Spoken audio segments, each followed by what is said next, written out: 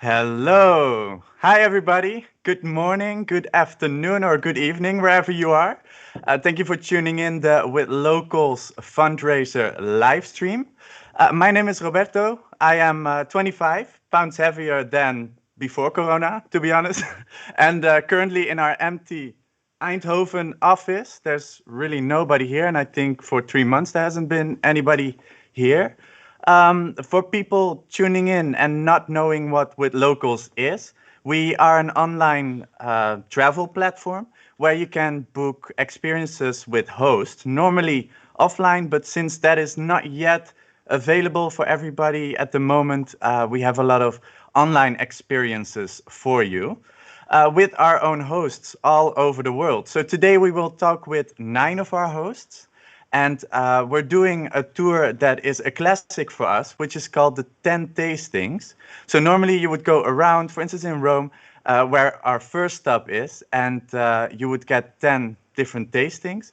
But today we're just virtually flying around the world and trying all sorts of dishes, more like, like experiencing how it is, the personal stories behind it, and hearing from our local hosts.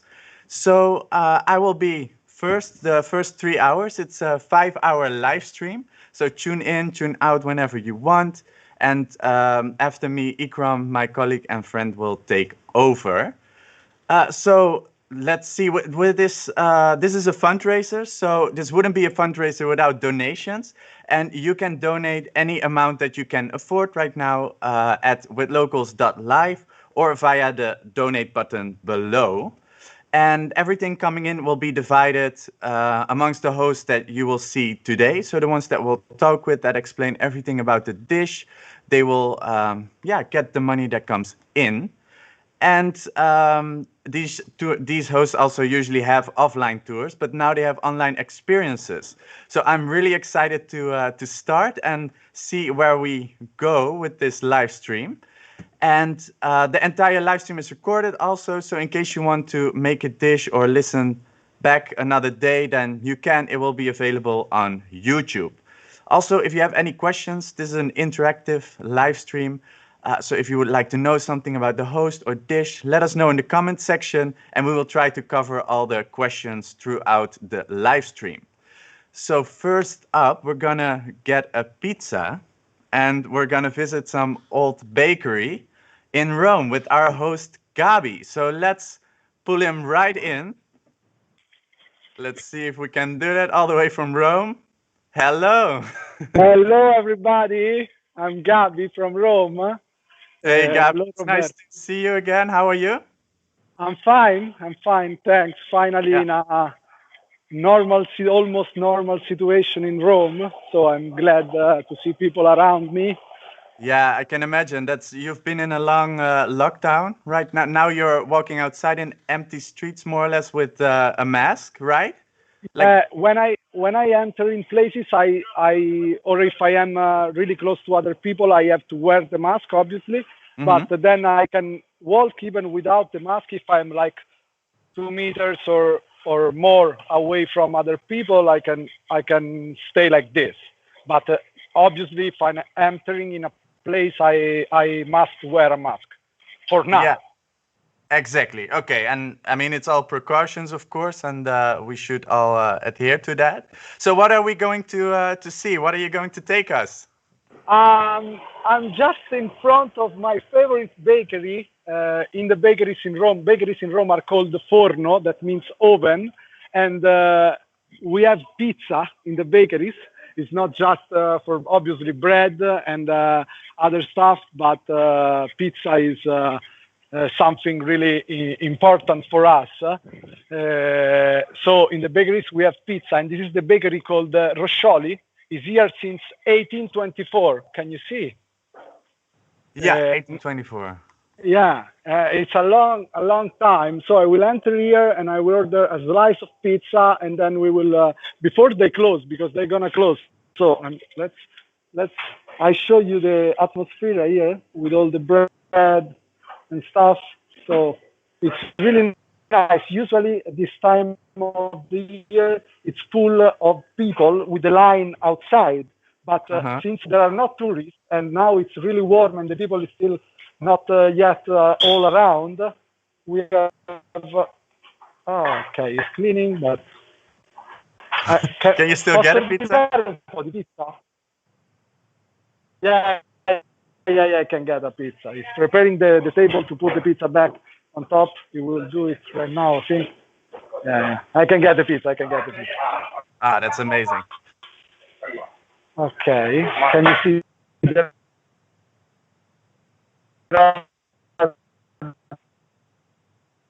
It's breaking up a little bit. Yeah, it's beautiful. It's a magic place. The oven with the pizza. Yeah, I bring the bowl and I will choose my pizza. You can see.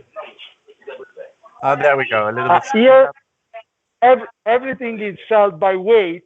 So you order the slice of pizza you want, and I will have some margherita, which is a must, a classic. Mi fai un pezzo di margherita, per favore? We have to... Ok. Vai, perfetto.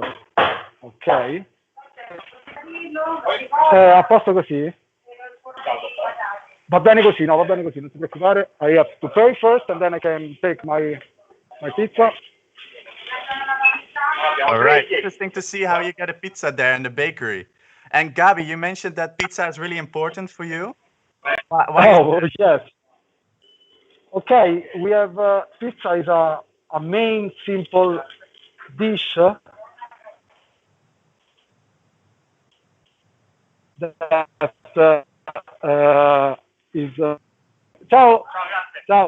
And it's really important because we can have a quick snack like this or an entire meal if we sit in a pizzeria. We just saw this is a different pizza. It's not the classic round pizza that we see in the pizzerias, but it's, you saw big pieces of pizza and we order can I give a bite, please? Just a snack. And Gabi, just in between, we have a question from Emmy. She's wondering what the most sold pizza is. Margherita, this one with tomato sauce, olive oil, mozzarella, fresh mozzarella. I think it's the most sold pizza in the world. Obviously, for sure, in Italy. Then we have different kinds of pizzas. I have to tell you something. Today I was thinking about, oh my God, I will be in a live streaming all over the world. I have to wear something cool. So I opened my garderobe and then I saw this shirt with pineapple. Nice. And I said, oh my God, she's the one. Yeah. Because it's a beautiful shirt. Obviously, but so, because Gabi, how do you feel about pineapple on pizzas? This is the thing. In Rome, it's totally forbidden to put. In Italy, in general, it's totally forbidden to put pineapple on pizza. So for this reason, I said, okay, let's bring some pineapple to have some pizza with me today. Yeah, but, exactly. Otherwise, in Rome, we absolutely not put pineapple on pizza. Okay, it's not allowed. But I was saying that it's really important for us because it's not just a dinner or a lunch, but as you can see, we can have a quick snack in the bakeries anywhere around Rome. It's not obviously we've been to Roscioli, which is one of the oldest, but in Rome, any 2 streets there is a bakery where you can find pizza. So it's something you pay this like 2-3 euro, and you can have like something delicious to eat for a snack. Yeah, exactly. Yeah, because it's always good, a pizza as a snack or as dinner. I don't know. I'm also a big fan of pizza, so whatever. It's love.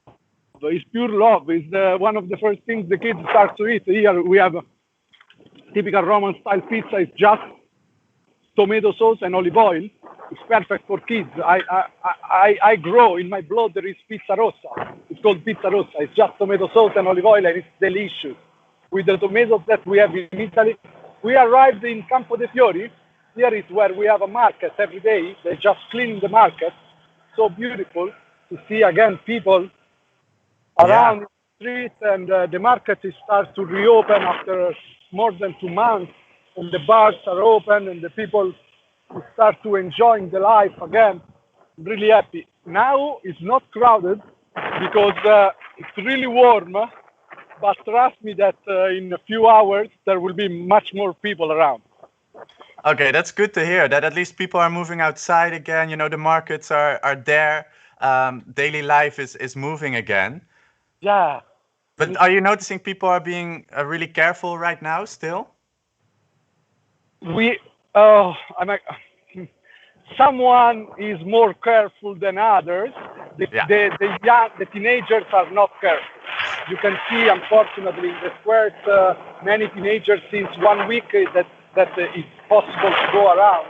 They are having aperitivo all together, but they stay too much together. I mean, many teenagers all together in the squares. So many times you see policemen arriving and ask them to be careful or to go away, basically. Yeah, exactly. And so, Roberto, you can ask me whatever you want, or if there are, I cannot see the question of the people, but if they want to know something about Rome, I'm really happy to share information of pizza or whatever. Yeah, of course. Amazing. And in the meantime, you are walking somewhere else? Yeah, I can go. We are really close to Piazza Navona. Amazing. I can go there, which is one of the most beautiful square in Rome. That means in Italy. That means in Europe and in the world. For me. Cool. For I me. love your enthusiasm. Yeah, exactly. So indeed, for the people, if you have any questions for Gabi about Rome, pizza, anything you like, now is the chance. We had a lot of comments coming in, like Mari, who is so happy to see a guide out of quarantine and walking around. So, you know, it's really a lot of hope that we're getting, like seeing you again. Life is returning back to normal. And Ikram is wondering, what is that behind you? La Carbonara? La Carbonara is the name of a restaurant, but La Carbonara, say hello to Ikram, if I heard well. And La Carbonara, it's a typical Roman dish that they made it all over the world, pasta alla carbonara. But in all over the world, they make it the wrong version of this dish. In Rome, we just use the pork cheek, pecorino cheese, which is a sheep cheese, and raw eggs and black pepper. These are the ingredients to make a perfect carbonara. Okay. All over the world, they also use, I know in French or other places, they use fresh cream, but trust me, la carbonara is a Roman dish, and we never use fresh cream or other cheese except the pecorino cheese, which is a seasoned cheese. So it's really hard. It's more or less like Parmesan. You have to ground it. Okay, we are arriving in Piazza Navona, and you can see the beauty I want to show you really soon. One street away. Yeah, sure. So just in between, Sharissa wants to know what the name was of the pizza place you got it at? Roscioli. The pizza place is called Forno Roscioli. Forno means oven, as I said. Roscioli is the surname of the family that now is owning this bakery. Roscioli, it's really famous. You will find the online shop, the book with all the recipes. They make pizza, they make pasta, they make a lot of things. It's delicious. And it's actually one of the 10 stops in Rome for the 10 tasting in Rome. So amazing. It's a play. And many times when I ask at the end of the experience to my guest, which was your favorite taste, they answer to me Forno Roscioli, because now it was empty, okay, but so it lost a bit. The food is incredible. It lost a bit of the charm, because usually you arrive, you wait for a line. It's a fight to get a piece of pizza. You fight for your pizza. Exactly, but I want to show you where I am. Guys, thanks God I born in Rome. Wow, yeah, it's a beautiful plaza. Yes, it is. It was a Roman stadium originally, Stadio di Domiziano, Stadium of Domitian Stadium. So they built the square on top of the stadium when the stadium, obviously the stadium being destroyed by an earthquake during the time. So then during the Renaissance, they rebuilt the square with the same shape of the stadium. You can see the square is a really long shape. And it's so beautiful. And we have 3 fountains. And in the center, we have a masterpiece, one of the most beautiful fountains in Rome, for me, in the world, which is the Fountain of the Four Rivers, designed by Bernini. So it's not just food in Rome, guys. I can't wait for you to come back here and to enjoy all the beauties here with us and all the delicious things that we have to eat. Yeah, exactly. And when do you think it will become available again? Because also Sibi thought that tourists can come again in summer. Is that true? Okay, I saw that in June they start to open the airport, but I don't know if how it works for quarantine and things like that. They are saying a lot of things, but we still don't know exactly what it is. I hope that for this summer it will be possible to see tourists around the city, because it's beautiful to see Rome like this. And I always all my life I said, okay, it will be amazing to see Rome without tourists. But now that we are seeing Rome like this, it's not amazing at all. I want my tourists back. Oh my God. So you were wondering all this time, what is it like? And now you have it, and it's like, okay, give me back the tourists. It's been too long. Give me back my friends. Yeah, exactly. All over the world. Please come back to Rome. Yeah, also Razvan agrees with you. He says, I miss Rome so much. And he would like to know where you can have the best espresso in Rome.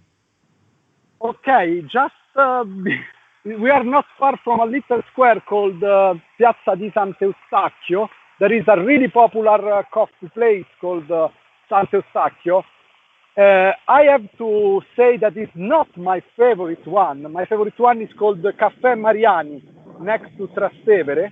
But this one is recognized, Sant'Eustachio, Caffè Sant'Eustachio is recognized as the best coffee bar in Rome. So, if many other people said that, at the end I have to maybe admit to say that it's best.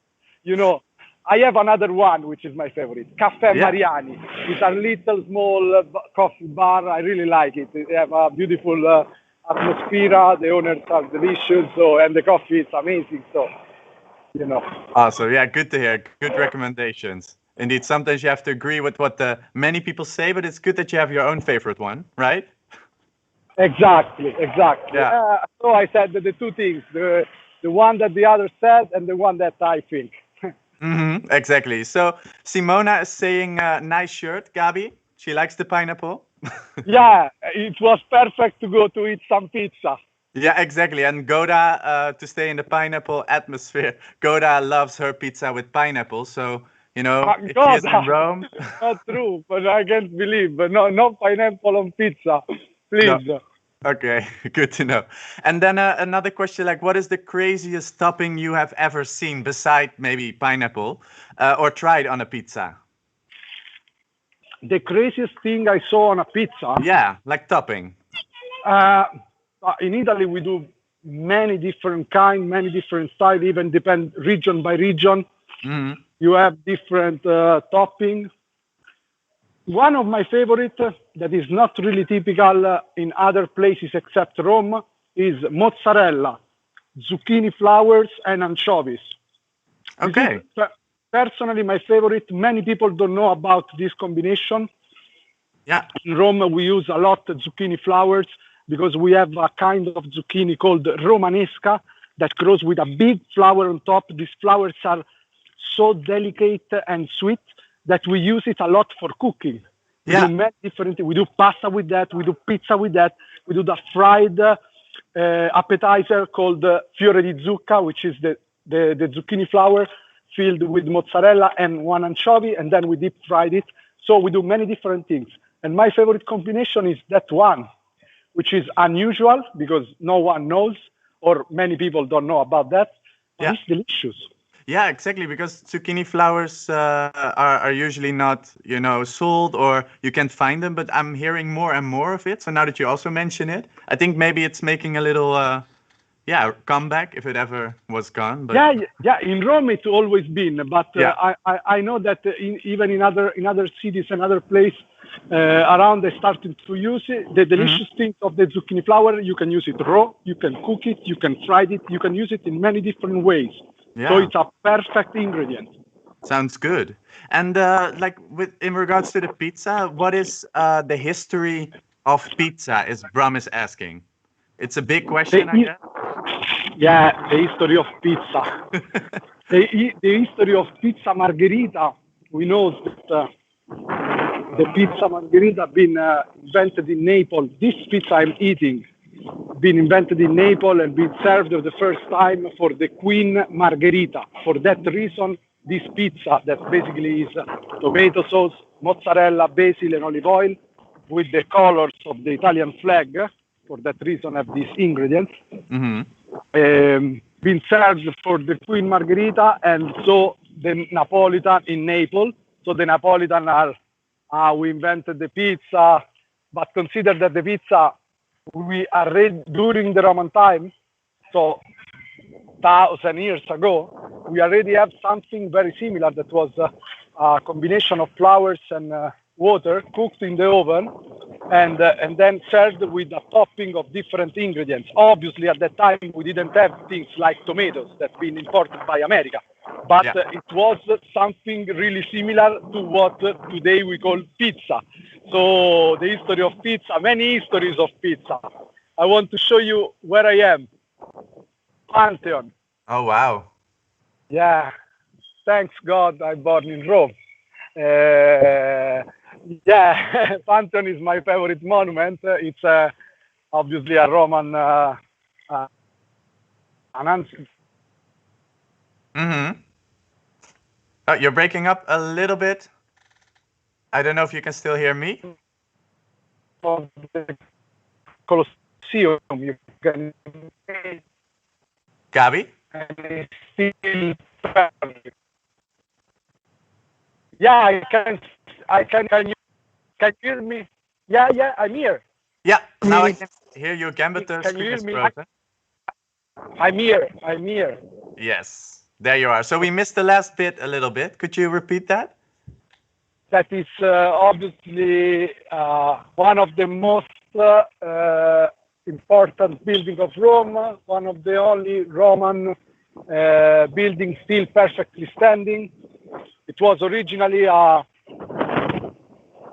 Pantheon means dedicated to all gods. It was a temple dedicated to all gods. Then it becomes in the 700, I think. I don't want to steal the work for tour guide. I'm a local guide. My focus is Italian gastronomy. I don't want to steal the work to artistic and historical guide. But in the 7th century, Pantheon becomes a church, and it's dedicated to Virgin Mary and all martyrs. And it was a good thing because the Vatican could preserve the Pantheon, and it's still a magic place. Unfortunately, now it's closed. Otherwise, we could enter together, but it's not open yet, as many other monuments and places in Rome, like Vatican, Colosseum. We still didn't open everything. But Yeah, I can imagine. even to see these places like this is outstanding. It's And already here you impressive. can't imagine the people that usually is here, and now it's almost empty. It's incredible. Yeah, exactly. And what is it used for right now still? It's just a monument you can go in, or do people use it?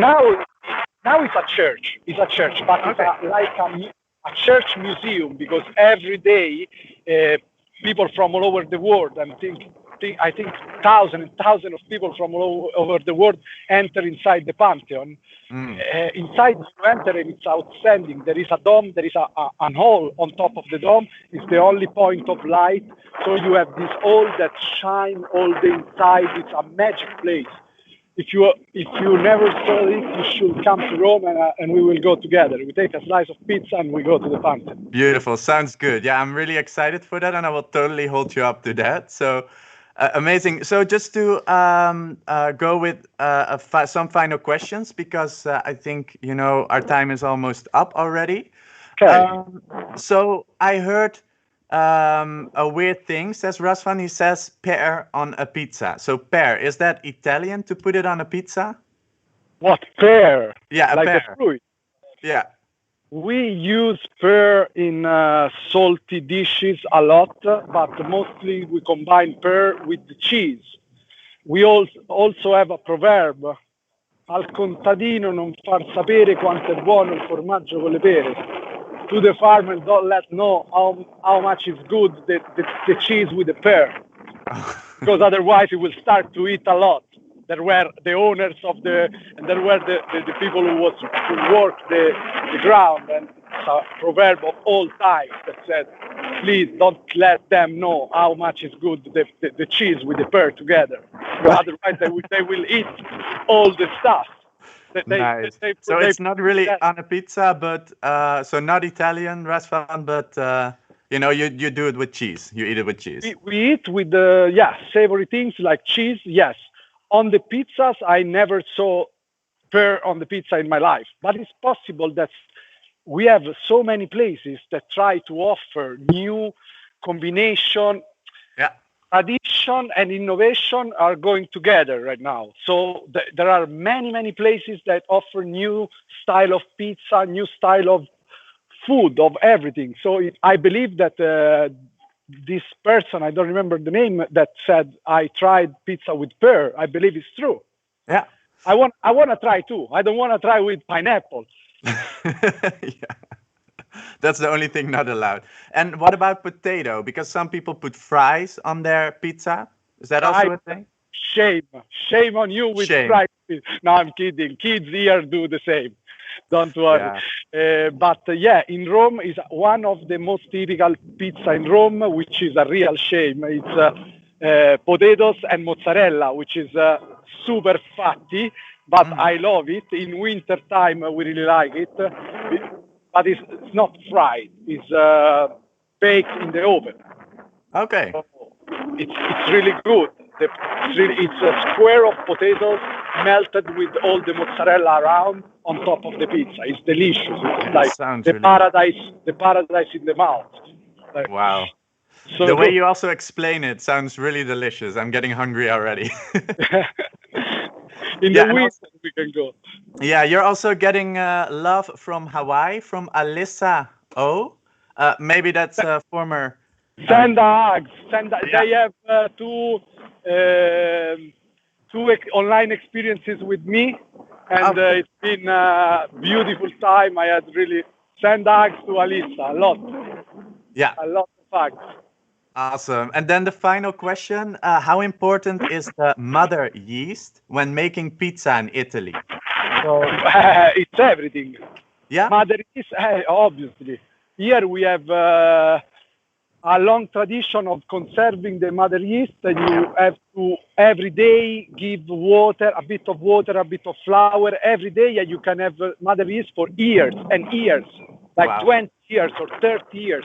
And the best bakeries have the mother yeast originally from the grandfathers, and it's changing a lot the taste of what you do with pizza, and also the time of you prepare the dough and then you wait 24, 36 till 72 hours before to bake the pizza. So the pizza have really a lot of time to be ready for the oven. Yeah, so, exactly. Yeah, and it changed a lot. It becomes something that is not fat. When you eat it, it's not Domino pizza. We don't have Domino pizza here. Domino pizza, they don't know. I tried one time. I had to. Yeah. Now I can say something about this. Exactly, is not pizza. You can compare.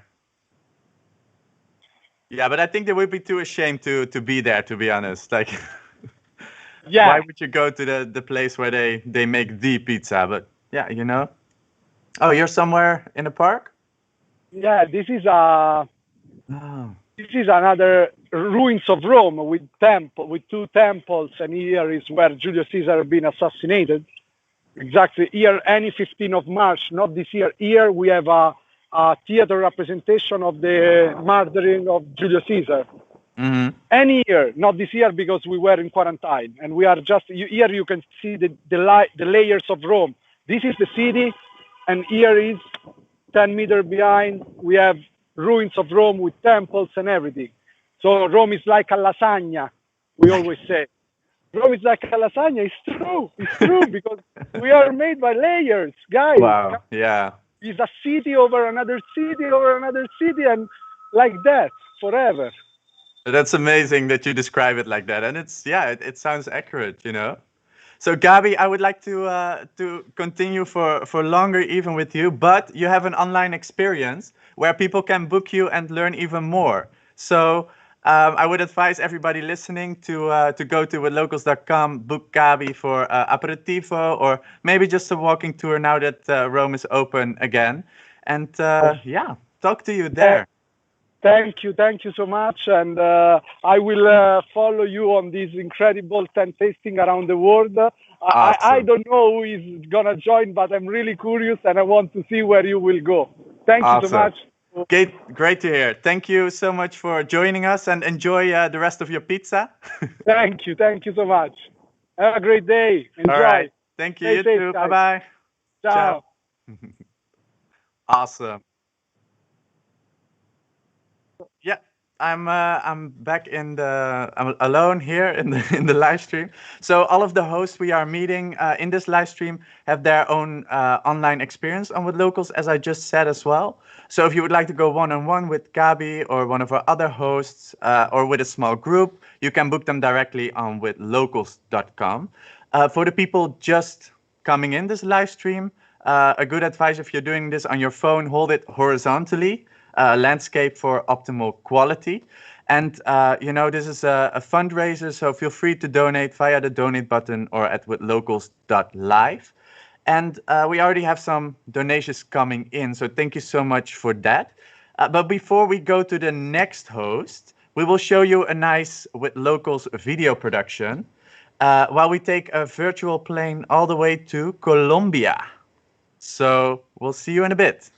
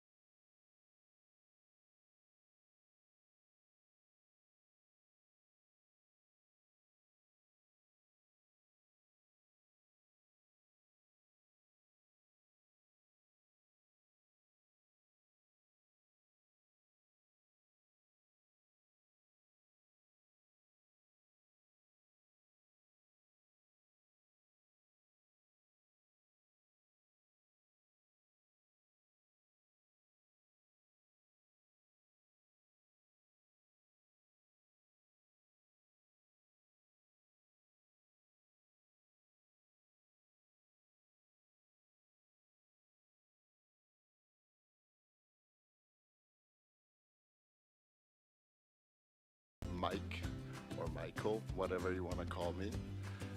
I'm a veterinary doctor, interior designer, and a singer. Berlin is a great city. It's a city like no other. Eccentric clothes, freedom, great architecture. On my tour, we'll stroll around the most exciting spots in Berlin. I'll make sure you get the local insight only known to real Berliners. I can personalize this tour 100%. Let's talk. Pick me as your guide and you'll have the best time in Berlin. Bye. Hola everyone, I'm Natalia from Barcelona. By trade and training, I'm an architect and an interior designer, and in my free time I love digging into the Barcelona's delicious gastronomy. On my online experiences, I would like to share with you my passion about interior design and the tapas lifestyle. Do you have any ideas? I can personalize your online experience completely to your needs, so you just need to let me know what you want and I can make it happen. See you soon! Hey guys, try to guess the title of the song.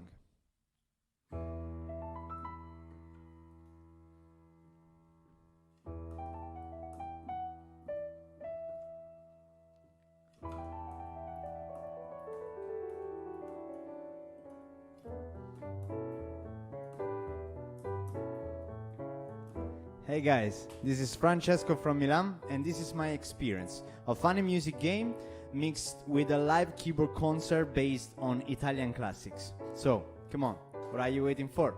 Join me!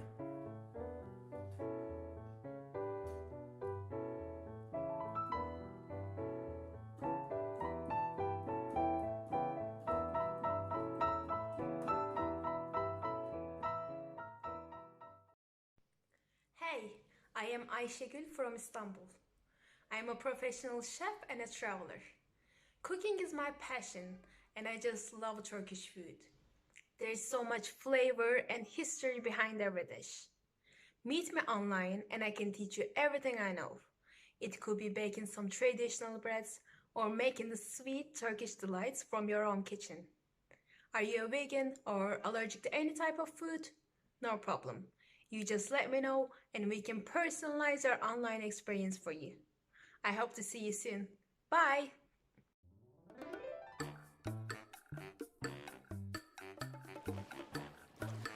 Hola fellow travelers, welcome to Barcelona. You must be already here or just planning your trip. Well, what to do, where to go, what to eat. Me and my local friends, we got you covered. Vamos! Vamos, vamos, vamos! Cycling is one of the best ways how to explore the many of Barcelona's great beaches. Let's go! A bike-friendly coastline offers many great cafes and bars, beautiful waves and active entertainment. Barcelona is a bike-safe city, as most of the bike lanes are clearly separated from the roads and you can rent a bike on every other corner. Carles, I have a question. Where is the best place in Barcelona to rent a bike? As a traveler, you cannot use the bicycle service in Barcelona, but you have many alternatives. In Barcelona, you have many rental shops. The good ones don't. Yes, hello again. And we had some sound issues, but I heard that the last part of the video was with sound. So it's still live, of course, so sorry about that. But we'll try to keep the sound on the rest of the day, evening, wherever you're watching. So right now we're going towards Colombia, Medellin. We're in the warmer atmosphere. And yeah, we are talking to one of our hosts, Nicolas, who's going to prepare a traditional Colombian dish. So let's get him right in. And here you are. Hey, Nicolas. Hola, parce. How are you? Hey, hey guys, all good, very good. It's a very sunny morning in Colombia. Yeah. How is Medellin? Yeah, it's we are still into the lockdown. This is actually the last week. Government already said that June 1st will be the reopening, the start of the reopening. So yeah, here we are. Okay, so everybody can go outside again the June 1st, or at least things will start moving. Yeah, it will be the start. So they want to make it progressively. They will give us some instructions, and there will be some restrictions still for the public places and events, of course. But but no more lockdown. We will be complete 2 months. 2 months. Okay, whoa, yeah, already for a long time. Yeah. And I like your hat, by the way. Thank you, thank you. Yeah, it's a hat very traditional in my region, Antioquia. Um, and yeah, I wanted to wear it today just to show you guys one of one of a very a good compliment that we have from our culture in here. Nice. So today is all about food. Today is live stream, and of course we couldn't skip Medellin because you also have a lot of nice food, and you're preparing something there. I see. What is it you're gonna make for us? Well, I'm going to show you how to make you arepas at home. In Colombia, the arepa is basically base of our gastronomy. It's very important for us. So you can find arepas in the whole country, but different versions of the arepa depending of where you are. So you have arepas, different arepas in Bogota or in the Caribbean coast or in Antioquia, but the base is always the same. Oh wow, what is it exactly? Like, what does it exist of? Yeah, it's basically made of cornmeal. That is the Uh-huh. base. Yeah, cornmeal. You can find, of course, arepas already made it in the supermarket. Mm-hmm. But in my case, I prefer to make it by my own. I think the taste is different. So basically, I'm going to use cornmeal. It's just cornmeal. In this case, it's yellow corn because also depends of what kind of corn are you using. A little bit of butter, salt free, and a little bit of salt. That is like the basic ingredients, and I'm going to show you how to prepare. And in some cases, as I told you, depends of the region how they prepare or something else they mix to the recipe. Sometimes they put some cheese on it, and we have a region, Santander, where they put even pork in the mix. It, yeah. So they have different versions. This is the like the basic version, I would say so, but it's still very tasty for me. And I will do it like basic in this time. All right, amazing. So everybody can do it and add maybe some ingredients that they would like. When would you eat this? Like morning, lunch, dinner? Is it breakfast? It's very versatile. You can eat arepa at any moment during the day. It's very, very, very, very versatile. But in our culture, it's very important for the breakfast. In Colombia, the breakfast is very important. Not, it's not like okay, I'm going to drink just some coffee and a cookie. It's not. For us, we need to, the whole thing to sit on the table, and always you are going to find arepa with something, with eggs, with cheese, depending on what you eat. But the arepa is also versatile because you can eat it with anything, or if you don't eat meat or maybe cheese or something, you can combine it with something else, and it's always good. And with a good cup of coffee or chocolate, we are always having this for breakfast. Nice, sounds good. I'm excited. All right, let us see how you make this. Okay. Once again, thank you guys for having me. So, arepas colombianas in this case. Actually, let me tell you that I already made arepas with people from Canada, from Spain, and they can find very easy the cornmeal at the supermarket. So, yeah, it's very easy for everybody to do it. So I am going to make like the portion for one or two arepas, maybe two small ones or one more big. So I'm going to use half cup as a measure. In this case, half cup of cornmeal. Okay. So this is the amount that I have here. Is half cup. So I'm going to mix basically the cornmeal with the butter, which is more or less one small spoon of butter, and a little bit of salt. One of the secrets of this simple recipe, because it's basically simple, is the balance of the ingredients. So you can put as much salt as you want, or as much butter as you want. So that would depend of how much did you like it, but it's always looking for the good proportion.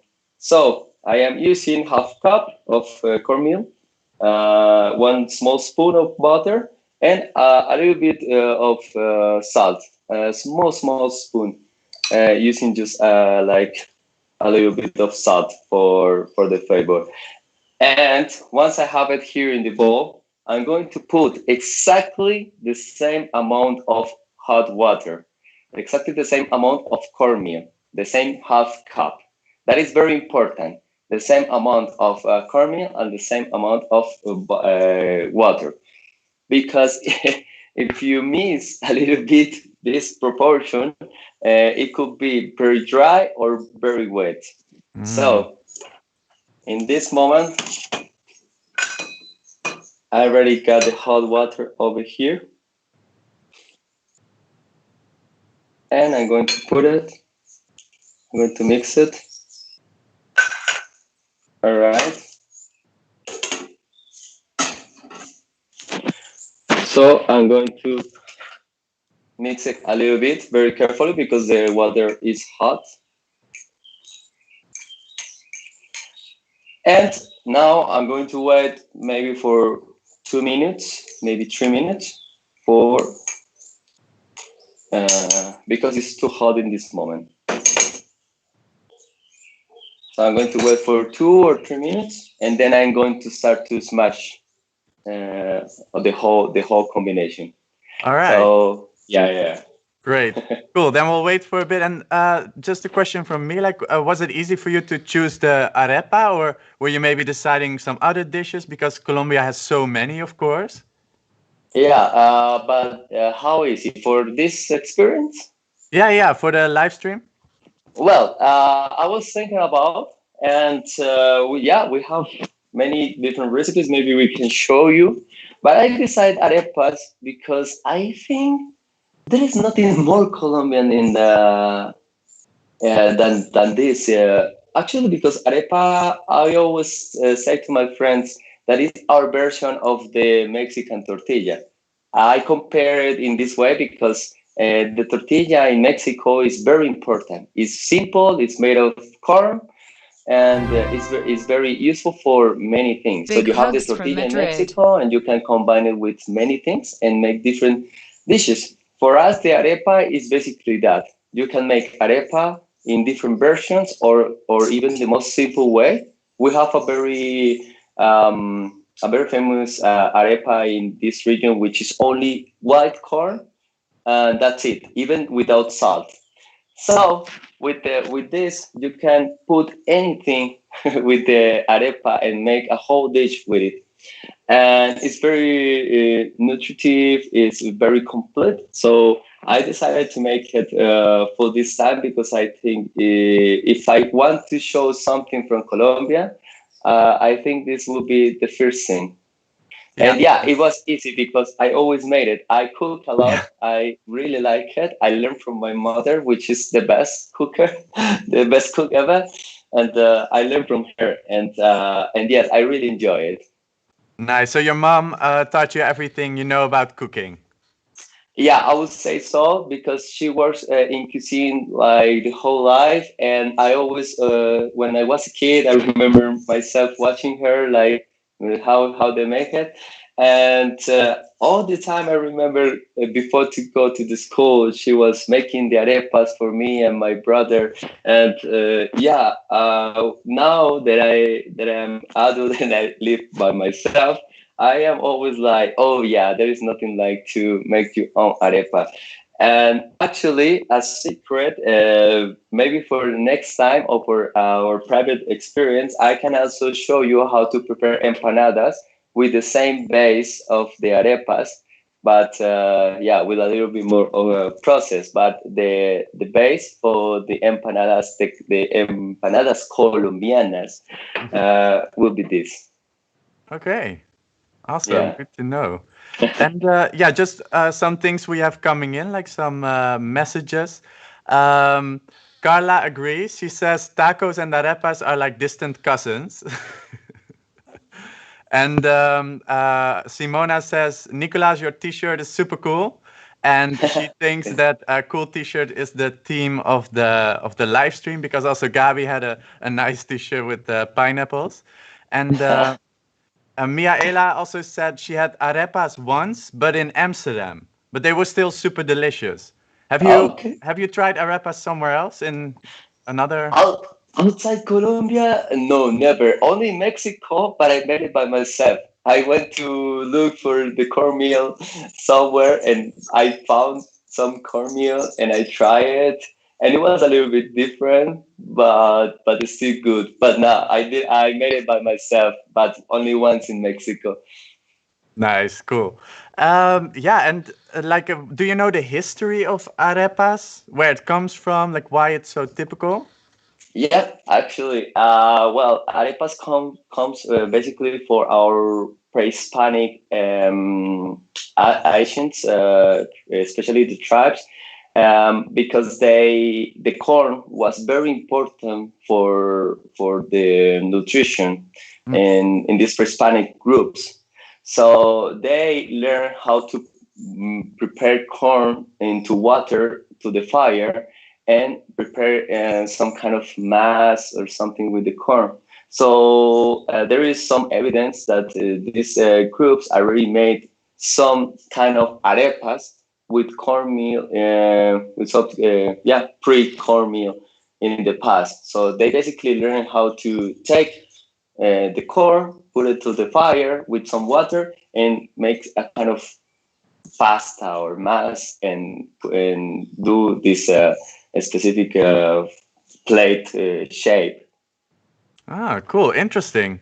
So it's Yeah. quite old, and it was also always kind of an easy dish to make as well.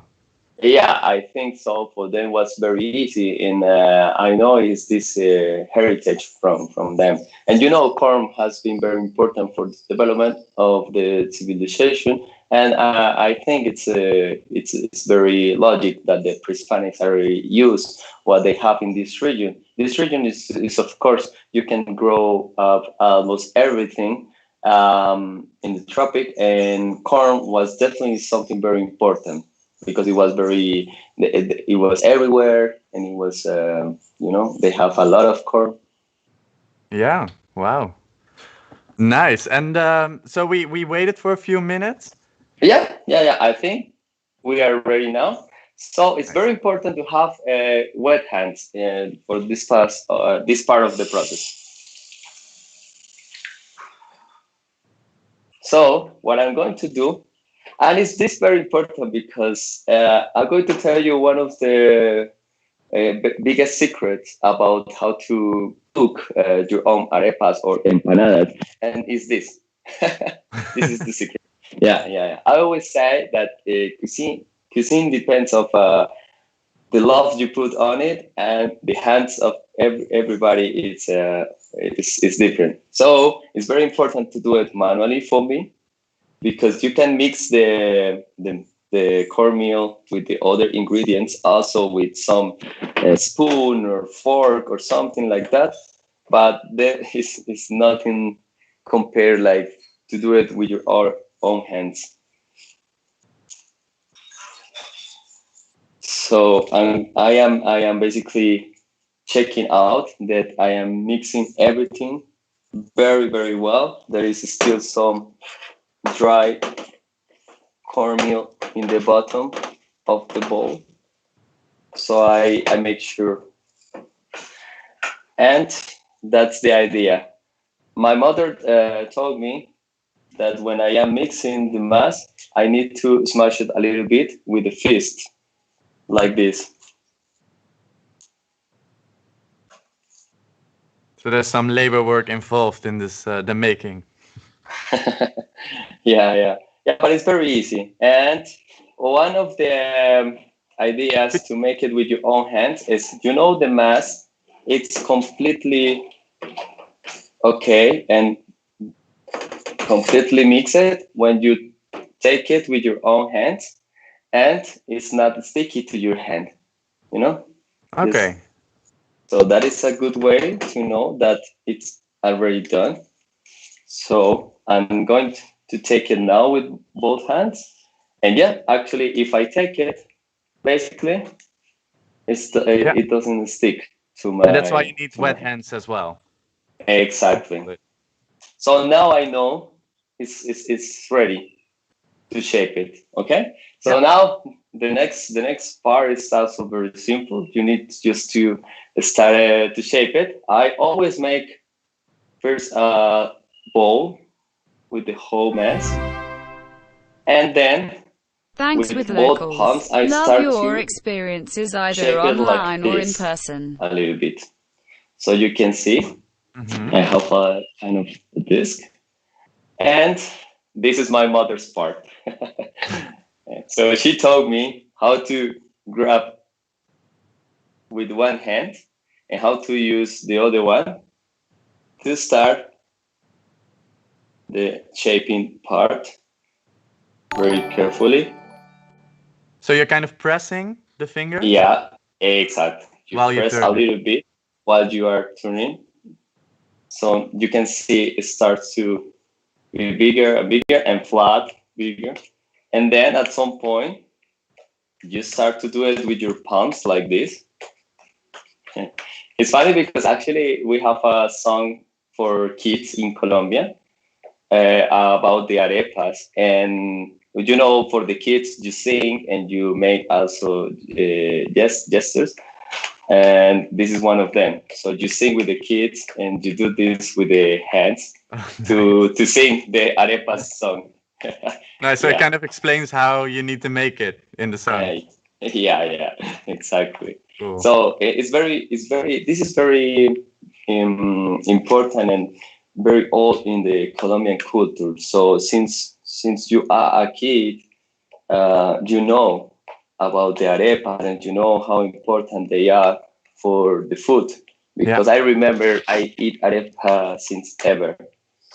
You decide how flat you want the arepa or how big.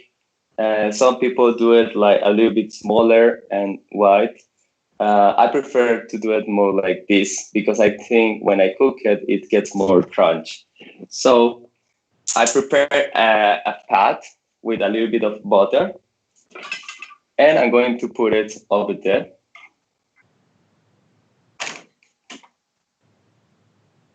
So here's the next secret that not many people do it. I don't know why, because it's super easy and good for the arepas.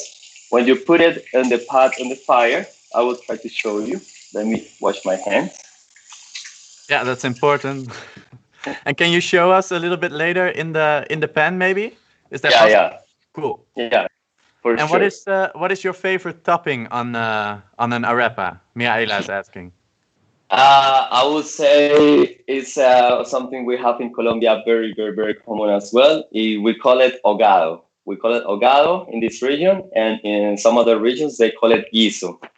Guiso is basically a mix we make between onion and tomato. We have in here two different kind of onions, the regular white one, and we have this long onion, which is my favorite, and some tomato. Some people put also some garlic if you want, but this is optional. But these ingredients are like the most important, especially the long onion, because the flavor is a little bit stronger than the white one, than the regular onion, and it's very, very, very delicious. So basically, you make a kind of, I will show you, I was preparing a little bit. So basically, it looks like this. It looks delicious, yeah. Yeah, you cook it. Well, you cook first the onion, of course, and then you put the tomato, and you cook everything together for a little while, and a little bit of salt, and it's very tasty. It's really, really, really tasty, the combination. and it's very common for us. For me, that's the best combination, arepa with hogado. But if you want to, you can also eat it. It's very common to eat it with cheese. And also, every part of Colombia has a kind of a special cheese, which is common. In this region, we have one, we call it quesito, which means in English basically little cheese. Yeah, because it's cheese, but in the half of the process, so it's not like complete cheese. It's Ah, very soft. It's like a cream. Actually, it's very soft, and it's very delicious in this with this arepa. In this case, I also prepare a little bit of cream cheese, basically. So, but most of the people eat it with eggs or with cheese. And okay. actually, we have some eggs.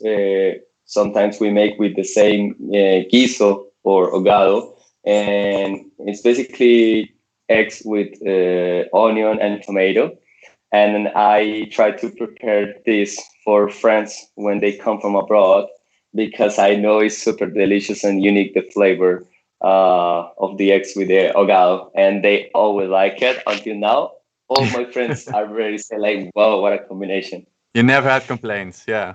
Never until now. Ah, So I'm going. I'm going to show you a little bit. Uh, I'm cooking right now the arepa over here. mm-hmm. So I just put it the arepa on the pot with a little bit of butter. But this is the secret. Basically, you need to cover the arepa a little bit because this way you are going to cook very well inside the arepa. And at some point, you have to take it out this and let it cook a little bit also without. And that will make the arepa be soft in the middle and crunch in the outside. And that Uh-huh. will be like the best. The insider Um, tip. exactly. And So so, how long would you do it with and how long without the lid? oh yeah, I always measure. To be honest, after many years of doing it, I always do it like checking out how very well cooked is already on the outside. Sometimes it depends of the fire. I prefer to use not a lot of fire because many people think that if you put high fire, it would be like fast, but no. More fire doesn't mean that it's gonna be better because sometimes it could be raw in the middle.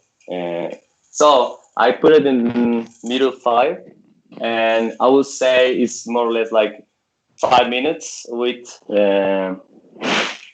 cover, Mhm. and another 2 minutes, 3 minutes without from. And you need to uh, turn turn the arepa while it's in the pot. All right. And then it turns out gold brown, right? More or less. It, it's a very it gets this is yellow corn. So it could be a little bit tricky, but it's not because basically you can see how it's changing, like the structure, let's say, or the outside, and it starts to be more like with this gold color, like and it's you can yeah, you can see how it's getting this nice crunchy in the outside. So more or less, So I'm going to let it for a little bit more. Cool. And for Do the we have? people that want it a little bit more sweet, you can do it with chocolate as well, right? That's also used very often. Or something else, other sweet fillings? Oh, like to combine it with sweet things? Yeah, like strawberries or I don't know, chocolate. Uh, I will say arepa is definitely a salty dish. Okay. Yeah, yeah. I to be honest, I never see in my life like any Colombian combining arepa with sweet things. But now I remember, let me put the camera more like this. I remember a friend from France. We were eating arepas once that I made, and he was combining with sweet caramel. And I was like, I was super in shock. Like, what are you doing? It was like, you never try it? It tastes good. And I was like, no. But I tried it because I wanted to check it out. And I'm going to be honest, it doesn't taste bad. It tastes like corn with caramel. But trust me that you are not going to see any Colombian doing Yeah. that, because arepa for us is salty. Actually, we have a small version of arepas, very, very small. And when you go to restaurants and you ask for a lunch with soup or with beans, especially in this region, you are going to find a small arepa with it. So they always put it, because for us to take the soup or some beans with arepa is also very, very, very nice, and it's very common in culture. So yeah, I would say it's definitely something salty and Oh, yeah. only. So it's kind of a replacement of bread as well. If you eat it with the soup or Yeah. Just like in some other countries, the bread is very common, yeah, and this salty bread, because this I can imagine sweet bread with soups. But yeah, this kind of French bread or salty bread with soups or creams. yeah, nice. Yeah, How's it looking? How's the dish? uh, yeah. Let me check it out.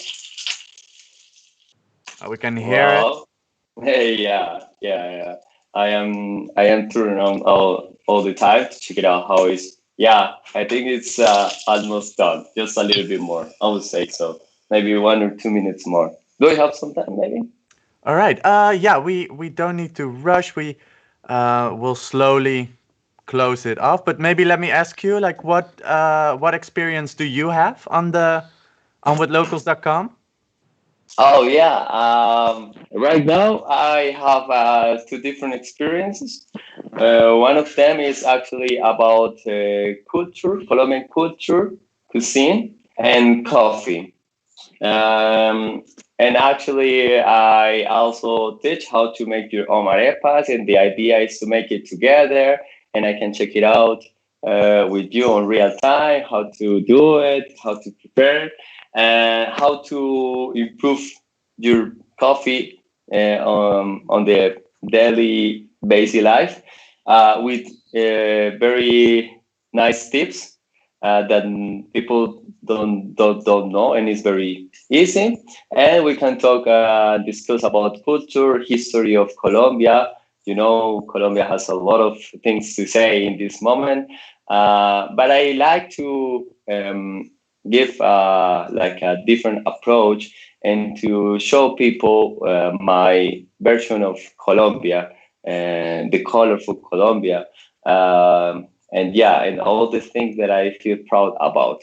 And the other experience is, if you want to learn or improve your Spanish skills, I can help you with that. And we can practice Spanish, we can talk about curiosities, and we can learn together about the language, because I know many people like and wants to learn more of my mother tongue. So yeah, Yeah, everybody's welcome. Bienvenidos, awesome. todos bienvenidos. Nice. International. Yeah, exactly. Well, it's good to hear. So, this arepa, like, usually, how long does it take to make? It's very quick, like 10, 15 minutes in Yeah, total. yeah, yeah. I would say so. Yeah. For me, it's very quick. It's as I said, you can also find arepas already made. I will show you actually. You can find like pre-cooked arepas. Mm-hmm. I need to. No brand, no branding. No brands, no brands. But actually, this is already open, so you can find the Ah, okay, arepas pre-made. already made it, and you just need to use something like this. We call it parrilla para arepas in Spanish. Oh yeah. And you just put it there, and it's like super quick. In matter of 5 minutes, you already have it. Uh, but as I said, I prefer to do it by my own because the taste is completely different always, and the crunchy is different, and So Yeah. those arepas are good as well. I'm not Yeah. saying they are not good. You can also try it, but when I have the time in the morning and I can do it, yeah, I always prefer like to make it by my own, like in the old way. Well, I think the arepa it's ready, so I'm going to put it over here. Yeah, let's stop. Of course, it's still hot, and I'm going to show you a little bit how it looks like. Look at that. You see, Nice. it's Yeah. it looks, and you can see both sides. This very beautiful, crunchy. Yeah. Yeah, yeah. And then I what you think do is finalize it with some toppings. yeah. So right now, I will put a little bit of both because I really love cream cheese. Yeah, definitely a little bit of both. And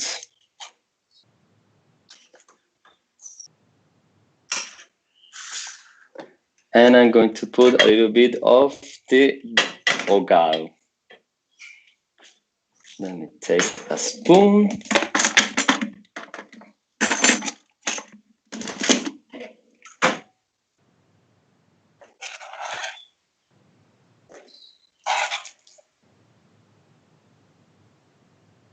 Yes. And then we have, well, now we have already the arepa, and I'm going to show you how will be normally in a Colombian breakfast. It's also your Yeah. breakfast, right? Because it's very early there. Actually, it is. I was waiting for because it's in here. Let me check it out. It's 10 a.m. Well, it's not that early, but not that late. But I prefer in this case to wait to show you in the experience because this will be also my breakfast. So Nice. this is probably one of the most traditional breakfasts in Colombia. The arepa with a little bit of cream cheese or whatever you want to put it, hogao, and hot chocolate. This is hot chocolate, maybe. Oh, nice. I thought it was coffee. Yeah, it looks brown because in this region, we drink the hot chocolate without milk. So we use sweet water. We have in Colombia, it's called agua de panela, which is basically sweet water made of with sugar cane, melaza, which is panela, and we just put some cocoa on it, and we have maybe some cinnamon in my case because I love cinnamon. But yeah, it's very traditional without the milk in this region. In the whole country, you can find always breakfast with hot chocolate and usually with milk. But in here, it's without, and it's the most traditional way. So yeah, this is basically the most traditional breakfast in. Wow. Nice. Thank you for explaining it to us. Can you show it to us one last time? Ah, there you go. Nice. Enjoy. And we had some comments that said looks good, looks delicious, looks great, and really yummy. So I think people like it, and I will also definitely try it very soon. And yeah, thank you so much for joining us. We have to continue. We have to take the virtual plane again, but thank you so much for explaining this traditional breakfast. Thank you guys for having me. It tastes very, very, very, very good. I hope you like it as I like it as already. And yeah, I'm going to finish my breakfast after this. Yeah, enjoy and have a nice day. Yeah, you too, guys. Thank you. Bye, and greetings Thanks. from Colombia for everybody. Thank you for Bye watching bye. me. Bye. Bye. All right. Yeah, so that was Nicolas in Medellin in Colombia, who you can also find on withlocals.com. And everybody grab a drink or a snack as we take the submarine back to Europe. And we meet you in Barcelona. All right, after this video. Hola, amigos. I am Simona. I am Italian, so I am, of course, in love with cooking. But I live in Buenos Aires because of my long life passion for Argentine tango and for mate and for all Argentinian culture. I am here to share with you everything I know in an online private experience. We can go from sustainable home cooking with whatever ingredients you happen to have in the house right now to maybe learning some Argentine tango steps or hearing all the fascinating stories that I've learned about Argentinian culture. I'm sure I can make this online experience for you worthwhile, entertaining, and maybe a little surprising. So let's talk. Ciao.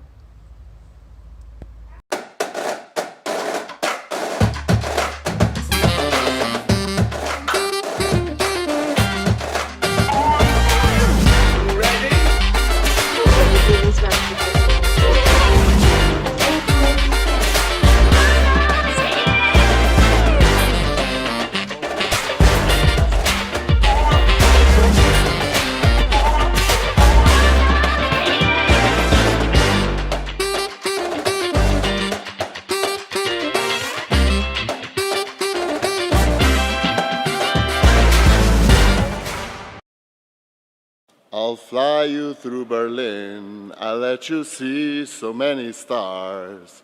I'll show you what Berlin is like through my own very eyes.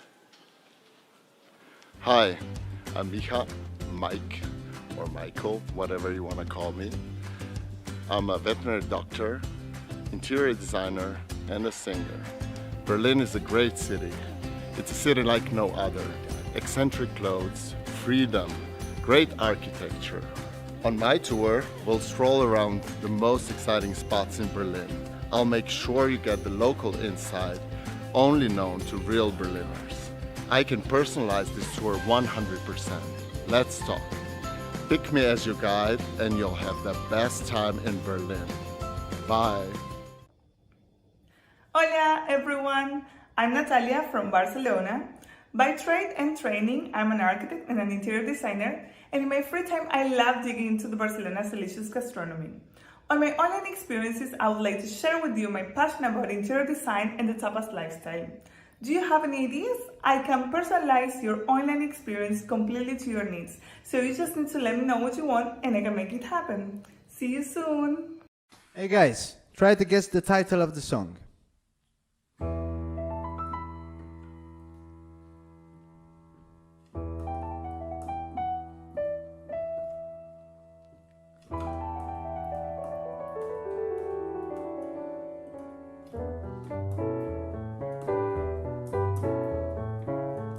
Hey guys, this is Francesco from Milan, and this is my experience. A funny music game mixed with a live keyboard concert based on Italian classics. So, come on, what are you waiting for?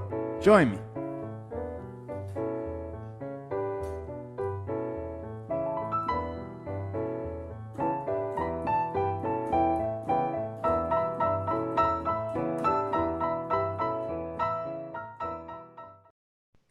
Hey, I am Aysegul from Istanbul. I am a professional chef and a traveler. Cooking is my passion, and I just love Turkish food.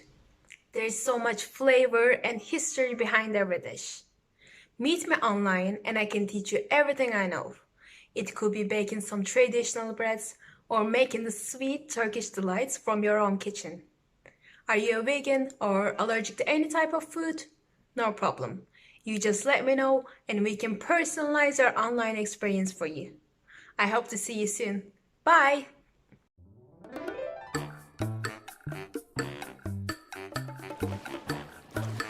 Hola, fellow travelers! Welcome to Barcelona!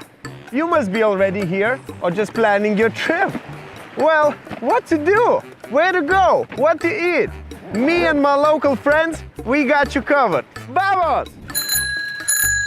Vamos, vamos, vamos! Cycling is one of the best ways how to explore the many of Barcelona's great beaches. Let's go! A bike-friendly coastline offers many great cafes and bars, beautiful waves, and active entertainment. Barcelona is a bike-safe city, as most of the bike lanes are clearly separated from the road. Hello. All right, for people just tuning in, welcome to the fundraising live stream from Withlocals. We are virtually flying across 9 destinations all around the world, and we're already at our third tasting right now. And it's all about food, if you haven't figured that out yet. And during this live stream, you can ask questions in the chat as well, and we will try to answer them together. So next up, we are going to, we already have some Spanish bread, and we are going to talk about, what you can eat with the Spanish bread, as well as the wine that is good with it. And we're doing this with our host, Natalia, in Barcelona. So let's bring her in. Hello. Hello. Welcome to my home in Barcelona. Yeah, thank you. It's great to see you. How are you? How is Barcelona? I'm fine. Actually, it's great because since today the bars are open again, some stores as well, so we're slowly going back to normal. Finally. Yeah, that gives you some hope, right? It's nice to see everything going back to normal and slowly but steadily. Yeah. So have you already booked an appointment at the bar? Not yet, but the ones I have downstairs are full already, so that gives me a lot of I really feel like going there now after I finish with you. Yeah, exactly. Nice. It's a nice ending of the dish that you're gonna have. So tell us, what are you going to make for us? Okay, so I'm going to tell you about an aperitif that is very typically here in Barcelona. So we have bread, to prepare bread with tomatoes, and the famous vermouth. So I'm going to start with the vermouth, if you want, and then I will go for the bread and the preparation of it.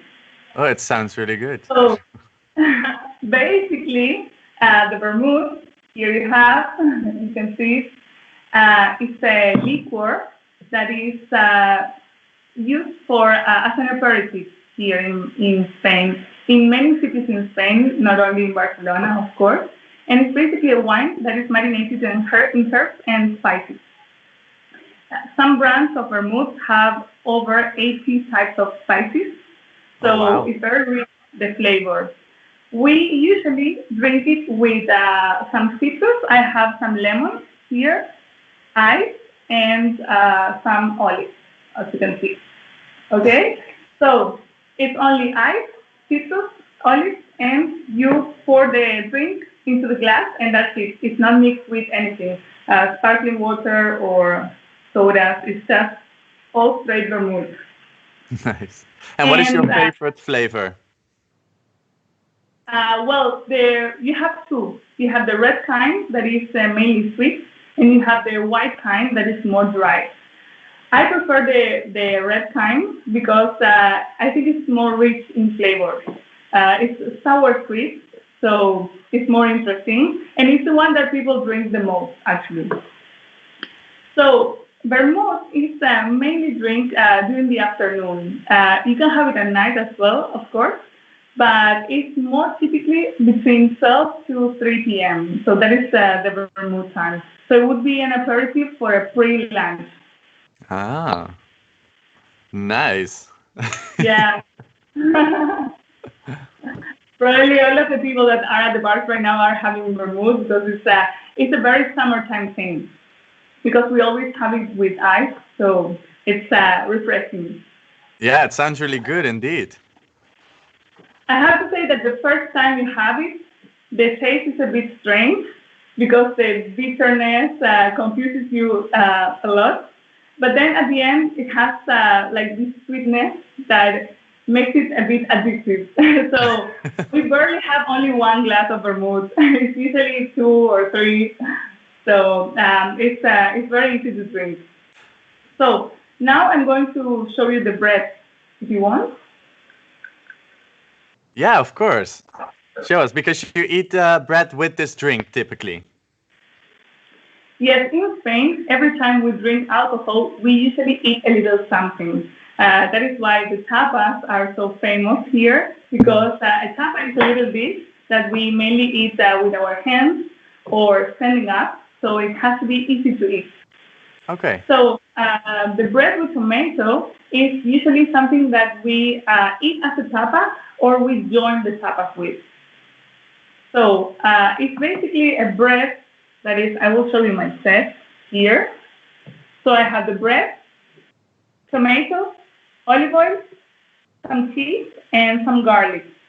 So the bread that we use for the tomato is this kind that is called pa de paller.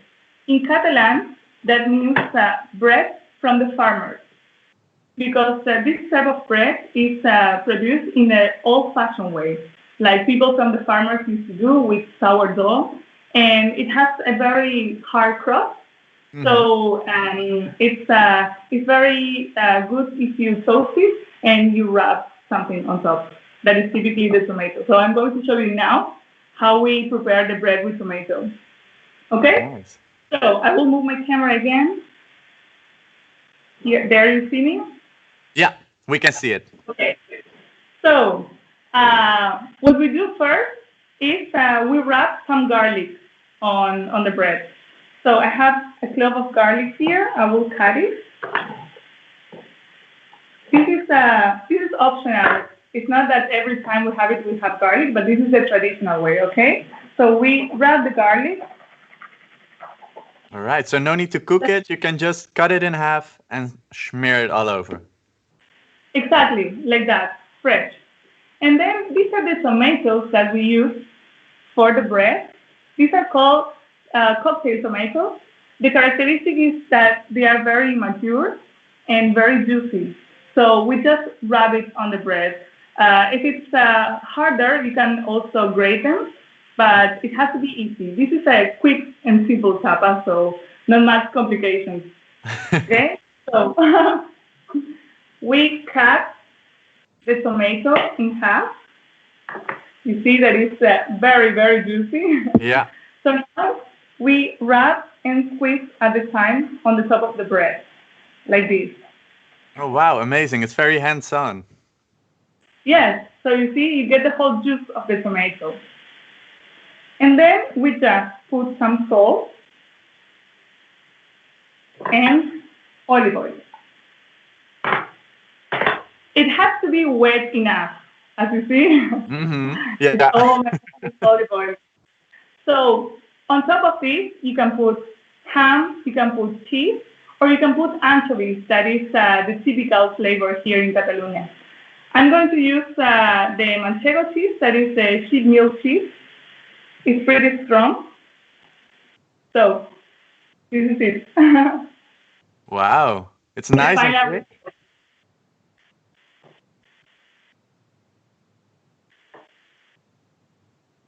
Can you still hear us? Yeah. All right. So the bread you toasted, right? The slice of bread? Yes, I cut the slice of the bread. I toasted it and I prepared the tomato. So you can also use it fresh. You don't need to toast the bread if you don't like.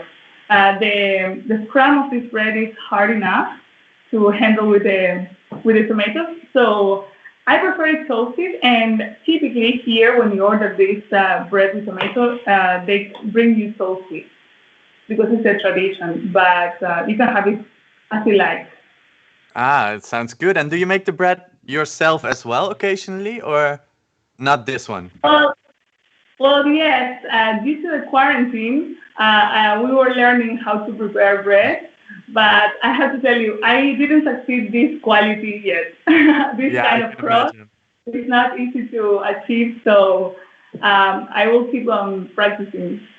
Yeah, exactly. And now you had a little bit of time for that, of course, and it's nice to practice your cooking. I personally noticed in the supermarkets everywhere that always like the flour was always gone, the yeast and everything. So I feel with you, a lot of other people are in the bread baking stage, maybe. Yes, here as well. In Barcelona, it's the same situation. It's the first things that they run out of the supermarket. So thankfully, I live in a neighborhood that is full of stores where you can buy all kinds of flour per gallon. So I personally don't have that problem. Nice. So it's a good thing. But yes, well, I learned also how to cook other things that are typical here that I never thought about cooking. But since we are not able to go to the bar, well, since today we can, but we were not able, we had to learn, like the octopus, the Galician octopus, or the tortilla, the Spanish omelette. I never did the Spanish omelette myself because you always have it at markets or bars or traditional bars. So that's another thing that I achieved recently. Yeah, exactly. And like what other dishes would you cook now in Barcelona, for instance? Well, all kinds of things. I'm a big fan of the Mediterranean diet, so I eat a lot of fish and vegetables. So I like to combine different recipes, not only from Spain, but also from other countries that I've been to and learned how to make. So Yeah. yes, I'm really curious about food. I consider myself a foodie because I enjoy the food a lot, but also because I like trying new food from different cultures or new recipes or even invent my own recipes because Okay. it's a lot of fun. Sometimes it works, sometimes it doesn't, and you have to throw it away or not, or just eat something that you don't really enjoy. Like with the Yeah. bread, we were trying to do our own sourdough. We didn't succeed much, so our bread was not very tasty. And well, we had to throw it away because it was impossible to eat. So Yeah, but at least you're experimenting, so you're trying out, and maybe you'll come across something that's extra delicious and nobody's tried before. exactly, like that. Yeah, so can we find you as well on withlocals.com? Do you have an experience there? Yes, I do. I have two of them. I have a tapas experience that is called Slow Down and Eat Tapas, where we basically have an hour session where we cook usually a traditional tapa, a warm tapa, and we prepare, of course, the bread with tomatoes. And then I teach them how to prepare some other easy cold tapas, like something very quickly, because we never know how much cookers people are. So it's friendly for all kinds of expertise. And since I'm an architect and an interior designer, I also have an experience that is about interior design. It's a session in which we usually talk about the problem that people have at home. For example, today I made this session before I met you with a couple from England, and the problem they had was that their living room was very beige, was too beige. So we wanted to fix that situation. So we discussed about combinations of materials that they could try, or colors for the walls, or sometimes just accessories that you can include in your spaces. I try to be sustainable with people because we are all in lockdown. We cannot do big things right now. Yeah. So we always try to work with things that you already have at home or you can easily purchase on the internet. Nice. So you're giving tips to people, but also now we already got a little insight kind of into your other experience, the food experience. And Yes. yeah, which will be all about tapas. Yes. So I have both, and usually people purchase more than one because they have a lot of fun. This is all new for all of us, so it's something that we didn't imagine. And many times people tell me that when they book the experiences, they don't really know how it's going to work. So they have their doubts, but then they have a lot of fun, and many people repeat. So that's a very good thing. Yeah, exactly. And it's new for you as well. You practiced with it now, and it's also an alternative source of income, of course. But maybe something that will now stay. And even when people can come to you again, like in Barcelona, maybe you will still get some online experience as well. How do you feel about that? Well, I really like the idea because some people don't have the chance to travel, and you can have a little taste of a different culture by doing an online experience, and that I think that is amazing. Like I can travel to Sri Lanka if I want, and portray an online experience, or I don't know, I can travel to Rome, whatever with local is right now, and. And I think that is fantastic because we are still enhancing our communities. Yeah, exactly. Yeah, it's really nice to have talked to you. I think we have to move on to the next one, and but it was really nice to hear. And for everybody who's listening in and wants to know more about maybe Natalia, the dishes, you can find her on withlocals.com. So thank you so much, Natalia, for jumping in here, and enjoy your vermouth and your drink maybe downstairs in the bar. I'm sure. After that. So thanks to you. Salud to everyone. And keep posted. Yeah. See you hopefully in Barcelona. Whenever you want, I'm here. All right. Amazing. Thank you. Bye-bye. Thank you. Bye-bye. All right. So, guys, now that we are already, that was our third tasting. This one was a little bit shorter. But again, you know, we heard so many great things, personal stories as well. It's great to hear that also, even though in Medellin, for instance, we still have a lockdown, in other places people slowly go out again. And also, Natalia, as I mentioned, you can find on withlocals.com. Before we go on to the next, a little break again, and use the toilet if you have to. And don't forget, you can donate on withlocals.live, and all donations will be going to the host you are meeting right now. So see you a few minutes. I will grab my bike and go to Belgium. Hola, amigos. I am Simona. I am Italian, so I am, of course, in love with cooking. But I live in Buenos Aires because of my long life passion for Argentine tango and for mate and for all Argentinian culture.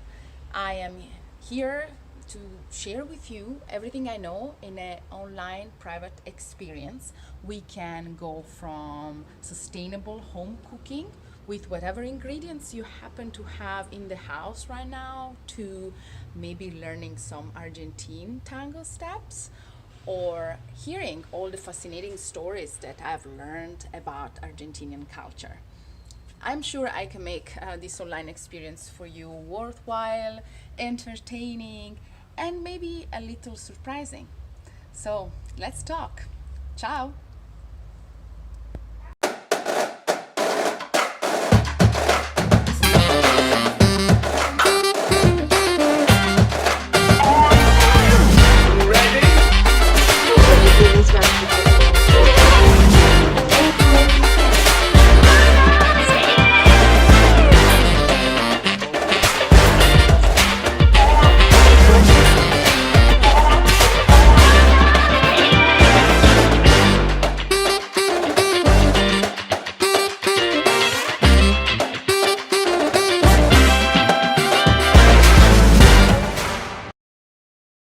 I'll fly you through Berlin, I'll let you see so many stars.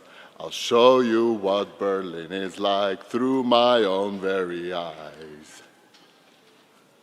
Hi, I'm Mike, or Michael, whatever you want to call me. I'm a veterinary doctor, interior designer, and a singer. Berlin is a great city. It's a city like no other. Eccentric clothes, freedom, great architecture. On my tour, we'll stroll around the most exciting spots in Berlin. I'll make sure you get the local insight, only known to real Berliners. I can personalize this tour 100%. Let's talk. Pick me as your guide and you'll have the best time in Berlin. Bye. Hola everyone, I'm Natalia from Barcelona. By trade and training, I'm an architect and an interior designer, and in my free time, I love digging into the Barcelona's delicious gastronomy. On my online experiences, I would like to share with you my passion about interior design and the tapas lifestyle. Do you have any ideas? I can personalize your online experience completely to your needs, so you just need to let me know what you want and I can make it happen. See you soon! Hey guys, try to guess the title of the song.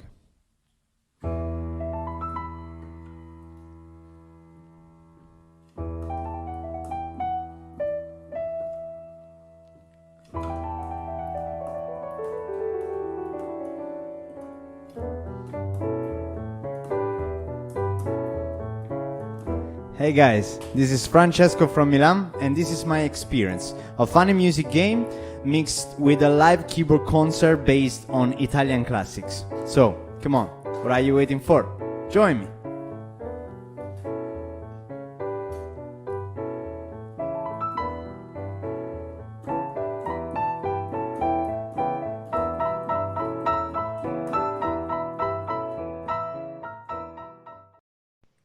Hey, I am Aysegul from Istanbul.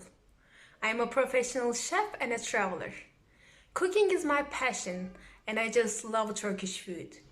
There is so much flavor and history behind every dish. Meet me online and I can teach you everything I know.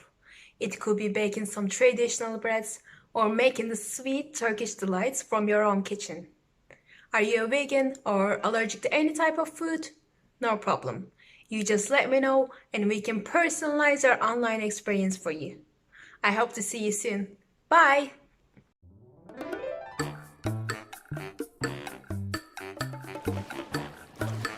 Hola, fellow travelers! Welcome to Barcelona! You must be already here or just planning your trip. Well, what to do? Where to go? What to eat? Me and my local friends, we got you covered. Vamos! Vamos, vamos, vamos! Cycling is one of the best ways how to explore the many of Barcelona's great beaches. Let's go! A bike-friendly coastline offers many great cafes and bars, beautiful waves, and active entertainment. Barcelona is a bike-safe city, as most of the bike lanes are clearly separated from the roads, and you can rent a bike on every other corner. Carles, I have a question. Where is the best place in Barcelona to rent a bike? As a traveler, you cannot use the bicycling service in Barcelona, but you have many alternatives. In Barcelona, you have many rental shops. The good ones don't charge you for an extra accessories. And one more thing, cuidado con los coches. You want more action? Become the king of a hill. Montjuic is a prominent hill overlooking Barcelona's harbor. Walk up the Montjuic hill through a beautiful Poble Sec barrio, all the way up to the castle, or soak in picturesque cityscape from the iconic red cable car. After the sunset, walk down to Barcelona's magical fountain to enjoy fantastic evening light show. Museums serve two purposes. They make you feel better about yourself and are a great shelter from weather factors like Barcelona's scorching heat or cool rain. You know what else is cool? Science. For me, Cosmocaixha is one of the most interesting learning experiences, from nature to space to understanding. Hello again. So we've just come from Barcelona, where we left Natalia. And thank you for still being here, or if you're just coming and watching, good morning, good afternoon, good evening. We're on to the next one. So from Barcelona, we're going all the way to Belgium. We're in Bruges right now with our host, Patrick. And he will tell you why Belgian fries are better than the French fries. I'm interested to find out why. Patrick. Yes, hello Roberto. Hey, hello. Nice to meet you. How are you? Excellent. Well, the weather is really excellent here. It's very sunny. I don't see any clouds today. So it's almost 25 degrees over here. So it's an awesome day, except for the thing that we cannot go to restaurants and cafes and pubs. Exactly, yeah, minority, right? Like a little on the side. But indeed, it's really nice that we have such great weather. Also, good weather to eat some fries outside, perhaps. Yes, that's really a terrific idea. It's really done over here together with the barbecue that we start making our typical Belgian fries. They are not French; they are really Belgian. Together with some mayonnaise. This is Yeah. And delicacy. what makes it Belgian? Well, what makes it Belgian? So, many people say actually French fries. Okay, some people say chips. Okay, that's more the people from Great Britain. They are saying chips.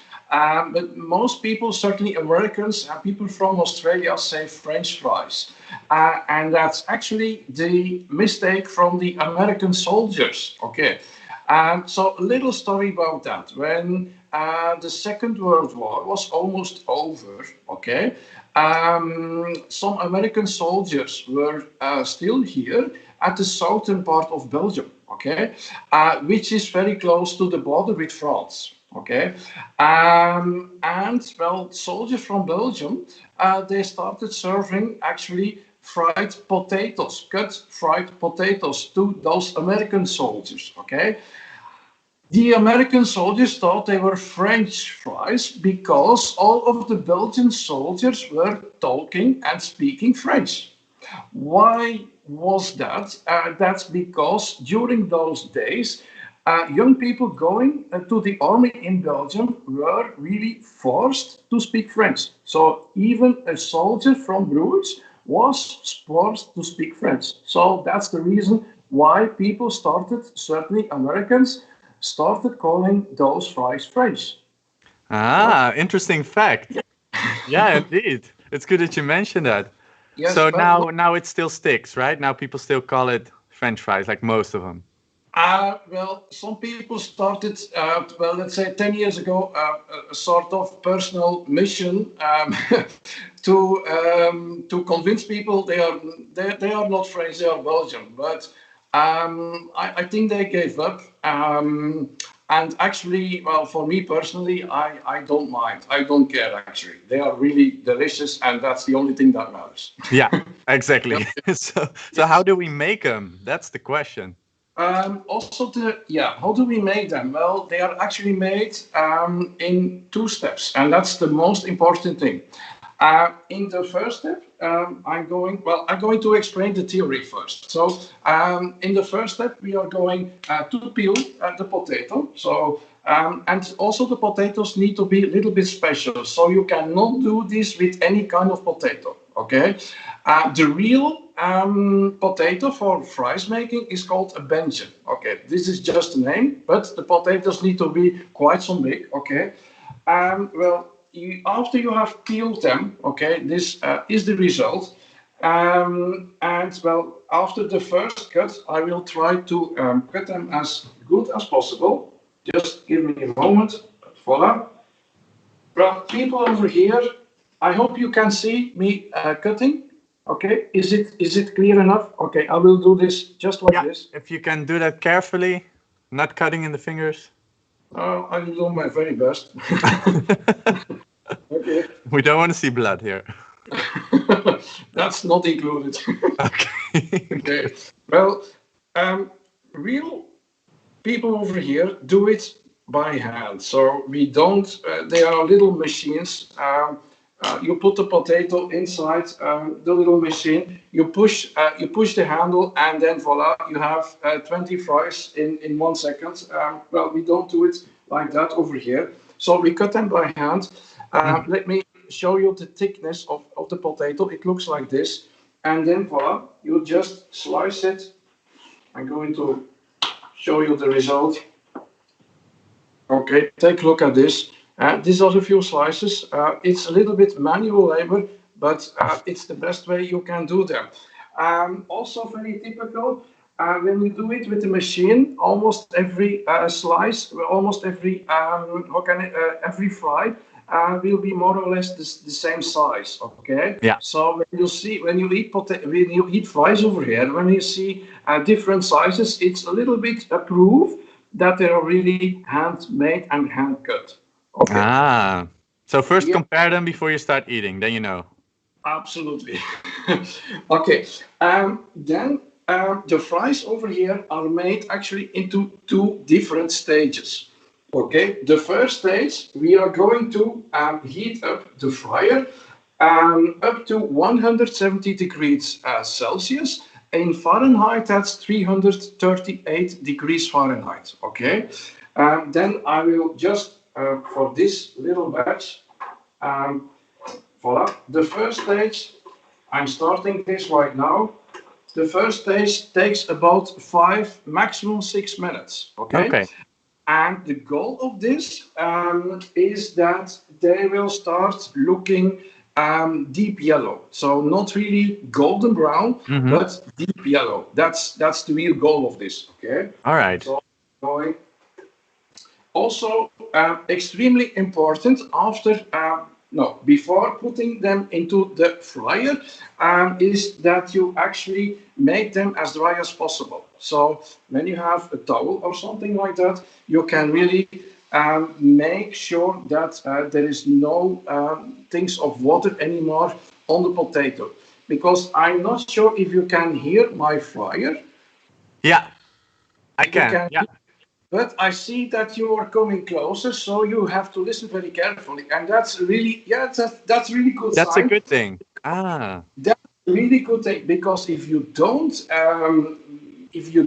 remove the moisture, if you don't remove the little bit of water from the potato, the result, the noise will be very noisy, and that's a very bad sign. So make them after, yes, really important. Make them after the first cut as dry as possible. And this is the result. You can't almost hear not a thing. Okay. Oh, wow. So you do that with a cloth, right? You just dip it, make it dry. Yeah. Yeah. Okay. Absolutely. Okay.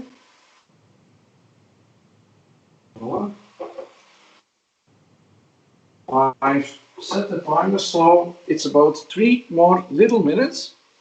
Also, maybe interesting to know, there are several tools to prepare them. So if you're really caring about your health, you can put them into the oven. Okay, this is an option, and it's very good for your health. And okay, they will taste. Yeah. But the second option is actually to go for the sunflower oil. Okay.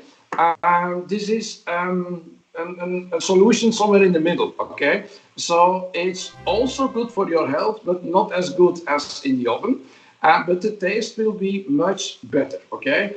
Also very handy with this sunflower oil.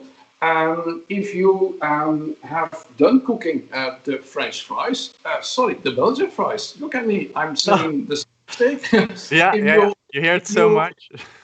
Yes, absolutely. But if you're finished, it's much handier to clean up the fryer. Now, this is also an important thing. But just a moment, because the first batch is actually ready, and I will show the result. I will show the result. Just a little small moment. I'm not sure if this is visible. I will put them into a little plate, little scale. If you can show them in front of the camera. And those have the peel still? Excuse me? Those have the peel, or is it without? This is without the peel. Oh, yeah. Okay? So this is the result after the very first batch. So you can see they are dark. They are, okay, the camera is there. They are dark yellow, okay, but they are not really golden brown yet, okay. So of course this is a demonstration, and we are going to do something different, because in real life, what happens in real life? What can you do in real life after the first stage? You can put them aside, okay? You have to put them aside for about 30 minutes. You have to let them cool down, okay? Okay. This is very important. And then you can proceed to the second step. And for the second step, you have to move up the temperature of the fryer till 190 degrees Celsius, and this is 374 degrees Fahrenheit. Okay. For the second time, they only need 2 minutes. Okay. I will start doing this. It's a quick round. Yes.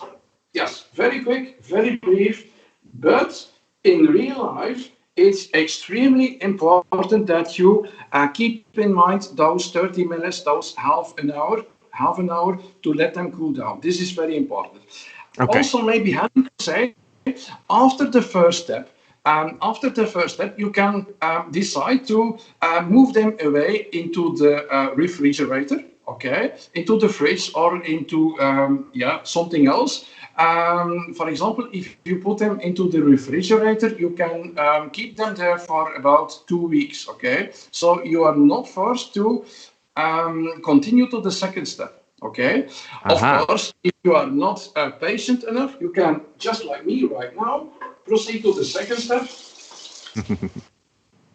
Voila.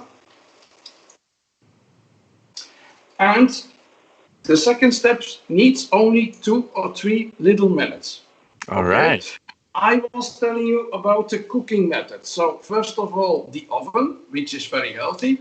Secondly, the sunflower. And well, this is really Belgian. Give me one moment.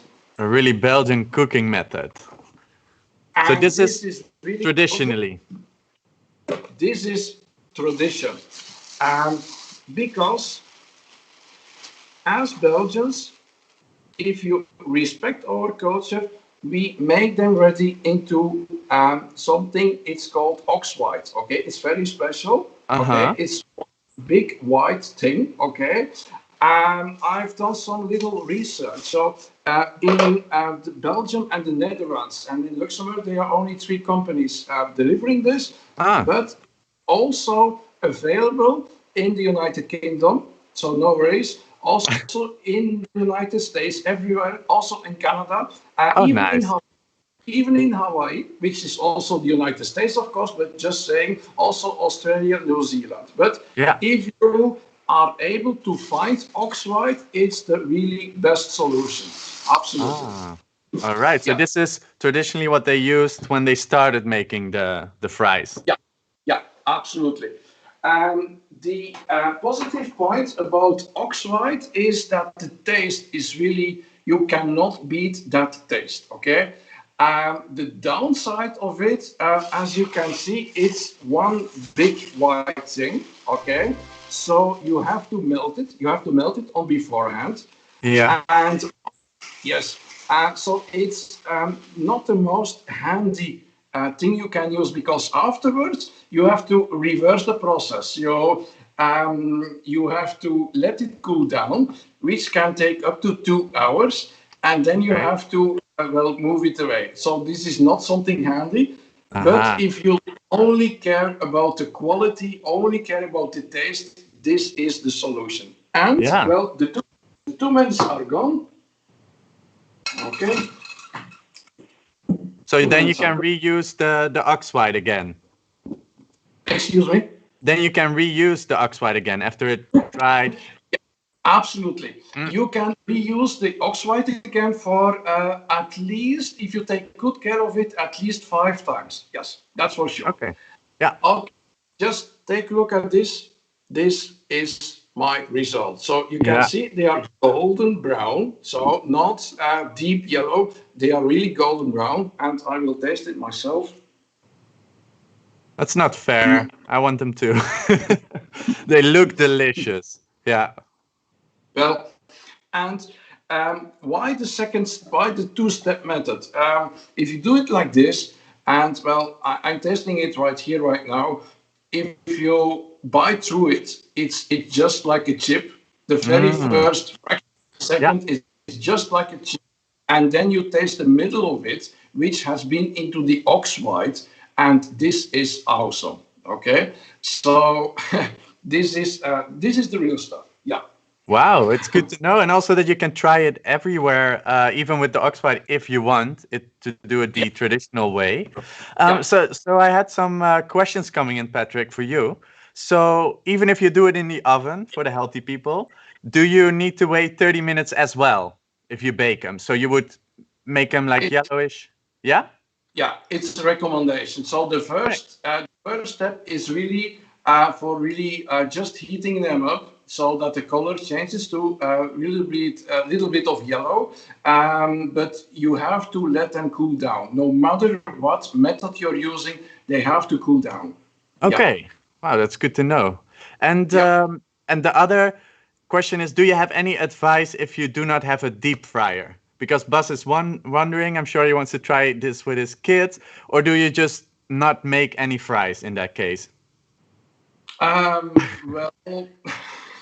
well, if you respect the culture of the Belgian fries or French fries, please use the deep fryer. And this is not a bad question. I'm going to show you my model. It's just give. I hope we have still 5 minutes or something like this, because it is. Do you still have 5 minutes? Yeah, sure. Go ahead. Okay, because the thing about 10 years ago, there were some companies starting with making special frying pans with a protective shelter to protect the kitchen from any smell from the fries or something like that. But when you respect the culture, just look at this. This model costs, let's say, only $45. So let's say about 45 euros. And what's very handy, you can remove almost every part of the fryer. Okay, so this is very handy. So all the companies 10 years ago that started making their own fryers, at first it seemed very handy. But almost nothing of the fryer could be removed. So this is very unhandy when cleaning the fryer. So to answer your question, use a fryer. Exactly. If you can, use it. And then is ox white the same thing as lard in the US? Do you know lard? No. Ox white is really made of beef, and the lard is made of pork. So it's not the same thing, but it's the second best thing you can use. Absolutely. Okay, so if you don't have ox white available, then lard is possible as well. Perfect. Nice. Awesome. So we have a comment from Bianca coming in that she loves your gloves. So you are properly equipped to make the Belgian fries. Yeah. Yeah. Nice. All right. So Thank you so much. can we find you on an online experience as well? Well, yes. I'm really specialized in making Flemish too. And during the Flemish 2 classes, I also teach people to make Belgian fries together with our typical Belgian mayonnaise. Okay. Second online experience as well, and well, this is our famous Belgian waffles. Okay. Ooh, another great thing from Belgium. Yeah. Absolutely. Yeah. Nice. All right. I'm really eager to try both of them actually. You're welcome. Yeah, thank you so much for explaining everything about the Belgian fries and the tradition, where it comes from, and I hope people will find you on withlocals.com and you have many more online experiences.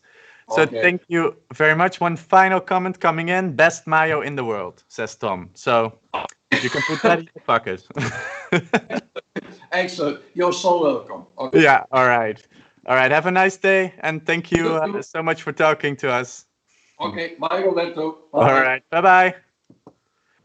Yes. All right, guys. So now we also know how to make the Belgian fries. And Bas, I'm sure you can't wait to make this with your family as well. And also Patrick can be found on withlocals.com, also with Belgian waffles, as he just said.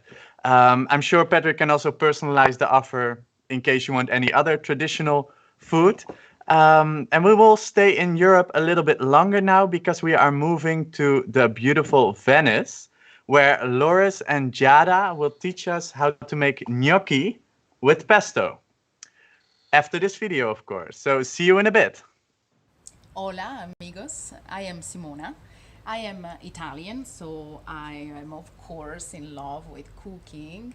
But I live in Buenos Aires because of my long life passion for Argentine tango and for mate and for all Argentinian culture.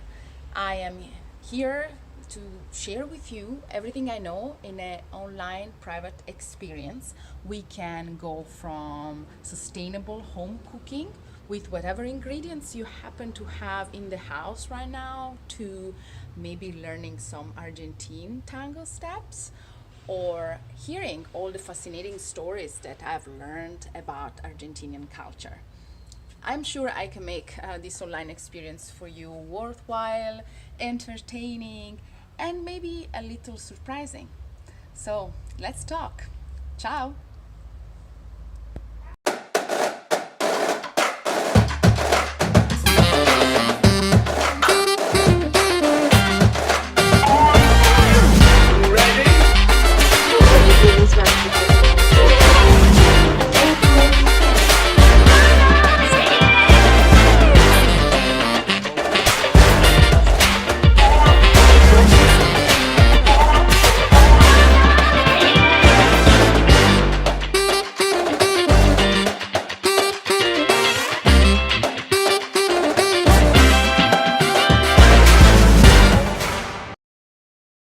I'll fly you through Berlin, I'll let you see so many stars. I'll show you what Berlin is like through my own very eyes. Hi, I'm Mike, or Michael, whatever you want to call me. I'm a veterinary doctor, interior designer, and a singer. Berlin is a great city. It's a city like no other. Eccentric clothes, freedom, great architecture. On my tour, we'll stroll around the most exciting spots in Berlin. I'll make sure you get the local insight, only known to real Berliners. I can personalize this tour 100%. Let's talk. Pick me as your guide and you'll have the best time in Berlin. Bye. Hola everyone, I'm Natalia from Barcelona. By trade and training, I'm an architect and an interior designer, and in my free time, I love digging into the Barcelona's delicious gastronomy. On my online experiences, I would like to share with you my passion about interior design and the tapas lifestyle. Do you have any ideas? I can personalize your online experience completely to your needs, so you just need to let me know what you want and I can make it happen. See you soon! Hey guys, try to guess the title of the song.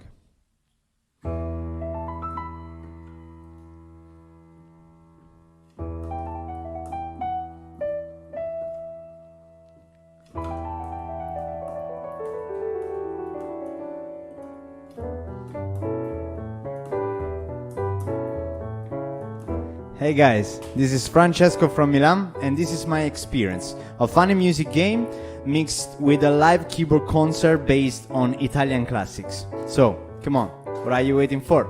Join me!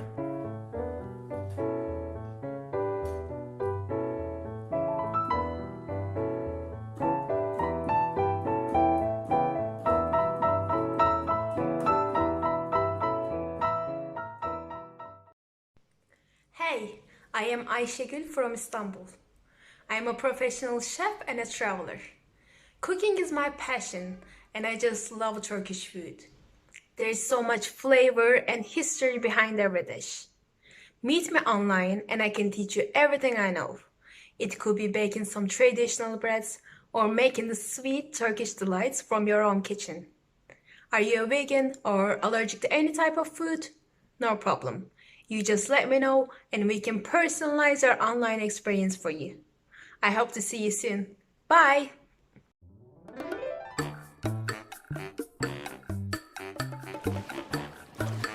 Hola, fellow travelers! Welcome to Barcelona! You must be already here or just planning your trip. Well, what to do? Where to go? What to eat? Me and my local friends, we got you covered. Vamos!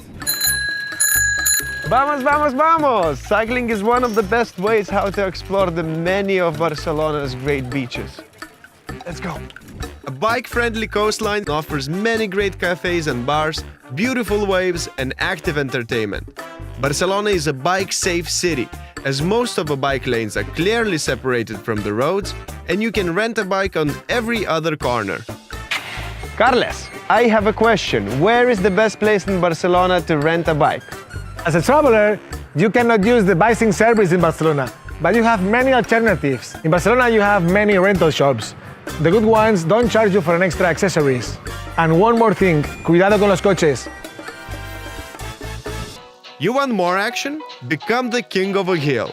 Montjuic is a prominent hill overlooking Barcelona's harbor. Walk up the Montjuic hill through a beautiful Poble Sec barrio, all the way up to the castle, or soak in picturesque cityscape from the iconic red cable car. After the sunset, walk down to Barcelona's magical fountain to enjoy fantastic evening light show. Museums serve two purposes. They make you feel better about yourself and are a great shelter from weather factors like Barcelona's scorching heat or cool rain. You know what else is cool? Science. For me, Cosmocaixa is one of the most interesting learning experiences, from nature to space to understanding physics. You should plan at least 2 hours for this museum. Best would be 4. That should be enough to explore and experiment in the 30,000 square meter space, out of which 1,000 is a forest. A freaking flooded forest! Kids, if you're traveling to Barcelona with your family, this is a great place to spend time with your adults. Get them engaged in the world in a playful way, just like a proper kid does every day. Our next suggestion is simple, but authentic. Wind down, slow down, and absorb the local life. Gracia neighborhood is just perfect for that. With narrow streets, outdoor cafes, and hip bohemian shops, it offers great mixture of commercial and local. My favorite hangout spot would be Plaza del Sol, a small square where fashionable attitude and freedom charges the surrounding air. Gracias for gracia. What is the best alternative to chilling in scorching hot Barcelona squares and terraces? It's chilling in Barcelona's parks. Our fresh pick is Ciutadella's Park. It's the biggest and most important park in Barcelona, and it's a mere walking distance from city's main... Yes, hello again. Great that we still have you here. We are taking the Vespa to Venice, where we are going to hear about the typical Italian dish, gnocchi and pesto sauce. Just to give you some more insights, we also have a podcast where we talk with our hosts in, for instance, with Nicolas, which we just talked to Gabi as well in the first episode. You can find them on Spotify, the Keep Connecting series, if you want to listen to some more after this. So we're going towards an hour with two of our favorite hosts. They have a lot of experiences with tiramisu. And here they are, Loris and Jada. Hello. Nice to meet Loris. you. And I'm Jada. Nice to meet you. Hi, it's nice to meet you. So how are you and how is Venice?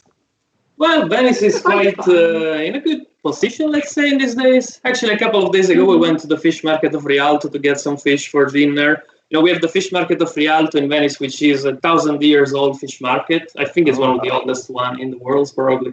And we already have tourists, so that is something that surprised us quite a lot. Yeah, surprised us quite a lot. Yeah, because we went there to get some, something for dinner, some fish, and there were already people with the big cameras taking pictures. And yeah. Oh, wow. So where are they coming from? Sorry? I think Germany, I think. Well, and anyway, European tourism. Probably some destination that you can come from by car, I guess, or by land. Because international flights are going to be open in about 1 week, 10 days. So probably it's just people who arrived by car in the end. Yeah. But yes, already tourism is starting again, so that was quite surprising for us also. Actually. Yeah, exactly. I can imagine. Like all of a sudden, there's other people again, like coming in. In Italy, you're not used to it anymore. Yeah, also because we're doing so many cooking classes online that we don't even have time to go out, even if the quarantine has ended. So we don't know what it is done that has made the world outside. So maybe Sorry, go ahead. No, the bars, venues, which are very important for Venetians, actually. have opened up again. So those ones are, you can go in with a bit of distancing, social distancing, but yeah, they work now. They are working. So yeah, part of normal life. Yeah, you mentioned you have online experiences. Maybe, now afterwards, you will still stay online, or maybe even most of it will be online. Who knows? Post-corona. Yeah, actually, we are liking it quite a lot. So for sure, we will actually do these experiences in person as well. But I think we will keep also the online ones as well, because we're actually liking quite a lot. Yeah, probably both. Yeah. Both. We discover a new way of connecting with people, which we like very much. So Yeah, I can imagine. You can reach people all over the world. And you're always doing this together, also the tours, or... The tours depends. Sometimes even the tours, the walking ones. Depends, but if we're not too busy, we do it like together. While the experience is online, yes, we do them pretty much every time together. Yes, yeah. That's really nice. So what are you going to make for us today? So we make, we have 2 sessions together. In this one, we make the gnocchi, and we want to make something quick while we make the gnocchi. So we make a pesto for the gnocchi. Pesto sauce? Yes. So actually, we already started boiling some potatoes for the gnocchi. The gnocchi are actually quite simple in the ingredients, also in the way of preparing. You will see, basically, you need just flour, an egg, and potatoes. Potatoes are important that you choose the proper ones, because if you get the ones that don't have enough amide, the gnocchi are going to fall apart once you start boiling them. Yes. So you want potatoes rich in amide. So I've got red potatoes here, which are perfect, or Dutch potatoes are also really good for this. So I'm already boiling those. They need to be dry, yes. Yes, exactly. So you would use about half kilograms of potatoes for about 125 grams of flour. We're making smaller portions here because it's just the 2 of us eating. Yeah, we're eating so much. Yeah, I can imagine. Actually, yeah, you can start taking the potatoes out. Check if with the fork. Basically, when you put them to boil, you put them in cold water. You put enough water to cover them, and you start with the fire. So you start with the cold water already with the potatoes inside, and you don't have to peel them. We will peel them now in a bit, actually. So they have to be with the skin and with the cold water inside the pot. So when they are ready, you can put the fork through them. And try, they are soft. exactly. So when the forks go through the potato, it's ready, actually. We know they are ready now. They're very hot. So we have to work on them while they're hot for the first phase, but we want them a little less hot, otherwise we'll put down slightly. Yes. Yes. So on this we will work later, actually. Yes. So meanwhile, we will make the pesto. Pesto, I like it a lot because, as many other dishes in Italian cuisine, it's really versatile. So we're going to make the Genovese one, the green one, basically, because it's the most famous one. But once you learn how to do this, you can do as many kinds of different pestos that you actually would like to do. For example, Giada loves the strawberries, so sometimes when she gets strawberries, I would keep the leaves of the strawberries and use the leaves of the strawberry to make a strawberry pesto, for example. So that actually is really versatile. So it's not only the basil one, like the one that we're going to make. I love pistachio also. So pasta, for example, with shrimps and pistachio pesto is one of my favorite recipes. So you can actually create a lot of different types of pesto, starting from this basic concept of smashing ingredients inside. Yeah. So we use a mortar. We use a mortar and pestle, which is probably one of the oldest kitchen tools. It's been used for thousands of years, and we still use it today. Plus, it's really cool. I mean, to have one of these in the kitchen. So even just cool, as a decoration, I would get one if you don't have it. Yeah. And if you don't have it and you can't buy it, to make pesto, you may use an electric mixer. It's not really advised because we want to keep our pesto cold. If you heat up too much the basil leaves, they're going to start to lose aromas, taste that is not really the best one. We don't want it in our pesto. So if you use an electric mixer, give it a few seconds of mixing, then stop, so that it doesn't heat up. Then you go some more with the mixer. So you make breaks in between the mixing. Just a few seconds, a couple of seconds, and then you go on. In order to not eat up the pesto. Otherwise, if you get some mortar and pestle, better, even better. Okay, so the first thing that we want, garlic, sorry. So I'm using a little bit of garlic, actually. Garlic now is not so liked by many people, let's say. I love it, so traditionally it's in the pesto and I'm going to use it. You may even do it without garlic if you don't like it. So I'm going to put a bit of garlic, some... in big grains, Yeah, the big grain, not the fine one. And the first thing that I'm going to do is just smashing the garlic and the salt in order to obtain a little kind of cream, let's say. Indeed, the same word pesto means something that is mashed. So the same concept of mashing things together. Everything moves around. Yes. Pesto was invented in the region Liguria. So Liguria is on the on the west coast of Italy, on the Tirreno Sea. And it's not very ancient, actually. It was invented in half of 1800s. And probably it comes from an ancient sauce made of garlic, which was used to preserve cooked foods. Can they see? Let me check. Just to show you, it's a little paste made of the salt and the garlic. You obtain a little paste. Yes. And so from that very sauce based off garlic, since Liguria, this region, is actually the cradle of aromatic herbs, they have a lot of varieties that grow there. They experimented a bit, and pesto came. So I love the smell of the basil, and when it's mashed with the other ingredients. I really like this in the making, and it's a very fresh sauce that you can match with pasta, gnocchi, especially for the summer. So Actually, it's perfect now. I didn't even tell you the ingredients of pesto. Yes. So you don't need that many ingredients, let's say, and it's also a quick preparation. So I use the garlic and the big grain salts. Then I'm going to add basil. I'm going to use, for just the two of us, about 25-30 grams of basil. The pine nuts, which are also quite important. As I said, though, you can make pesto in a lot of different kinds. So you may do a pesto with almonds, for example. You may really try anything that you have in mind. Traditional Genovese recipe.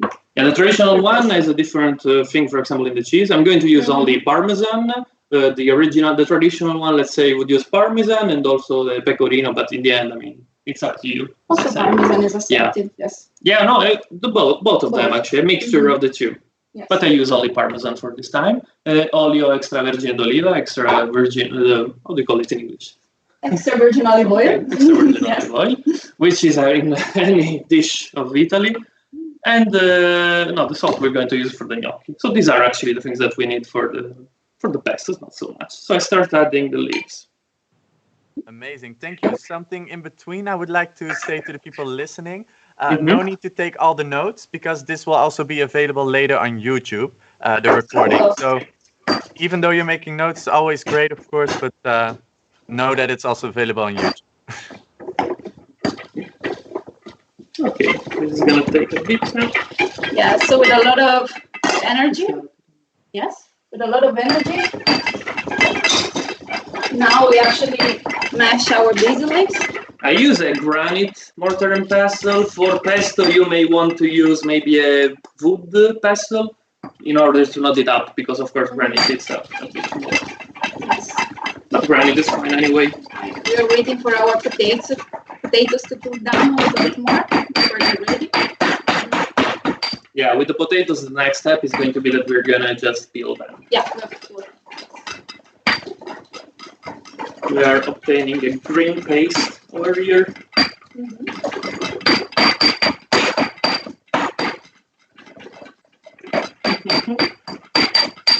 So gnocchi is really a potato dish, right? Gnocchi, it depends. We have a lot of gnocchi varieties in Italy. The most famous and the one we're going today, of course, is potato gnocchi. But for example, there's gnocchi alla romana, which are made of semolina flour, and they are not boiled like these ones, but they are actually cooked in the oven, so the preparation is also different. Or we have canederli, which are very common in the north of Italy, and they are served in the broth, and often they have the soft part of the bread inside and speck, which is a typical cold cut from that area. So the variations in gnocchi are a lot. Actually, the word gnocco means, how to say, not, yes, not. The word, like also... Origin of the word. Origin of the word. Also, canederlo comes from not. Yes. Oh, yeah. So it means in Italian, in any kind of dough, which is basically cut in small pieces. During Renaissance, that was the first time. Yes. So I finished with the basil. So now I start adding a bit of the parmesan and a bit of the oil until I finish both. So yes. Go with a bit. So the first gnocchi appear in Italian recipe book in 1500s. So during Renaissance, at the time the use of potatoes were not so common. What happened? We have to wait until 1800s to have this common version of gnocchi with potatoes. The story says that due to famines and shortage of flour, people started making bread and gnocchi, adding potatoes inside them. Bread didn't come out so great, so that kind of recipe was put on the side, while gnocchi actually had a very tasty flavor with the addition of potatoes as well. So since then, this version of gnocchi with potatoes grew in popularity, and today we can say they are one of the most popular dishes of Italian cuisine. And a lot of regional varieties in each part of Italy, actually. A lot of times when we have guests coming to Venice, I ask them what they think Italian cuisine is, actually, because there's a certain idea about that, about certain recipe. I know in particular maybe lasagne, pizza, pasta, and so on, which, yes, they are all Italian foods, but indeed Italian cuisine is made of regional recipe, so it's a regional cuisine. Some dishes are known all over Italy and also abroad. Some others are very specific of every single region. And this comes also with wine. So to actually get into the culture and know what Italian cuisine is about, you must look for the regional ones, in my opinion. So you must go for that particular recipe in that particular part of Italy. So it's quite rich in the end. And we Italians actually don't know all the recipes that they make in the other regions, because there are many. And sometimes there are also family things or recipe very specific of a little place that you have to really look for. So that's very interesting about traveling all over. That's the thing I really appreciate. Yeah, for some recipes you will find traditional versions, like even protected recipes. For the pesto, for example, you can find the one protected by the consortio of pesto, let's say. But for other recipes, you will find just family ones. So for some recipes, there is really nothing like set specific. Like people, carbonara, for example, there are so many different varieties, for example.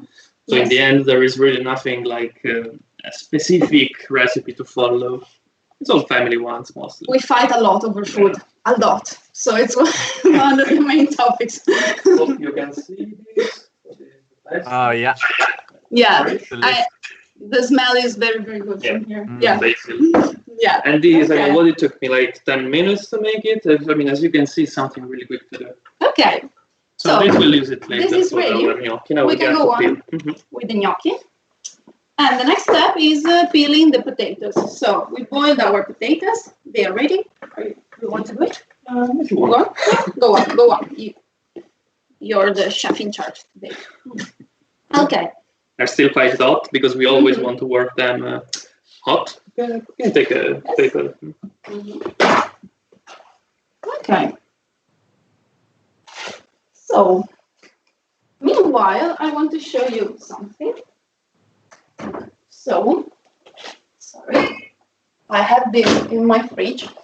So, of course, as we were saying, also wine is something very particular in Italy. Because, we may have actually also the so-called international varieties of grapes, which are very common to find all around. And like Merlot, Pinot, Cabernet, and so on. But another particular thing of Italy is the so-called autochthonous grapes. So you can cross all Italy and find for each little area of it a lot of different varieties. These areas are called in Italian, for Italian legislation, DOCs or DOCGs. So what does it mean? It does mean a denomination of control origin. We have more than 300 in Italy. It means that a certain kind of grape can be grown only in that certain area of Italy with certain specific standards, and you cannot plant it elsewhere and call the wine as you call it when it's grown there. So it's something that we use actually to regulate the production all over. Yeah, we were going to show you, for example, later in the next in the next session. We make the tiramisu. Actually, with that we will have prosecco wine, which is a typical wine from this region, from this part of Italy, actually. And you may not just plant the grapes of the prosecco, the glera, they're called, and make it in Tuscany and then call it a prosecco. Italian law will not admit that. Exactly. Oh, so it's protected. Yeah. It's protected, yes. For example, well, I show you this bottle does as the lid is still closed. And of course, this does not only apply to wines, but also Parmesan, for example. Yeah, a lot of foods actually. So I don't know if you can see from the camera here. Can you see the? I think they can. Yes. The seal. The seal. So we have a blue seal, which is the with written DOC here. When you find this on a wine bottle, it means denomination of control origin, and it guarantees you that this type of wine is actually produced in that specific area, which is the best for the growth of this kind of grapes, and is also the original one for this kind of grapes, because each of these areas are connected to a specific part of Italy. So, for example, for our pesto and gnocchi, we want to, I want to show you verdicchio. So verdicchio means greenish, green, due to the specific color of its grapes. And it's a wine from Marche. Marche is a region on the eastern coast of Italy, so on the Adriatic Sea. And actually the variety of grapes comes from Veneto region originally. So the region we live in, the region of Venice, but it was exported in 1400s when some people from Veneto were called to actually colonize Marche after a plague killed a lot of the population, and they brought with you barbatelle. Barbatelle is the little plant of vine of a variety called Trebbiano. Planting the variety there with the already existing variety that existed in Marche, we had a genetic breed that gave origin to Verdicchio. So this one can be grown almost only in Marche region. The DOC here is Verdicchio dei Castelli di Jesi. So Castelli di Jesi is, I don't know if I can show you, is an area. We call these areas Castelli because of castles of lords that in the Middle Age ruled the region, Castelli di Jesi, that overlooks the sea. So that's the area of Italy where this Verdicchio comes from. The other main area is called Verdicchio di Matelica. What is the difference? Well, Verdicchio di Matelica, the area of cultivation, is more close to the mountains. This means with a higher temperature exchange between day and night and less sun, we have a wine which is more fresh, more acidic, and also more, less rounded, less rich in the mouth. While with Verdicchio from Castelli di Jesi, which is this one growing on the sea, the bouquet to the nose is more open. Also, the flavor in the mouth is more rich, and the alcoholic degree is much higher. So we have a 13.5 alcoholic degree for this wine, which is a white and is quite high, right? Yeah. And why are we choosing this? Well, we will tell you later because we're going on with the recipe. Yeah. Okay. Did you tell them about the? I will tell them later. Yes. Okay. So as I said, you need to work on the potatoes when they are still hot. So to smash them, let's say when they're still hot, then we want to cool them down a little bit. Another advice that I may give you about the potatoes, try to use the same size of potatoes so that they will be cooked evenly in the boiling water. So you just take the potato smasher, actually I don't know the name in English of this tool, and you smash the potato. If you don't have this, you may use a fork. It will take more work, but you can still do it. If you do this on potatoes that are too cold, of course, they will not be, it will be quite a strong work. You'll probably break this actually. Yeah, we need them hot, yes. The two secrets with the gnocchi are hot potatoes to work them on, and the type of potatoes. So the type of potatoes, because if you take potatoes which are too watery, you have to need to add a lot of flour to them, and they become chewy. Yeah, and then you let gnocchi of flour, not. Yeah, we want the main ingredient to be potatoes and not flour. And the other secret is work to them when they're still hot. So for the same reason, actually, otherwise we'll have a texture which is not so pleasant to eat in the end. Yes. So this stage, if you've got a metallic surface or like a marble surface is even better because now they need to cool down a little bit. I'm using my wood cutter here basically, but if you have a metallic or a marble surface, the cold of the surface and the hotness of the potato will have a reaction and basically it will dry the potato more. It will actually make the steam, let's say, from the potato, and you will have more dry potato, which we want for the gnocchi in order to not just be destroyed in the boiling water. We want them more compact, let's say. So you just spread them around a little bit in order to give them help in cooling down more quickly.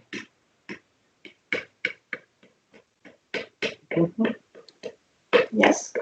Maybe it's I can ask a little question in between. Sure. Because Bram wants to know. It's about the tiramisu.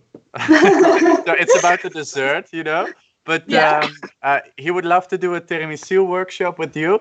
But if you want to eat it on Sunday, do you need to book you on Saturday or Sunday? They want to know like how long it should go in the fridge. About 6 hours in the fridge, in my opinion. Okay. I mean, people would say around 3 hours. In my opinion, 6 hours. Right. So early afternoon. Yeah, usually I do it in the morning for dinner or around lunch, maximum lunchtime for dinner. Yes. Or if I do it in the evening, I eat it for breakfast. We have sweet breakfast in Italy. For us, Oh. tiramisu for breakfast for us is delicious. So when you have it in the fridge from the day before, you must have breakfast with that. Oh, wow, I can imagine. Yeah, Yes. it's a nice treat. Yes. Okay. How is that? Right temperature? Just a little bit more. So this is the mashed potato. Mashed potato, yes. Yeah. I only use 2 because just 2 of us, but you may use for bigger portions, half a kilograms of potato. Flours for half a kilo of potatoes, 125 grams. I use farina zero, flour zero, basically it's called in Italy. I can't really translate it because I don't think that outside of Italy, flour is like the name here we decide the name of the flour depending on how much fine is made, basically. Outside of Italy, I don't think it's like this. So even if I tell you the name in English, it doesn't matter. All-purpose? All-purpose, but it still doesn't it's work not in that exactly way. the same thing. And but I add a little percentage of semolina flour inside. Yes. When the Roman ones are only semolina flour. Yeah, Rome gnocchi are on the Yeah. semolina, yes. So this down, we waited for it to cool a little bit. Actually, we can already start, I'd say. The thing with the gnocchi and with the pesto, so they share similarities in the making, is that with both of them, you don't want to overwork them. We both don't want them to actually, well, this one, if you work it too much, it overheats and it gets like bad taste. The potatoes with the gnocchi, if you overwork them, the potatoes start becoming like glue, and you don't want to eat glue, of course, let's say. And it will be really hard to work on them. So you just want to work on them the minimum necessary. You don't have to overdo the work on the potatoes. So yeah, I'm putting flour. Can you take something for the white? Of course. So. Okay. We are using... The egg, I mean, as we said, there is no specific recipe for example, gnocchi. Everyone makes it in their own way. So, for example, some people will use the white of the egg. We use only the yolk. But it's up to you, actually. It's just that the white, you can put it right in the middle. And what would be the difference? The white gives you more liquid inside, and if you don't have the proper amount of ratio of flour to potato, you may get too much liquid in gnocchi, and then they will melt inside the boiling water. Yeah, makes so sense. I don't use. So this is why I use the yolk. It's more solid, let's say. Okay, could you show us from up close in a bit? Up close. Well, I just. What it looks like right now. I mean, I just. Oh yeah. So yeah, just made them like this to give them more surface to cool down quicker. Just put the flour, the farina right in the middle, the yolk on top, and now I'm going to mix it. All right. Okay.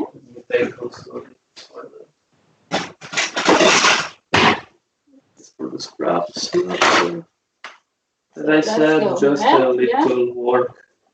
And which shows that wine, the Verdicchio, for gnocchi, because I mean, you've seen the pesto, how it's done actually. You've seen how much more oil is go inside, just a portion for two people. The oil, and the cheese, so it's fast. Exactly. Even if it's a vegetarian sauce, it's quite rich. So we want a wine that has both freshness to counterbalance the fat of the oil and the cheese. And at the same time, it recalls that kind of savory, tasty part of pesto that is given by the salt. So this one is quite good. It's perfect because it actually has both elements in it. So this freshness, which is typical of the grape in the white, if I bring it to the nose, I have apple, peach, a hint of almond. So all the smells are quite fruity and fresh in the end. Also a little hint of aromatic herbs, which we call our basil in there. And at the same time, when I'm going to try it, so 1 second. I have a very rich and rounded wine, which has a stronger savory part. So, you know, the balance is a good wine usually is balanced between freshness, which is the acidity, and saltiness, let's say, which is what we call the tasty part. I think in this one, we have a good match of both. So it is a good match for our pesto in here. With something so fat, like with the cheese, with the oil, you want some freshness to clean your mouth. Exactly.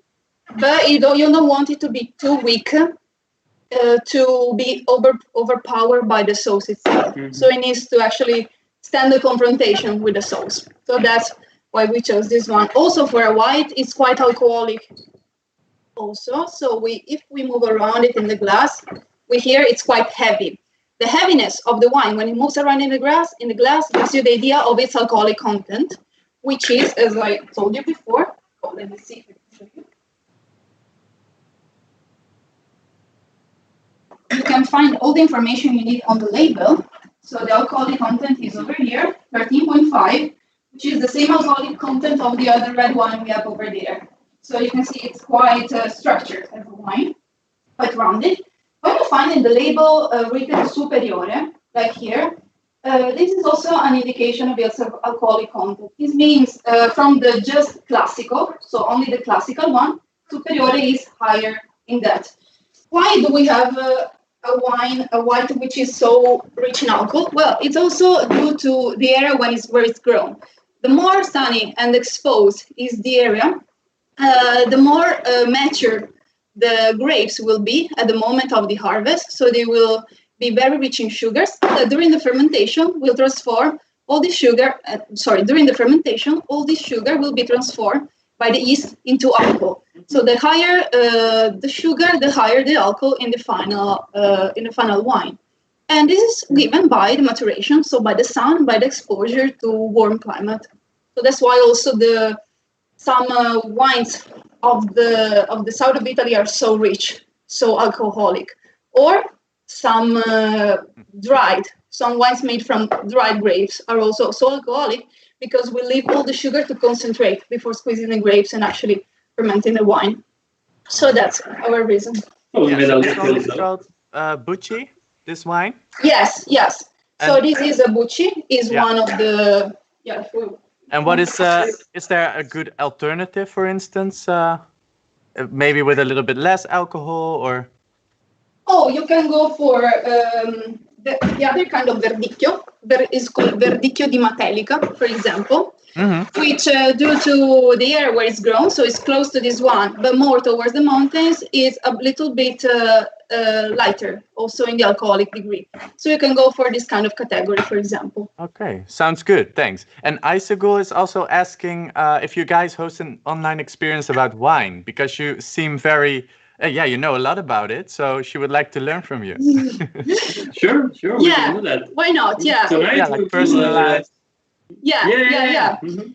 We are also speaking about Prosecco later, so if you want to join, we can we will tell something about the fun as well. Prosecco is the most sold wine in the world, actually, Yeah, from so Italy. 8, we will talk about Prosecco. And But yeah, it's also made in the same area of tiramisu, so it's going to be the perfect fit for tiramisu later. yes. So let's just tell you about that. So we So can as you've define seen, I've worked like 5 minutes on mixing the flour, the eggs, and the potatoes. As I said, you don't want to work on this too much, or it start get like gluey.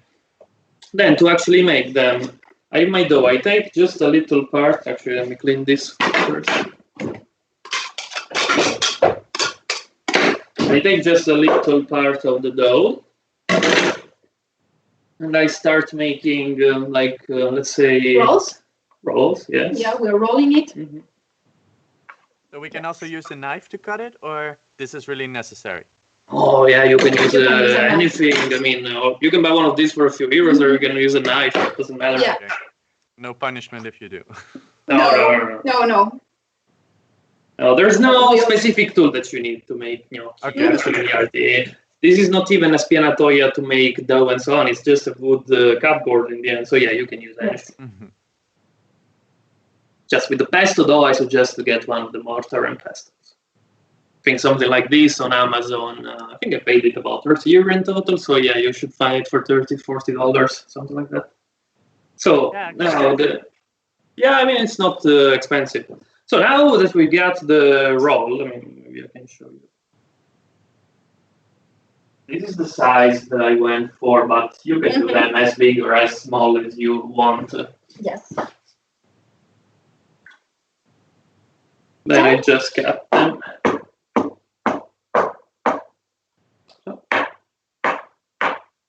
So we make a lot of tiny pieces. Yes. That, in a sense, will be already. Yeah, this ready. is a gnocco. This is a gnocco. So. I'll show you so. Yes. My hands are a bit dirty. See, opa. It's gone. Into the gnocco. It's gone. Okay. This is already a gnocco. So as it is, you may put it in boiling water and it will be ready. But we want to make them. I'll show you. Actually, in my opinion, they're good in this way. I like to see actually them in this shape. When you boil them a bit and then you finish them on the pan. So you kind of, how can I say, stir fry them, let's say, almost. So with some oil, basically. So that you will cook the side of it. I like it this way, only with that kind. If I have to put them like just boiling and then mixing the sauce as we're going to do, then I like to do the passage that everybody loves about gnocchi. So there is a specific tool for this, which is kind of a wooden cut board, we can say. But you can make it also with the fork. So this is what I'm referring to. If you want the gnocco to actually get better the sauce, you can take a fork and you just do like this. And now on one side, I hope you can see that. You can see the lines that I created, and on the other side, I made a little hole, let's say, that takes the sauce better. So the sauce will go in between the lines and inside here, and the gnocco will absorb better the sauce. Plus, they look better this way. Yeah. From an aesthetical point of view, it's nice to see the typical gnocco with all its stripes, let's say, like this one. Yes. So we are just going to repeat this until we finish all our dough and we shape all our gnocchi. Yeah, they are about the size of a thumbnail, to give you an idea, even a little bit bigger. It depends from your taste, from how big or small you want to make them. If they get like sticky and so on, and you're not able to work on the dough or on the gnocchi, put some semolina flour on your hand or on your wooden cupboard. Yes, exactly. And simply text, we're going to boil them. They boil a couple of minutes, depends by the size that you make them. Then they will start coming up in the water, they'll start floating, and that means that they are ready. Yeah, so you can pick them up from the water with a sieve, something like that. Yeah. You can salt the water. Yes. The water has to be like when you make pasta. To make pasta, you just put the water, you boil it. When it's boiling, you put the salt. So you don't put the salt earlier, or that can ruin stainless steel. So water, boiling water, salt, like water, like with pasta, and then you put the gnocchi. So gnocchi is also not considered pasta, or is? Sorry? Is gnocchi considered pasta or not? In the end, in my opinion, we can consider it like that. It's a versatile thing, exactly like pasta that goes with everything. Yeah, but the difference is in the ingredients, the most. Yeah. But even pasta can be made with so potatoes. different kinds of Yes. flour. So Yes. this stage, if you want, you may even do like a lot of the lines of dough, Lot of let's say, rolls, and then yes. cut them with your knife Yes. to make it a bit quicker, let's say. These, now we're going to go call up our gnocchi and we're gonna eat them while we have our break before the tiramisu. But if you want, you can make a lot of them. You put them on the wood, the oven tray. Oven tray, yes. So one distance by each other. You don't want them to stick, otherwise in a few minutes they will start sticking to each other. You put them one by one, and then you put them in the freezer. Well, you need a big freezer though. And once they are frozen, so like 1 or 2 hours in the freezer, you can put them all together in a bag and leave them in the freezer. So they will be frozen and they will be ready to be put in boiling water whenever you want. So you can make a lot of them and just they're ready then for whenever you want them. You don't need to defreeze them. You Yeah, put no. them frozen in the boiling water if you do that. All right. And how long do you cook them for? Oh, Well, as I said, a couple of minutes, no more Yeah. than that. Depends by the size of it. As soon as they start floating, they're ready. Yeah. Okay. So you need boiling water. You put all of them or the quantity that fits your pan in the boiling water. And when the gnocchi comes up, you take them out. So that's it. So it's easy to know when they're ready because they come up on their own. They float on the surface of the pan, actually. Now here It's quite easy. we're putting some Yeah. distance between the gnocchi, let's say, between one another. But then once you put them in boiling water, they will not stick with each other. They Yeah, stick exactly. with each But other. the idea Sorry? is that you let them cool down for a bit still now, right? No. We want to work on them now. As soon as I finish making them, we'll start boiling them. Because if you wait, they can start sticking to each other if you leave them like this. Yeah, they are already ready to be cooked. They are. Yeah. So that's Awesome. when we do it. Yes, it's And then you have the pasta sauce. Like, what else do you add to it?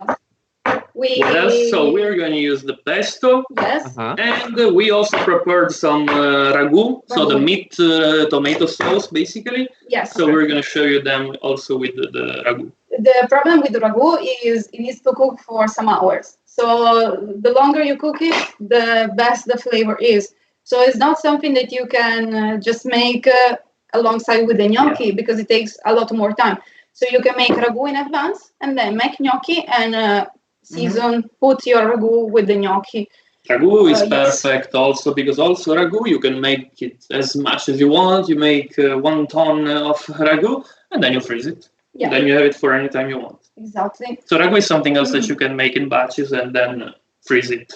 While pesto, no. Pesto, if you want to preserve it, you can put it in something like A jar. Well, In yeah, a a jar. jar, and then you put oil on top of it. So you make a layer of oil, and that is going to preserve it from oxidation. Yeah. But that's going to last about 1 week. Then it's going to be bad. Yeah. So you can't freeze. You can only put it in the fridge It's with better oil. to have it fresh. Mhm. Very simple is also just tomato sauce with your gnocchi if you want, or if you have kids, I don't know, something very easy and to also to the flavor. Otherwise, in Venice, we love to match them with the fish.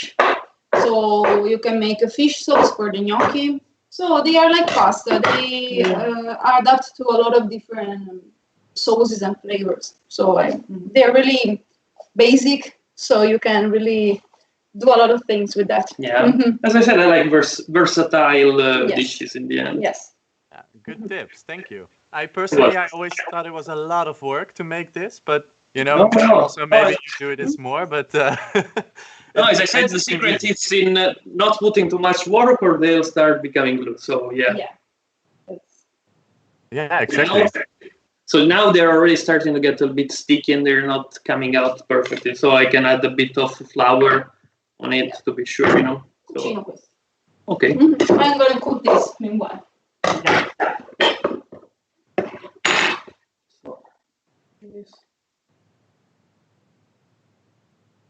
If yours, depending on the ratio of the egg, the flour, and the potato, if yours get a bit more sticky than mine and you need more flour to work on them, you may have some more present flour taste when you cook them because there's more flour around your gnocchi. So what you may want to do in that case is put them in a sieve, just push it a bit in order to let the flour fall off, and then you will not have that flour taste.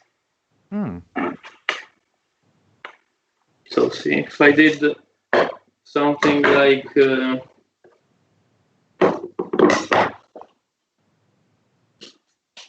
let's see, something like this, for example.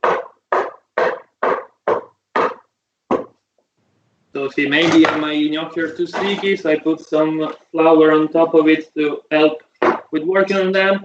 Now I will have some flour outside. I'll just then, before cooking them, put them in a sieve and then clean the flour. In that case, if you need it, it's not mandatory, let's say. Yeah. How are we with the time? Yeah, you're actually right on time. I don't know if it's if you wanna talk about something else or if you right now you cook it and then that's the dish, right? Yeah, now probably the first ones are already actually starting to be ready. So yeah, we will just mix them, some of them with the pesto, some of them with the ragu to show you. And that's the dish that's already ready. Nice. I don't know if we have any people watching that would like to ask a question about this dish or anything. Let us know. This one. Well, I'm gonna take it with all my dirty hands. With the ragu, if you want something regional from the Veneto, Venice area, this is a good choice. This is a Valpolicella ripasso. I don't know if you can see the label. Valpolicella. It's actually a short for a Roman sentence. It's an area close to the city of Verona. Verona, the city famous for Romeo and Juliet, for sure, you know that. Close to that city, there is the area called Valpolicella, which is this area where already during the Roman Empire they were making wine. So Valpolicella is actually short for Val Polis Celle, which means Valley of the Many Cellars. So it's actually short for a Roman sentence. And they still do great wine today, some of the best Italian wines, red wines actually. So this is a Valpolicella ripasso. The main wines that they make are Valpolicella, well, the classic one, let's say Valpolicella. Valpolicella ripasso, this one. Amarone. Amarone, you may have heard about that. It's one of the greatest red wines from Italy. And then actually they do also a dessert wine as well, also a red one. So they only make red wines mainly.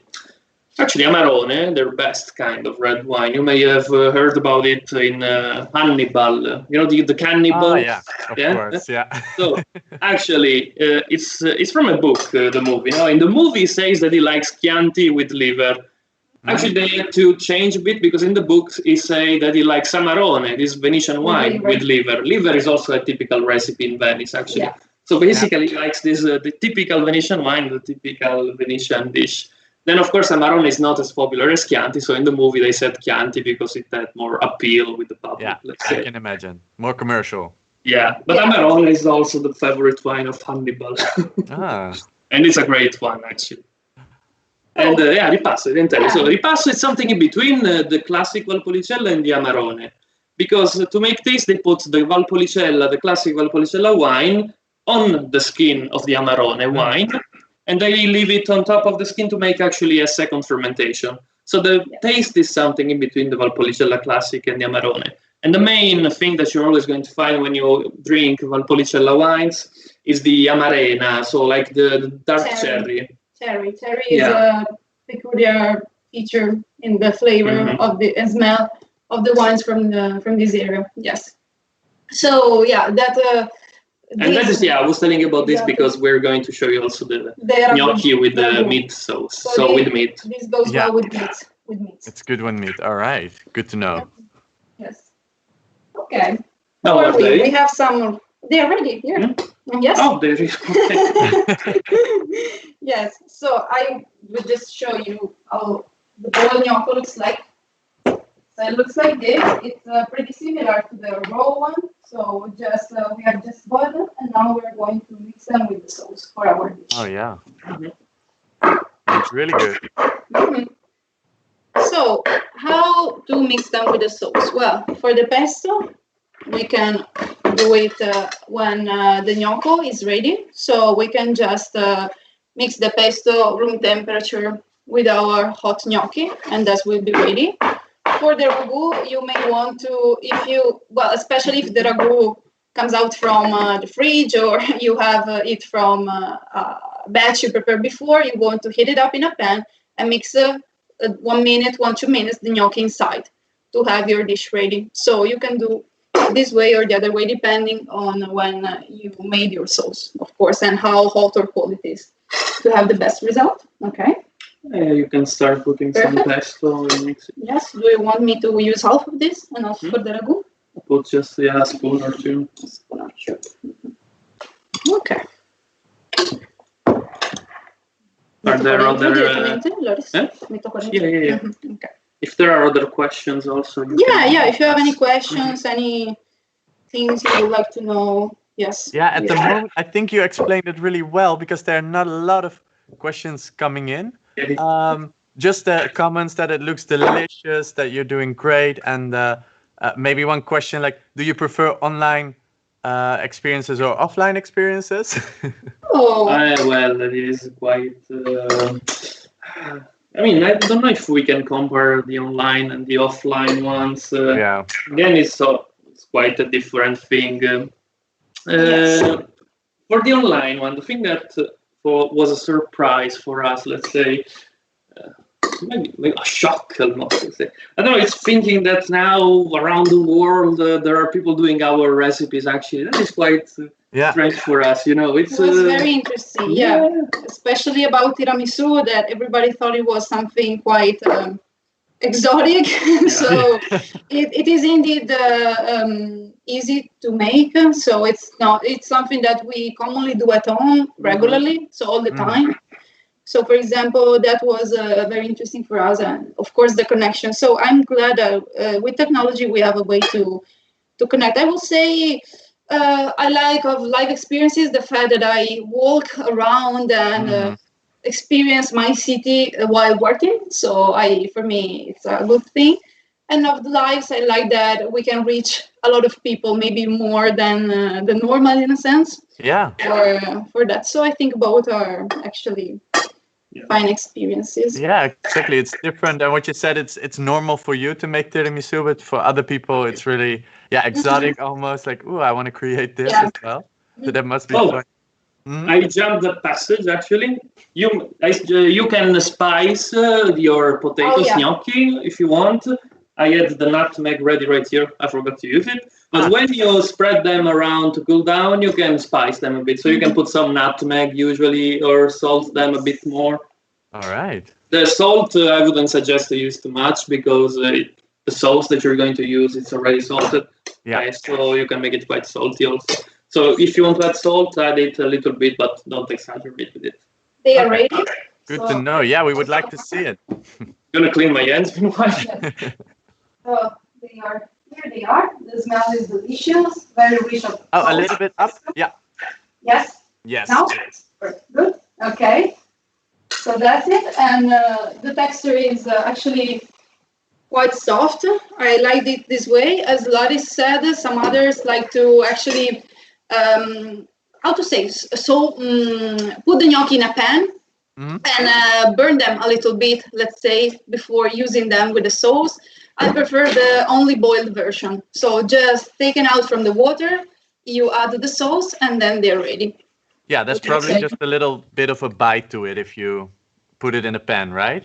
A bit more, I guess. Yeah, so kind of, I don't know, how can I say, maybe so like grilled taste, kind of. That. Yeah. And we can do the ragu one also. Yeah, I was eating, sorry. Of course, if it's there, you're distracted. Yeah, now we'll cook also the other one. Yeah, and show 1 minute in the water is going to be fine with that.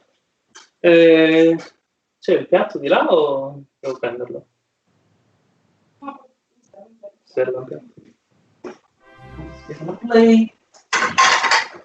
All right, so one more question is, what's the earliest you have to do an experience because of different time zones, for instance? The earliest? Yeah. Or the latest? Well, yeah, the latest makes more sense. Most of our guests are from United States, so about 6 to 8 hours, depending on what's cost earlier. And so usually it gets more on the later side, let's say. So, for example, we had some guests from California, which actually a really nice family with which we are still in contact. They did make the tiramisu with us, and then they wanted to do a second one. They wanted to make focaccia, and also the gnocchi and the ragu. Actually, they wanted to make is the ragu that we made with them that night. Actually, so actually with them we've been about 5 hours in the end, and we finished at 2 a.m. So that was the 5 hours. Yeah, that's as long as this whole live stream is. Yeah, yes. But in the end, we were able to see all the process of the ragu from beginning till end, because it cooked for around 3 hours. And also the focaccia, the first tries, because focaccia takes even more time than ragu. But also a part of the focaccia we could actually see together. So yeah, that was the longest one. Yeah, exactly. I can imagine. But it's really good to hear that you're also enjoying the online experiences now. As we, with locals, when it happened, and of course the travel industry was affected. The first, you're like, what do we do? We still want to give you an income, want to connect customers to our hosts, and we were really happy to originate the online experiences. In Venice, of course, we were even more hit, we can say. Consider we had a really bad flood last November. Mm-hmm. So most of the people with activities, shops, restaurants, and so on, of course, their idea was, okay, we had a lot of damages in November, we will regain some of the money lost during summer. Then, boom, quarantine. And so it was a double damage in the end for a lot of people. So yes, this has been really hard times for Venice, we can say.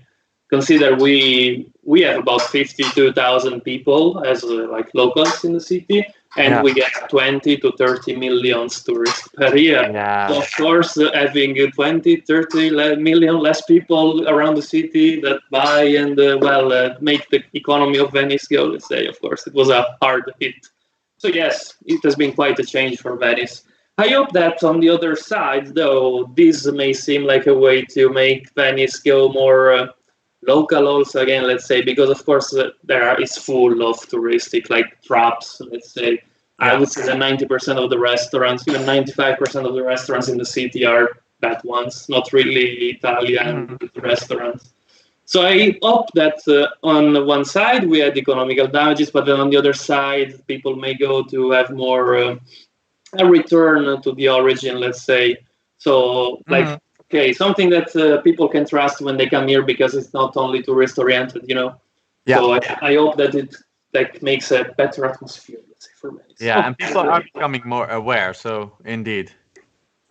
Oh, it's this ragu bolognese style, let's say. When you cook it, you want it more solid, so you don't want it too much liquid when you make the style of bologna, let's say. So you want it to cook 3-4 hours more or less, and make the liquid just steam away. All right, cool. We have 2 options. In the end, these are the two.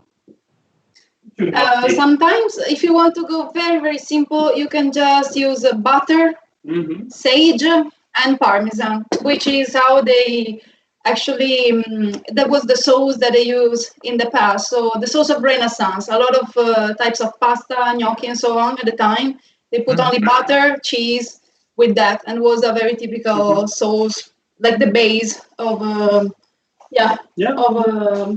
seasoning, let's say, a pasta or gnocchi. So you can go with that as well. And last thing, actually, a curiosity, since all of us have been quite in quarantine or are still in quarantine.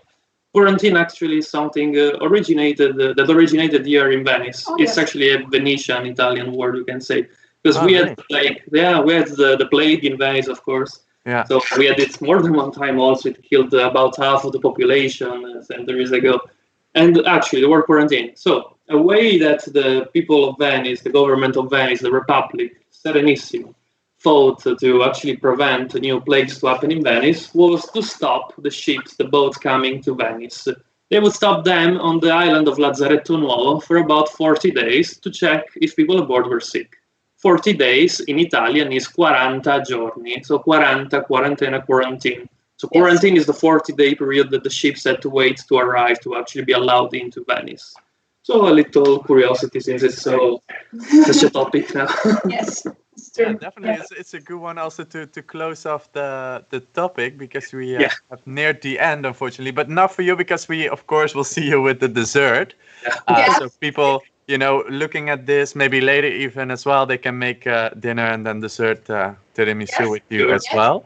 Yeah. Great. Sure. Yeah, so amazing. Thank you so much for Well, thank showing you. us how Thank to you make for joining us. Thank you for joining us, Grazie. and we hope to see you later Yes. for Yeah, the tiramisu sure. and prosecco. Okay. Thank Yes, you. thank you Ciao. so much. See ya. Bye-bye. Ciao. Ciao. Okay. All right. That was already, one of the, we're halfway now. So for me, the last one, because I don't know about you, but I got really hungry after seeing all these videos. So I'm gonna switch over and let Ikram take over after a bit of a break. Because we're halfway, I also want to mention some donations that we got in. For instance, Steffi donated Leia, who mentioned you are a great team as well. If you're still there on the other side, a good couple, Jada and Loris. We had hugs from Madrid, from Ariana, and we had also Steffi before asking to get fries because she's hungry as well. And Buzz wanted to donate for the local hosts of Withlocals. So thank you so much, everybody, for donating.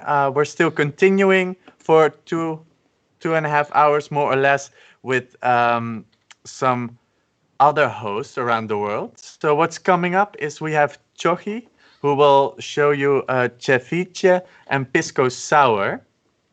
We have Aysegul with baklava. We have Loris again with Jada and tiramisu. Simona will explain all about mate tea. And then that's the end. So thank you so much. And we're going to the little video. And then my colleague and friend Ikram will take over. So have a good evening. Ciao a tutti, I'm Gabi from Rome. Gastronomy, it's my life. I love cooking, eating and talking about food all day, every day. Let's meet online and I can teach you everything I know. Could be preparing the best Italian aperitivo or mixing together Roman ingredients to make the best carbonara or even just talk about the history of Italian gastronomy. I can personalize this experience 100% for you. Just let me know what you want to cook and we will do it. Ciao belli!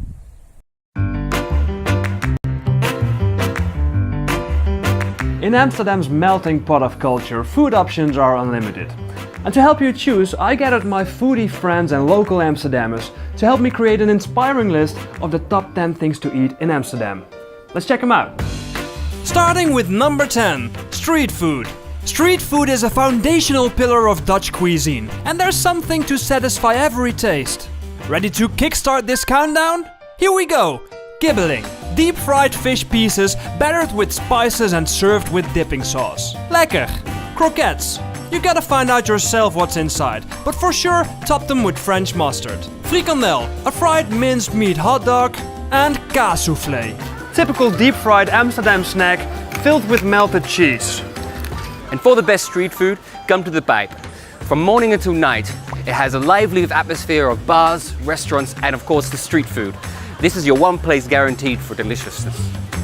Moving on with number 9, herring. It can be prepared in many ways, but never raw. Hence, it is kept in brine for months sometimes before showing up on food stalls. So how to eat it? There are two ways to eat herring. In Amsterdam we eat it like this. It's cut into pieces and we eat it with onions and pickles. In the rest of the country we eat it in one piece with onions.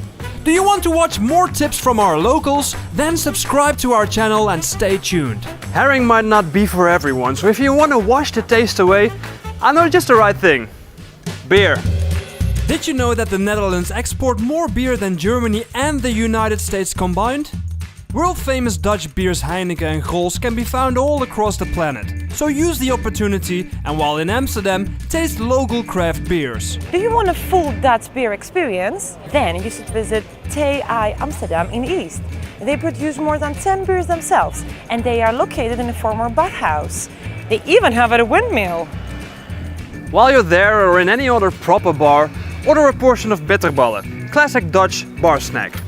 This bite-sized crispy ball of meat gravy can be served with a portion of fries and accompanied with generous dab of mustard.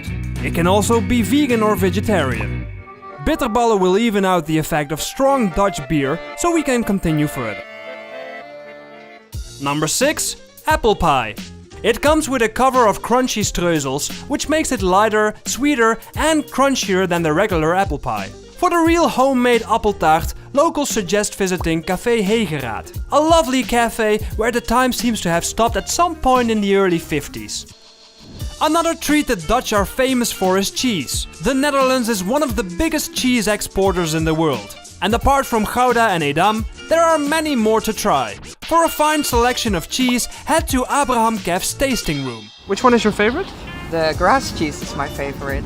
It's the cows are inside during the winter time, and in February they go out and eat the moist grass. And from the milk, the farmers make the grass cheese, and it's only available in early summer.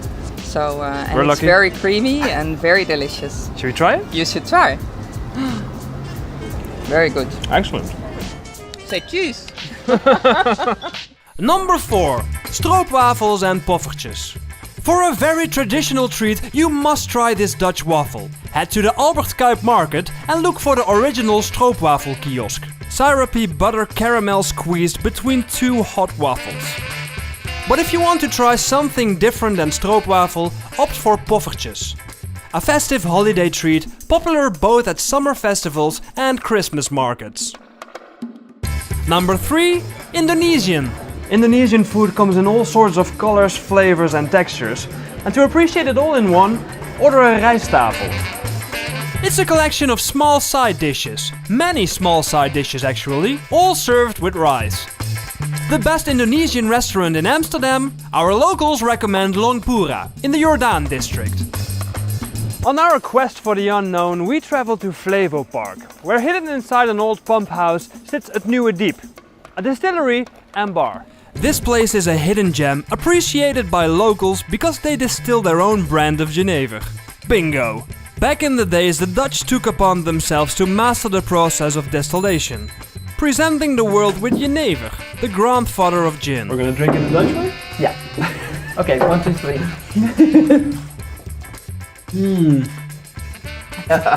Good, right? And then we can cheer. Here. So for our last local suggestion, instead of eating out, we're actually eating in. Simon, a passionate home chef and a foodie, is no stranger to having travelers dine at his table. I'm a hobby chef here in Amsterdam since 3 years. I enjoy food, I enjoy cooking, and I enjoy meeting new people. So Simon, is this a dish you usually cook for your guests? It can be. It's a seasonal dish, and people when they come here, they want to eat traditional Dutch food. And I like to produce that for them. And being this, the rookworst and the stamppot, it's guaranteed classic.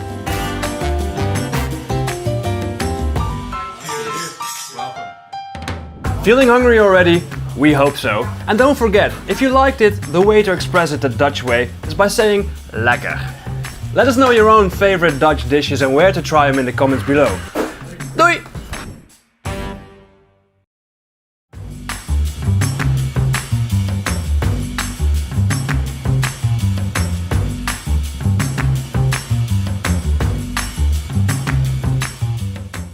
I'll fly you through Berlin, I'll let you see so many stars. I'll show you what Berlin is like through my own very eyes. Hi, I'm Micha, Mike, or Michael, whatever you want to call me. I'm a veterinary doctor, interior designer, and a singer. Berlin is a great city. It's a city like no other. Eccentric clothes, freedom, great architecture. On my tour, we'll stroll around the most exciting spots in Berlin. I'll make sure you get the local insight, only known to real Berliners. I can personalize this tour 100%. Let's talk. Pick me as your guide and you'll have the best time in Berlin. Bye. Hi, my name is Diana. One of the things that I most enjoy in my Istanbul is to have my Turkish coffee. Turkish coffee is really delicious, it's thick, and has a wonderful texture. When you ask for Turkish coffee, you can ask it in 3 ways. As şekerli is with a little bit of sugar. Şekerli is very sweet, and sade, as I like it, is without any type of sugar. So you can feel the taste and the flavor of the Turkish coffee. Enjoy it.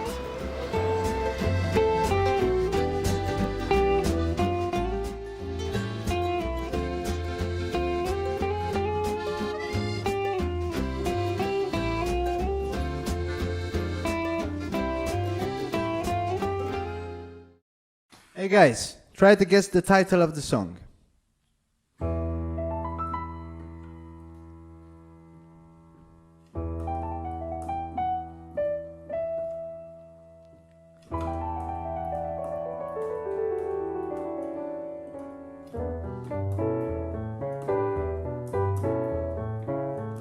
Hey guys, this is Francesco from Milan, and this is my experience. A funny music game mixed with a live keyboard concert based on Italian classics. So, come on, what are you waiting for? Join me!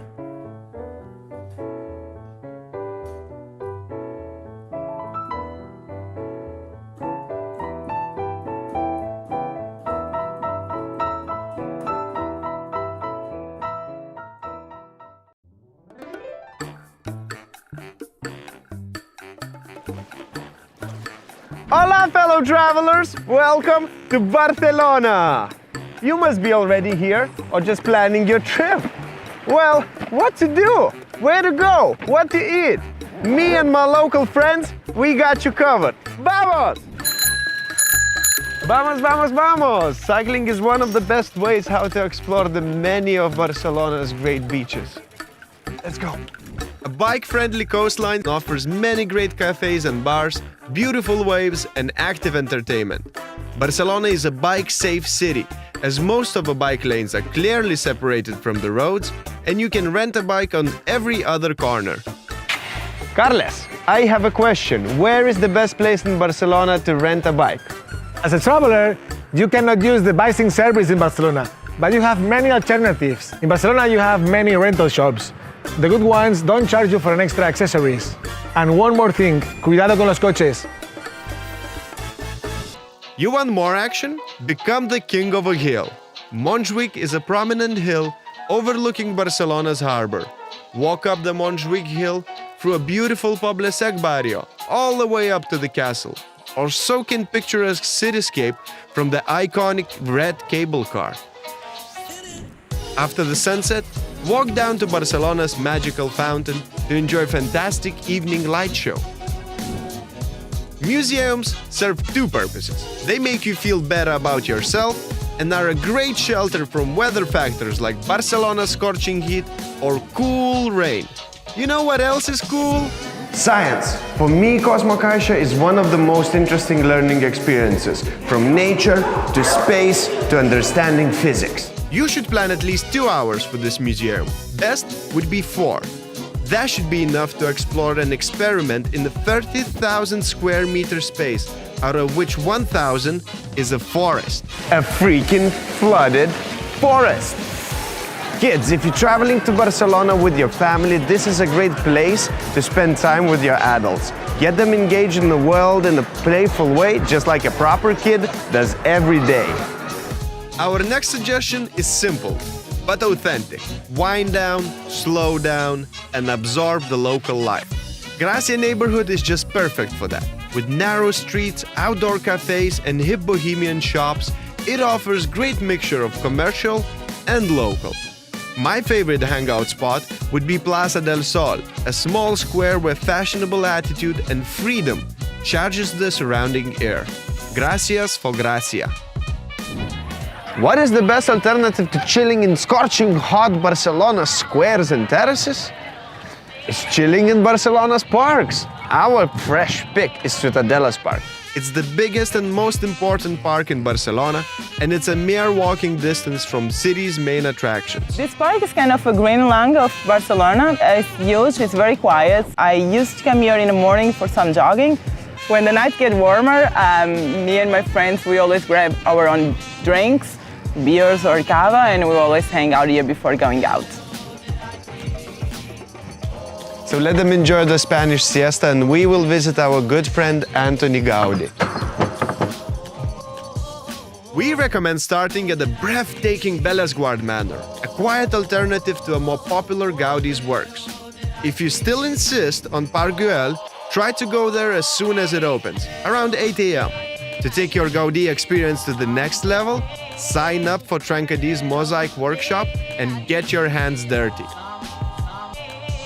La Rambla. Unfortunately, the central one is crowded with tourists, scammers, and just stress. So head to a more local but vibrant Rambla de Poblenou. The neighborhood is child and pet friendly, so it should be a good place to bring the little ones. Hungry for yummy tapas? Try El 58 or simply 58 on Rambla de Poblenou. Okay, now, back to the picnic. Where did we get all this amazing Spanish food? All from here. This is my favorite Mercado Santa Caterina. Did you know that every Barcelona's neighborhood has its own little market, so you don't have to cross the whole city just to get that fresh Spanish produce? And what should you get for your picnic then? The stars of the show: Spanish dry cured hams, smooth jamón serrano, and distinctive in taste, marbled jamón ibérico. Trust me, your taste buds will dance with pleasure if you mix it with fresh, crunchy, oven-baked bread. As for cheese, and olives, and croquettes, and many other local treats, please don't limit yourself to one variety. You can always ask for a bite at the counter. Okay, just one. This one, this one. The pillars of joyful life, the Spanish aperitivo, cornerstone of a good night out, and viva la vida. These are the promises of pinchos and tapas. Barcelona.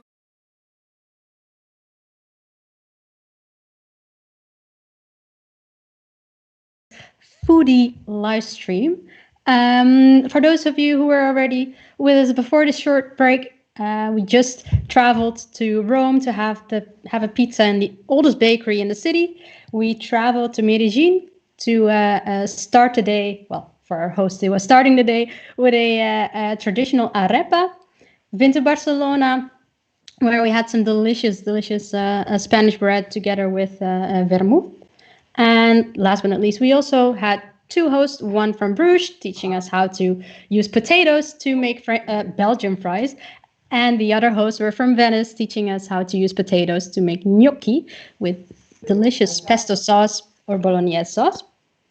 And what we still have lined up for you guys is, 4 unique hosts coming with authentic recipes and dishes from their beautiful city. We're going to travel to Lima with host Choji. We're going to travel to Venice with host Chiara and host Loris again, because they have still a delicious treat for us in place. Going straight to Istanbul as well to taste some baklava, and last but not least, closing it off with a mate tea in Argentina.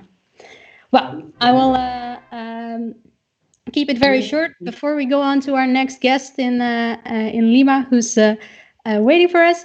We just remember that this is a fundraising live stream, actually. So you can donate if you want to for your local hosts. Support them as much as you can. And next to that, there's also a little subscribe button where you can leave your email if you're interested to know more about our live streams, because we have a couple of cool ones coming up. So our next guest actually came straight out of a online experience with a couple of travelers who booked him from Withlocals. He went straight into his chef mode again to tell us something about traditional dishes in Peru. And I believe we can almost hear him coming over with the live stream airplane. Not yet. Live stream airplane has some delay. No, there you. I think we're getting there. Choji, are you there? Hey, Choji.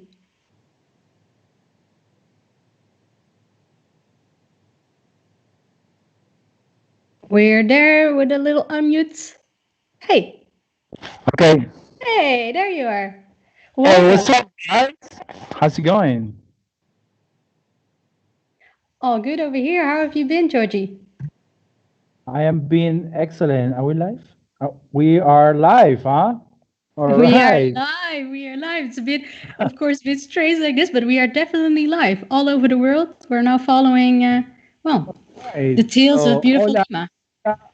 Exactly. Hola a todos. Actually, it's quite sunny and quite warm today. Although winter is coming, and the winter tends to be a bit humid and a bit cold, but today is actually excellent. I'm having the flower shirt today, and I just been cooking these delicious things. I don't Oh, know, wow. It can you looks delicious. This is called a lomo saltado, actually, and this is called ceviche. Oh, Yeah. wow. Can you see it? Yes, I can. I also love how you did the decoration on the plate. Beautiful. It is actually traditional decoration, though. Lettuce, corn, and sweet potato. Those three main things are normally the most traditional ones. Although depends where you are in the country, they changes. Instead of baked corn, they put some sun-dried toasted corn. That's from the south of Peru on the coast, Lima and south as well. And if you're in the north of Peru, instead of putting toasted corn, they will put deep fried plantains. That's actually a personal favorite. Nice. Huh? And and this. So should I continue talking about you guys? Definitely. Yeah. Can you tell us a bit about both dishes that you made previously? Okay, so firstly, when I try to do these experiences, I try to give them first a geographical context on which these ingredients come from, right? Then I try to give them a historic context, right, and the influences that they have received from the 500 years since the first Europeans arrived into Peru, and all the influence from the different cultures that when they migrated into Peru, yeah, and also the relevance currently in our Limeñan society, in the Peruvian society, and and that's actually the product of 500 years of fusion, of Peruvian flavors fusion. So I actually, when I do the offerings, I offer to do four things. Okay, the first one is a pisco sour. Okay, pisco sour. Pisco sour is our national cocktail, and they use our national spirit. It's called pisco, and the pisco is a distillated from grapes. Okay, and the distillated from grapes comes from it's same process as brandy, cherry, and grappa. Same process. Okay. So yeah, when the Spanish arrived into South America, they brought their grapevines because obviously, guys, there is no mass without any wine, right? Yeah. There's no mass without wine. So when they brought the grapevines, okay, and they realized that South America, it was too warm for the grapevines to grow, actually, like to have that full body of grapes neat. Because if you guys notice, the whole world, we have the equator around the world, and then you have the latitudes from the north and from the south, right? That, for example, the characteristic of that type of soil that is very similar in South Africa, Australia, New Zealand, Chile, and Argentina, they are in the same latitude, so the grapevine is actually perfect to grow wine, and as well in the northern hemisphere, as Napa Valley, Europe, and even Japan has great wine, because the latitude allows the grapes to grow perfectly, because it's very hot during the day, cold during the night, and the soil is not as fertile as here. So when the Spanish arrived and brought their vines, they realized that when they were planting, the grapes grew very, very, very strong. By the way, there's a cat behind you. Okay. Have a little cat visitor. Yeah, exactly. So so anyway, they brought the grape right here, guys, and actually the origin of the grape that we used to make pisco is from the Canary Islands. It's called it's called here Negra Criolla. I don't know exactly what is the name in the Canary Islands, but that's the origin of the grapes that we use to make pisco. And pisco is distillated from grapes. 2 weeks fermented on massive pisco bottles. It's a pre-colonial type of clay bottles that the ancient Peruvians used to use to fermentate chicha, which is a beer based on corn. But when the Spanish, they discovered it, so they started using it to make their own wine, and they realized that it was too sweet. They distillated it, and it was perfect to do a type of spirit, because it's the spirit of the wine, it's the soul of the wine that it came out.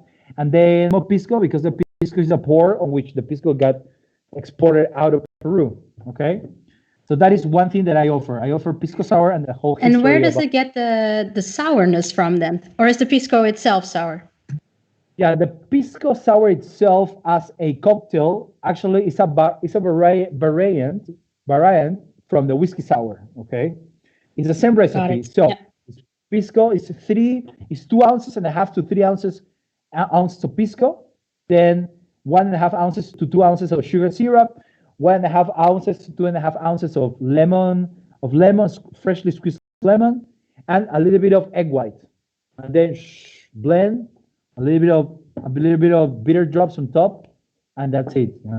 All right, and if someone books an online experience with you, that's one of the things they can basically make together with you. Nice. The first thing that they do, the first thing that we do is a pisco sour.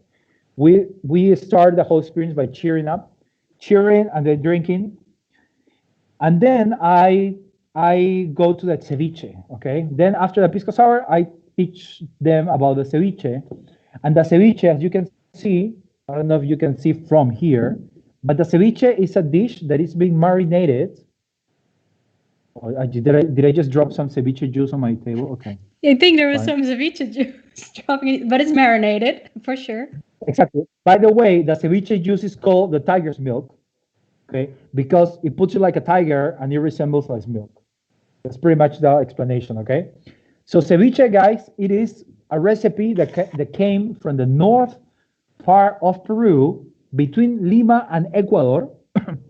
There is a town, actually the third biggest town in Peru. It's called Trujillo. And Trujillo was the creator of the culture of the northern Peruvians, okay? That culture that thrived there 2,200 years ago until 1,700 years ago. It was called the Moche culture, Moche, okay? And the Moche culture, apparently, on their burials, anthropologists and archaeologists have found already decomposed, very old fish remains that they were salted and crushed with chilies, and they also found seeds of passion fruits. So it is believed, by the way, guys, the Spanish, the Spanish were the ones that brought lemons into Peru. So before any lemons arrived into South America, the source of sourness, the only source of acidity was passion fruits. Okay, and there is more than several type of passion fruits that we have in Peru, especially the coast and rainforest. Okay, so apparently, it's believed that the ancient Peruvians already ate that because it was being found in very, very old burials, that they will they will catch a fish, they'll cut it, they will salt it first, because remember, guys, the first thing when a fish touches something is the first flavor that the fish would have, So you need to go, obviously. Oh, I didn't know that. Nice. Yeah, so you need to always do steps, okay? You can just go straight up to put, for example, the lemon. If you put the lemon before you put the salt, you'll get super savory ceviche, okay? So the first ingredient that you need to put is salt. So it's ceviche, so it's the fish, raw fish, then the salt, and after the salt is half of the chopped chili, and then we put the lemon. But in this case, we make a tiger's milk, okay? As I was telling you earlier, yeah, like the tiger's milk, the ceviche that we have today is actually a evolution of different versions, okay? So the pre-Peruvians, before 1532, when the first Europeans arrived in South America, before that, the cultures that make ceviche, they will make it with fish, salt, chilies, and passion fruits, and that was it, okay? Then the Spanish arrived, and they include red onions and lemons, because actually, guys, red onions come from the south of China, Southeast Asia, or possibly India, right? And red onions it is believed, and it is studied already, that it might have come around Central Asia, or so around Pakistan or Afghanistan, maybe. We don't know exactly, but during the Silk Road, apparently 1,000 years ago, Marco Polo or the Dutch people, even when they were like trading the spices around there, they must have brought all those spices and all those vegetables into Europe, okay? Because there is a theory that bolognese sauce, guys, is actually believed to have come from Uzbekistan, because Uzbekistan has a very similar, very way more ancient, 2,000-year-old Asian chopped minced beef sauce, It's something to ask our Italian hosts who are joining us later. We'll check in with them. Cool. Exactly. And pasta, it is believed that it's from Italy, of course, and it might have come from China, okay? Also, sorry, hopefully there's not Italian listening right now, okay? But I always ask, where do you think tomatoes are from? And everybody says they're from Italy. And actually they're not. The origin of tomato are the lower Andes of Peru and Ecuador, So the tomatoes grow differently in different parts of the world, depends on the soil, of course. And that's my point that I'm gonna make soon, okay? That I will explain to you. So we get the ceviche, and after the pisco, we make the ceviche, and I try to explain the original recipe from 1,700 years ago. Then when the spice arrived in 1532, they add the garlic, onion, and lemon. And then during the colonial time, between 1535 and 1821, that's called the colonial times, right? The ceviche, instead of putting lemons, they would put sour orange, okay? And they will let the fish be marinated for 45 minutes to maybe 2 hours with the onions, garlic, the sour orange, right, and salt and chilies, a couple hours, right, and that'll be like the ceviche that they will eat in the colonial times. Then we have the Republican times, from 1821 till today. There's been 2 versions of what we're watching right now. For example, in the first 100 years of our gastronomic period, the ceviche, personally, I believe, because I've been studying and reading a lot, the ceviche didn't cut the same cut that we normally cut today, okay? Today, because we've been receiving influences from Asia, in 1856 was the first Chinese group that migrated into South America, because they were hired by the British to build the highest railways in the world, actually.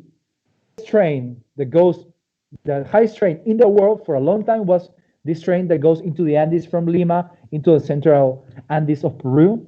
And the Chinese were the ones that helped building those. And also the native Peruvian, for sure.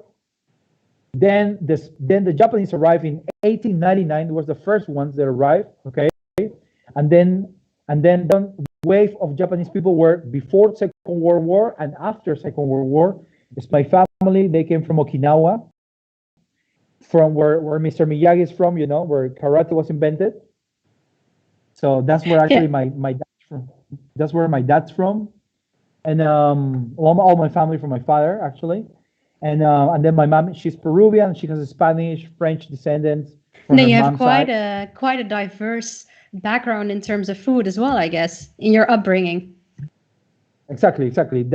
My point of everything that I'm trying to explain to you guys is that Peruvian food is an evolve of the whole mixes as well as our ethnic groups. There is so many ethnic groups that have migrated into Peru for the past 500 years since it was open to the world, that it has come across as the biggest influencer of everything, because the ceviche has very old Peruvian techniques, but has like a twist into Asian European mix, right? Yeah. Then I'm going to explain you this causa, which is that comes from the south countryside of Peru, the lomo saltado, which is the stir-fried tenderloin that I was offered to cook as well. They come from the center part of Peru, and then the ceviche comes from the north. So I try to take the north, center, and south from each dish that I'm trying to offer. Yeah, cover the entire country. exactly, and try to give them a background of what they are eating. Oh, wonderful. By the way, Chochi, maybe some nice news for you. While you were, well, explaining the history of pisco sour and ceviche, we had a couple of listeners also donating. We had Goda. Goda was donating. G. Bent. He also wrote a message saying thank you so much. Wermeter with ceviche exclamation mark. Bram Vest. Konaish, he said, we love the live experiences. Thanks at Withlocals. And then someone who maybe, not sure, had one pisco sour too many. Hey, and he says, hey, Chochi, great story! Exclamation mark. All right. So nice. Well, keep them coming, guys, and well, keep it going, Chochi, with the wonderful, wonderful conversation. All right, guys. Do you guys listen to me? I hear you loud and clear. So, then there we have the second dish right here. Can you see it? Hopefully I'm not dropping any juice over my white tablecloth. So, guys, this is a lomo saltado. Lomo saltado, okay? And what is on top, Chochi? No, so this thing down there is called the causa, okay? That's the spicy potato cake, okay? And the one on top, it is the lomo saltado, okay?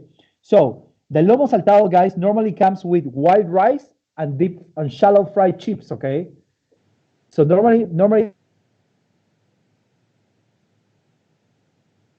Oh, I think we lost you there for a little bit, but we're reconnecting. Deep fried, deep fried. Coming back slowly. Hey, Chochi, sorry, we lost connection there for a little bit. But you're back. Can you hear me again? Yeah, I can hear you. Yes. Sorry, somebody called me actually. That's why. Oh, okay. Look. Sorry. Yeah. Could you repeat what you were saying? Yeah. So the lomo saltado, the lomo saltado, it's normally served in any. So well, first of all, everything that I try to make as local as it gets. Okay, even with the measurements. I don't go by 2 ounces, 3 ounces, 3 tablespoons, 4 tablespoons. I will tell you, it is 1 second of soy sauce, 4 seconds of pisco sour. Because 3 That's seconds. the right metric system. Exactly. Everyone, I know in Peru, everyone's eyeball the recipe. And even the restaurants. I would not do that if I will work in the restaurant, because when I used to work for more than 8 years in different restaurants, I would never eyeball nothing, okay? But give the people the same things, as they will have, as the flavor they will encounter anywhere, because it's about, at the end of the day, it's about to make your mind free to imagine and to do whatever you want into the plate. If you think that things are going well with a little bit more of this and a bit less of that, perfect. It's your idea. It's okay. Doesn't matter. At the end, there's no correct. There is a guideline, but they're just guidelines. It's like a recipe book, Yeah. Exactly. So, anyway, so we get the causa, okay, guys? Can you listen? Yes. The causa, it's a potato cake, and on top of lomo saltado, okay? So, causa, guys, actually, causa comes from the name. There is 2 theories of where the name causa comes from. Causa is C-A-U-S-A, okay? But in Quechua is the language of the ethnic group of the Incas, okay? By the way, around Cusco, in the city capital, the cultural capital of South America is Cusco. The food capital of Latin America is Lima, okay? Lima is a city that has received migration from all over the world for the past 500 years, right? And Cusco is a city that has remained very much alive with their culture. When the Europeans came here, when the Spanish mainly came, and they imposed their culture and their religion, they did it well, okay? It worked, but at the same time, the culture that it was pretty much alive, the Indian culture, was still alive and very strong until today, okay? So the name of causa comes from a Quechua word, and the Quechua is the ethnic group that only resides in Cusco and the one that expanded all over the Inca Empire, okay? by the way, funny fact about this, the Incas, the first language of the Inca people, the Inca were only the kings, by the way. The Inca is not the people, right? That's wrong for people sometimes to have that idea. So the Incans were only the 14 kings that ruled over the Cusco that actually came from Lake Titicaca. The legend says that they came from the south of Peru and they arrived into the Valley of Cusco, and the Valley of Cusco was the place that they decided to build their empire and found the city of Cusco. There is actually two legends that they're very long to explain. Yes, the most common is that one of the Inca, the first Inca was called Manco Capac, and he had like a massive bar, golden stuff, and their father, the god son, they told him, wherever your stuff will sink, whatever your stuff will sink, that's where you're going to found the city, the sacred city of Cusco. And apparently he arrived into Cusco, into the valley, and he was doing this, right, all the way from Lake Titicaca, and the stuff somewhere in Cusco, apart still there, the legend says that there is still the golden staff of Manco Capac. We will never know. Archaeologists are still looking for it. We'll see. Anyway, causa. Causa comes from the word causai. Causai with K. The causa westernized name is C-A-U-S-A, but the original Quechua word will be with a K, A-U-S-A-Y. Causai. So causai literally means nutrient, okay? Nutrient. So personally, and several other historians, they believe that causai is the original name of potatoes. Because, guys, by the way, guys, potatoes are not from Ireland, okay? They were introduced by a Scottish sea captain in 18-something, okay? Or maybe 17-something, okay? Potatoes come from Peru, and especially from the central Andes of the Andean range in Peru. And we have more than 4,000 different types of potatoes. Oh, wow. And 3,500 types are eatable, and the rest are just poisonous. Only some animals can eat it, okay? Okay. We have this massive variety of potatoes because you need to picture Peru, okay? First, Peru is divided in coast, countryside, and rainforest. The coast is a dry desert, technically called a dry forest, okay? Then you have the countryside, which is the whole Andes range you go through. And then we have the rainforest, okay? Sorry, coast, countryside, and rainforest. And then the countryside has one of the highest peaks in the world. The highest peaks in the world. Then we have the warmness of the coast. And then we have the wet, humid rainforest, okay? And then from the north, we have the equator line. And from the south, we have the coldest part, So that creates a massive, massive, massive change they have created a massive variety in microclimates. And guys, in the whole world, there are 32 different microclimates. And in Peru, there are how many? Can you guess how many microclimates in Peru we have? If there are 32 in the world. Okay, maybe some help from the people listening in the chat, I think. Maybe. Can you guess? Can you guys guess? How did you say we're in the world? 32? There are 32 different microclimates in the world. And can you guess how many microclimates that Peru has? I can tell you if you guys want already. Give it away. Okay, so in Peru, we have climates. So equally the same. Okay. Yeah. So from 32 microclimates in the entire world, like blizzard, snow, tropical weather, rainforest, cloud forest, dry deserts. We have the driest desert in the world, We have like savanna, we have like everything. We have those the whole country of 2 microclimates in the world out of 32 microclimates in the world. It's crazy. So that is actually why we have so many different varieties of potatoes. Simple as that, eh? Simple then definitely in Germany and the Netherlands, there are also a lot of potatoes. There are not that many climates, just cold and rain or sometimes sunny. So not that many potatoes. True. Hey, Choji, we're going to have to move on soon to to Istanbul to host Aysegul. Just one thing from my side.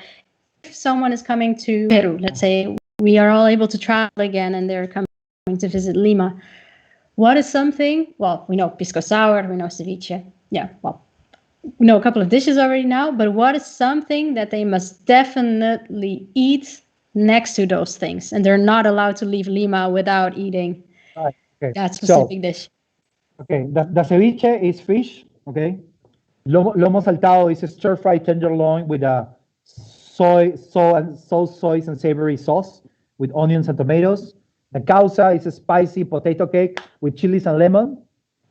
And then the must thing that we need to do, so that's ceviche, so that's fish, that's beef, and the other one will be two things actually, I would say, okay?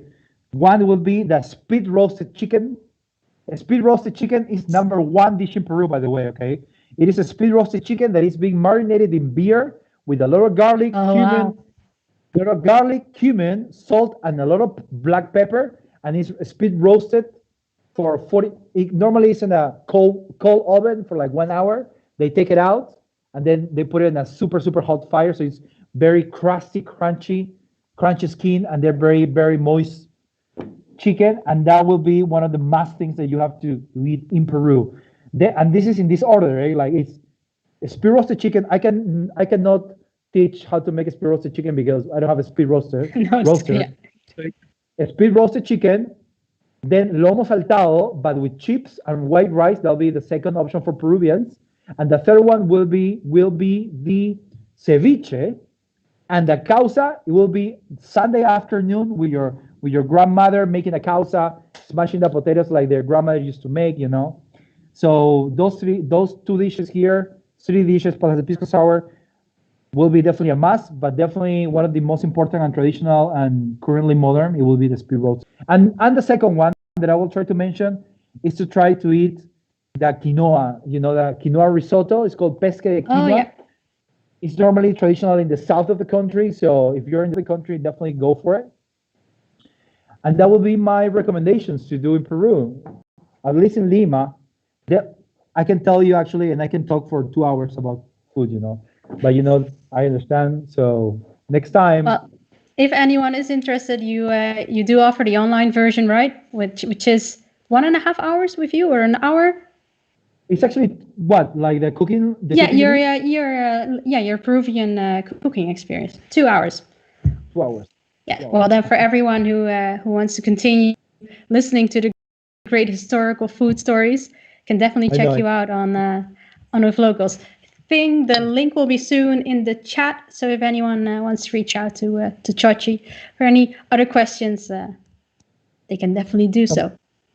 Okay, cool. Yes, yeah, the guys can reach me anytime on the chat of Withlocals. They can actually, if they want a bit of a history about everything, you know, obviously they can just reach me. Not only Peru, by the way, because I always try to give away more about like the influence of all the cookings that they came into Peru, okay? And several of these dishes are also, you can find it in South America, but the origin is definitely Peru because the creative cultures that thrive in South America, most of them, they established to the country in Peru's territory. So my idea is to revalue this and to make and create conscious about our Peruvian heritage, you know, for everyone.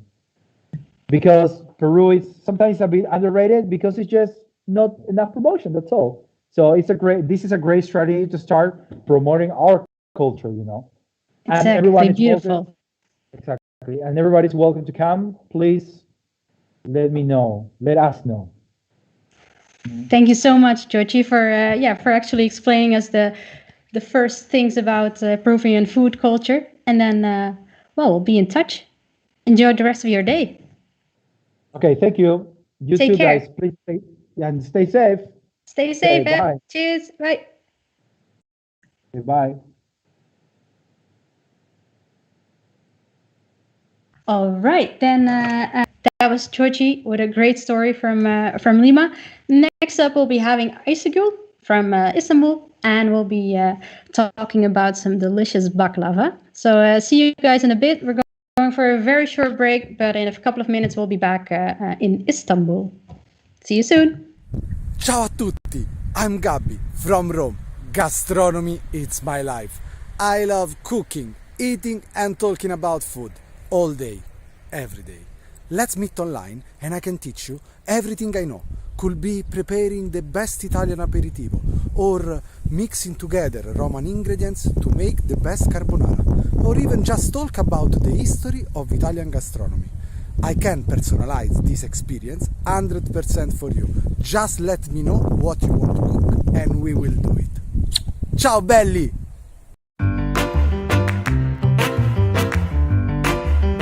In Amsterdam's melting pot of culture, food options are unlimited. And to help you choose, I gathered my foodie friends and local Amsterdammers to help me create an inspiring list of the top 10 things to eat in Amsterdam. Let's check them out. Starting with number 10, street food. Street food is a foundational pillar of Dutch cuisine, and there's something to satisfy every taste. Ready to kickstart this countdown? Here we go! Gibbeling. Deep fried fish pieces battered with spices and served with dipping sauce. Lekker. Croquettes. You gotta find out yourself what's inside, but for sure top them with French mustard. Frikandel, a fried minced meat hot dog, and kaas soufflé. Typical deep fried Amsterdam snack filled with melted cheese. And for the best street food, come to the Pipe. From morning until night, it has a lively atmosphere of bars, restaurants, and of course the street food. This is your one place guaranteed for deliciousness. Moving on with number 9, herring. It can be prepared in many ways, but never raw. Hence, it is kept in brine for months sometimes before showing up on food stalls. So how to eat it? There are 2 ways to eat herring. In Amsterdam we eat it like this. It's cut into pieces and we eat it with onions and pickles. In the rest of the country we eat it in one piece with onions. Do you want to watch more tips from our locals? Then subscribe to our channel and stay tuned. Herring might not be for everyone, so if you want to wash the taste away, I know just the right thing. Beer. Did you know that the Netherlands export more beer than Germany and the United States combined? World-famous Dutch beers Heineken and Gols can be found all across the planet. So use the opportunity and while in Amsterdam, taste local craft beers. Do you want a full Dutch beer experience? Then you should visit TI Amsterdam in East. They produce more than 10 beers themselves and they are located in a former bathhouse. They even have a windmill. While you're there or in any other proper bar, order a portion of bitterballen, classic Dutch bar snack. This bite-sized crispy ball of meat gravy can be served with a portion of fries and accompanied with generous dab of mustard. It can also be vegan or vegetarian. Bitterballen will even out the effect of strong Dutch beer, so we can continue further. Number 6, apple pie. It comes with a cover of crunchy streusels, which makes it lighter, sweeter and crunchier than the regular apple pie. For the real homemade appeltaart, locals suggest visiting Café Hegeraad, a lovely cafe where the time seems to have stopped at some point in the early 50s. Another treat the Dutch are famous for is cheese. The Netherlands is one of the biggest cheese exporters in the world. And apart from Gouda and Edam, there are many more to try. For a fine selection of cheese, head to Abraham Kef's tasting room. Which one is your favorite? The grass cheese is my favorite. It's the cows are inside during the winter time, and in February they go out and eat the moist grass. And from the milk, the farmers make the grass cheese, and it's only available in early summer. So and it's very creamy and very delicious. Should we try it? You should try. Very good. Excellent. Say cheese. Number 4, stroopwafels and poffertjes. For a very traditional treat, you must try this Dutch waffle. Head to the Albert Kuip market and look for the original stroopwafel kiosk. Syrupy butter caramel squeezed between 2 hot waffles. But if you want to try something different than stroopwafel, opt for poffertjes. A festive holiday treat, popular both at summer festivals and Christmas markets. Number 3, Indonesian. Indonesian food comes in all sorts of colors, flavors and textures. And to appreciate it all in one, order a rijsttafel. It's a collection of small side dishes, many small side dishes actually, all served with rice. the best Indonesian restaurant in Amsterdam, our locals recommend Longpura in the Jordaan district. On our quest for the unknown, we travel to Flevo Park, where hidden inside an old pump house sits het Nieuwe Diep, a distillery and bar. This place is a hidden gem appreciated by locals because they distill their own brand of Genever. Bingo! Back in the days, the Dutch took upon themselves to master the process of distillation, presenting the world with Genever, the grandfather of gin. We're gonna drink it the Dutch way? Yeah. Okay, 1, 2, 3.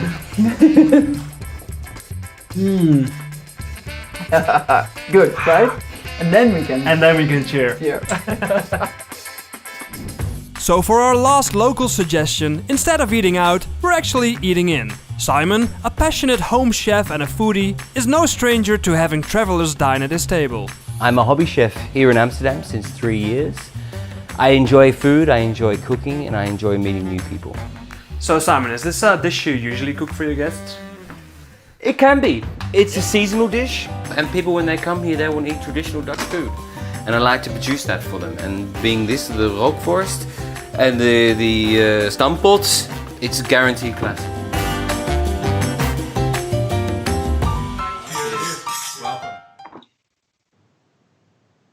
Hi everyone, welcome back to the Withlocals 10 Tastings food live stream. For the next guest, we're going straight to Turkey, to Istanbul, to taste a delicious sweet treat. We have on the line Aysegul from Istanbul, and she's going to talk to us about baklava. A couple of things before we go there. Make sure to ask any question in the chat, and if you want to support the locals, feel free to donate by hitting the donate button on withlocals.live. Then there is there's also an option to subscribe. So if you want to keep posted on all the live stream events that we have coming up, you can easily subscribe as well. So I think we have Aysegul on the line.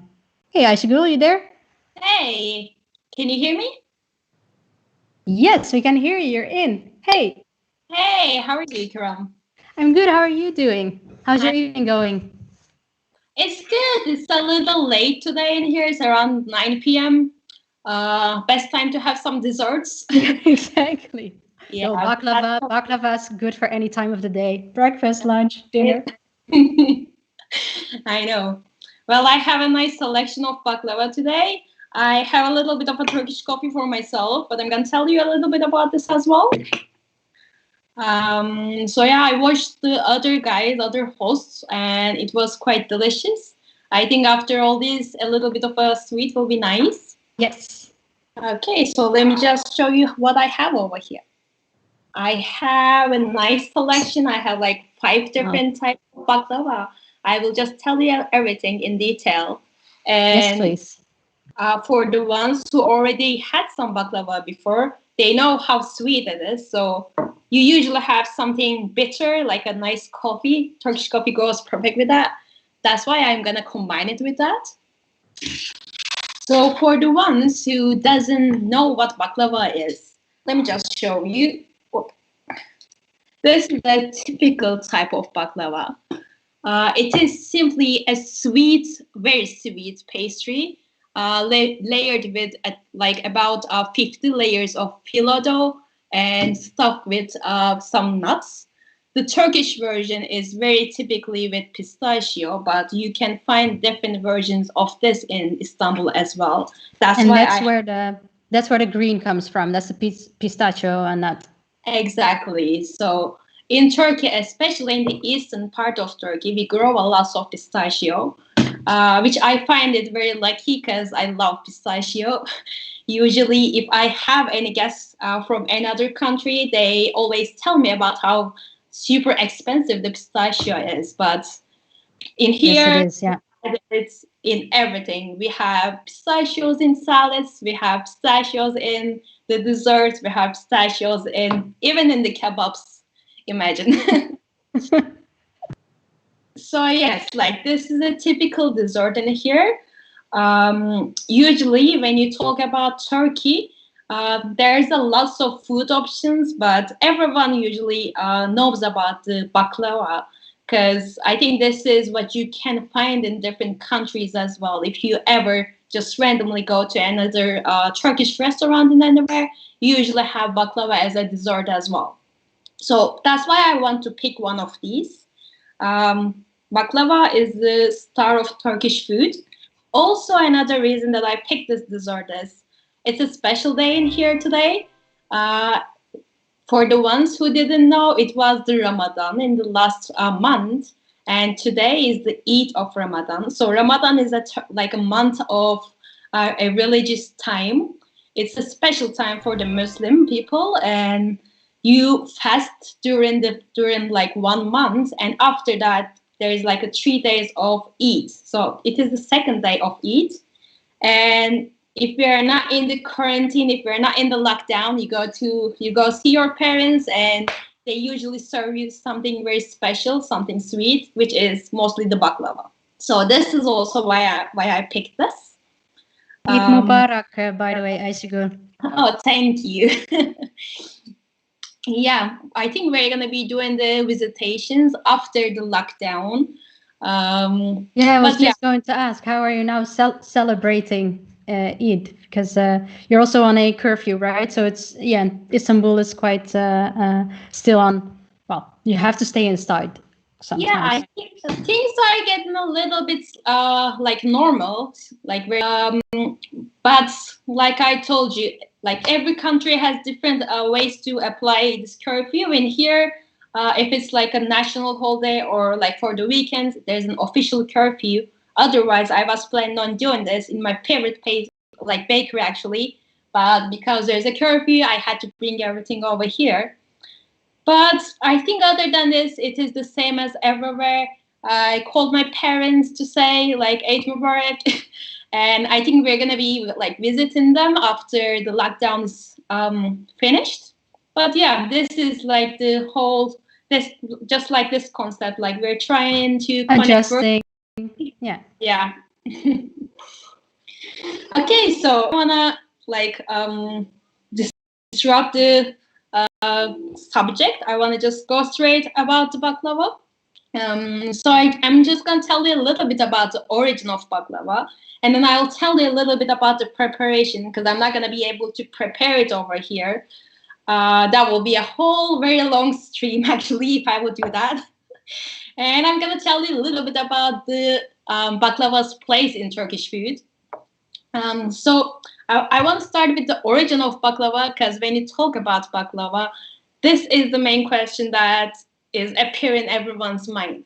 When it comes to baklava, there are different versions of baklava, and people are still, even today, arguing about where is it originated. Is it Turkish? Is it Greek? Is it Lebanese? Yeah. Well, I'm not a historian, so I'm not going to tell a lot about the history. But I know that the very origin of baklava, so like, let me just show you again. I have different versions of it. These little square ones, like this and this one over here, filled with pistachio. I would consider this and this very Turkish, very typical original baklava. And I think this is what people think of when you say baklava. But very origin of baklava was invented in Byzantine Empire. Very similar to this, not exactly. It was first invented over there, but this form of baklava with pistachio and with this like syrup was acquired in the Ottoman Empire, actually. So the very first baklava was a type of placenta cake, which is a bit more like Greek, actually. But the technique is a little different. It was also like layers of dough, but filled with some cheese, some honey, and they were covering it with some bay leaves, and they were just baking this, and again covered with some honey. Technique is the same. You still have a type of filling, you still have a type of syrup, and you still have a type of like thin dough. But it was, like I told you, very long time ago, it was the first origin. And like I told you, in the Ottoman Empire, they bring out this version. There is not a very well documentary about this, but it says that back in the Ottoman time, they were serving baklava for the first time in Topkapı Palace, which is also in Istanbul, in Ramadan time as well. Like every middle day of the Ramadan month, they were serving the baklava. This is the documentary that we have right now. So yeah, like I told you, this version is a bit more like Turkish version, and we have that as a typical baklava as well. And then, Aysegul, if I may interrupt you, because we're getting in some questions as well while you were talking and explaining about baklava. Well, questions and comments. I'll guide you through the comments first. So definitely people who are drooling. We have Pim, who's really drooling because of your story already. Mihaela, she mentions that baklava is a little piece of heaven on earth. And let's see, Gora has a question. She's asking if it's possible to make baklava at home. Okay, so for the ones who doesn't know, I'm a Withlocals host, but I'm also a pastry chef. So my answer is obviously yes, you can make baklava. I'm coming from a family that was cooking a lot of dishes, and my mom used to make some baklava as well. So if you're really ambitious, you can make it from scratch. You can do the phyllo dough. It will take a little time and practice, but you can definitely make it. But other than this, if you wanna still make it a little authentic, but keep it a little bit more, like shortcut, what I suggest, what most people are doing, is buying the phyllo dough and they place it. This is what we do on the online experiences as well, actually. This is also gonna be making very authentic baklava, and you can also customize that as well. You can change the type of nut you have. You can just arrange the type of syrup you have. You can add a little bit of a hint of flavors. Some people like to add some, orange peel. It can be customized this way as well. Yeah. Nice. Wonderful. Yeah. Well, guys, if anybody else has any questions, keep them coming, and we'll move on to the next part about baklava. Okay. So yes, like I told you, it can be done at home. It's not very hard. It's just you have to be a little ambitious. So again, I'm just gonna tell you about the different versions of baklava I have over here. So when it comes to baklava, everyone has their own favorite, actually. Like I told you, I want to take you to the bakery, actually, and show you each version, and maybe try at least one of this. But now that I can't do that, I just brought everything over here. It's a little dangerous on my side because there's probably 3,000 calories on this plate. But yeah, let's just start. So I have this guy over here. You can see a lot of pistachio over here. Exactly, big fatty one. This is the typical version. I'm just gonna cut it after that, and you can hear the crunch. But technically, the typical baklava, there's about 25 layers. Oops, let me just hold it. There is about 25 layers over here, and they fill it with a lot of pistachio and another 25 layers on top. So when you eat it, or when you bite it, you hear a nice crunch of the dough, and also the crunch of the nuts as well, which is making it a little bit more unique. Like I told you, this is the typical version. It's little squares. I have this one over here. This is very similar. It's just cut in a different shape. This one is filled with some walnuts. Like I told you, pistachio is the typical one, but walnut is also very popular. Actually, what I see is, if I ever have any guests from anywhere else, and we try some baklava, they will just prefer the walnut one, which is strange to me actually, because I don't know any Turkish person who would prefer the walnut one. Usually pistachio all the way. So yes, you have one. It's exactly the same, just a smaller portion. I have this one over here. It looks very similar to this one. Yeah, exactly. But not exactly. It looks very similar. This is called just dry baklava. Like this is the direct translation. It is a little bit lighter than the original baklava because, like I told you, there are different versions of baklava right now. The Turkish version is supposed to be quite moist and very syrupy. So this makes it like super, super sweet. It's not like for everyone. Like I told you, there's like 5 slices over here. I'm not gonna be able to eat all of it. I probably have like maximum of 2 of it. But with the dry baklava, it is less in syrup and more in nuts. So it's more of like a cookie, like comparing to baklava, which I would prefer. It's very nice. It's very crunchy. It's more of like a snack rather than a dessert. So you can have much more of this. So it is the dry baklava. Oops. So I have this one over here. This is like a new version of baklava. This is called just media baklava, which is directly translated as like a shell baklava. It looks like a shell. Yeah.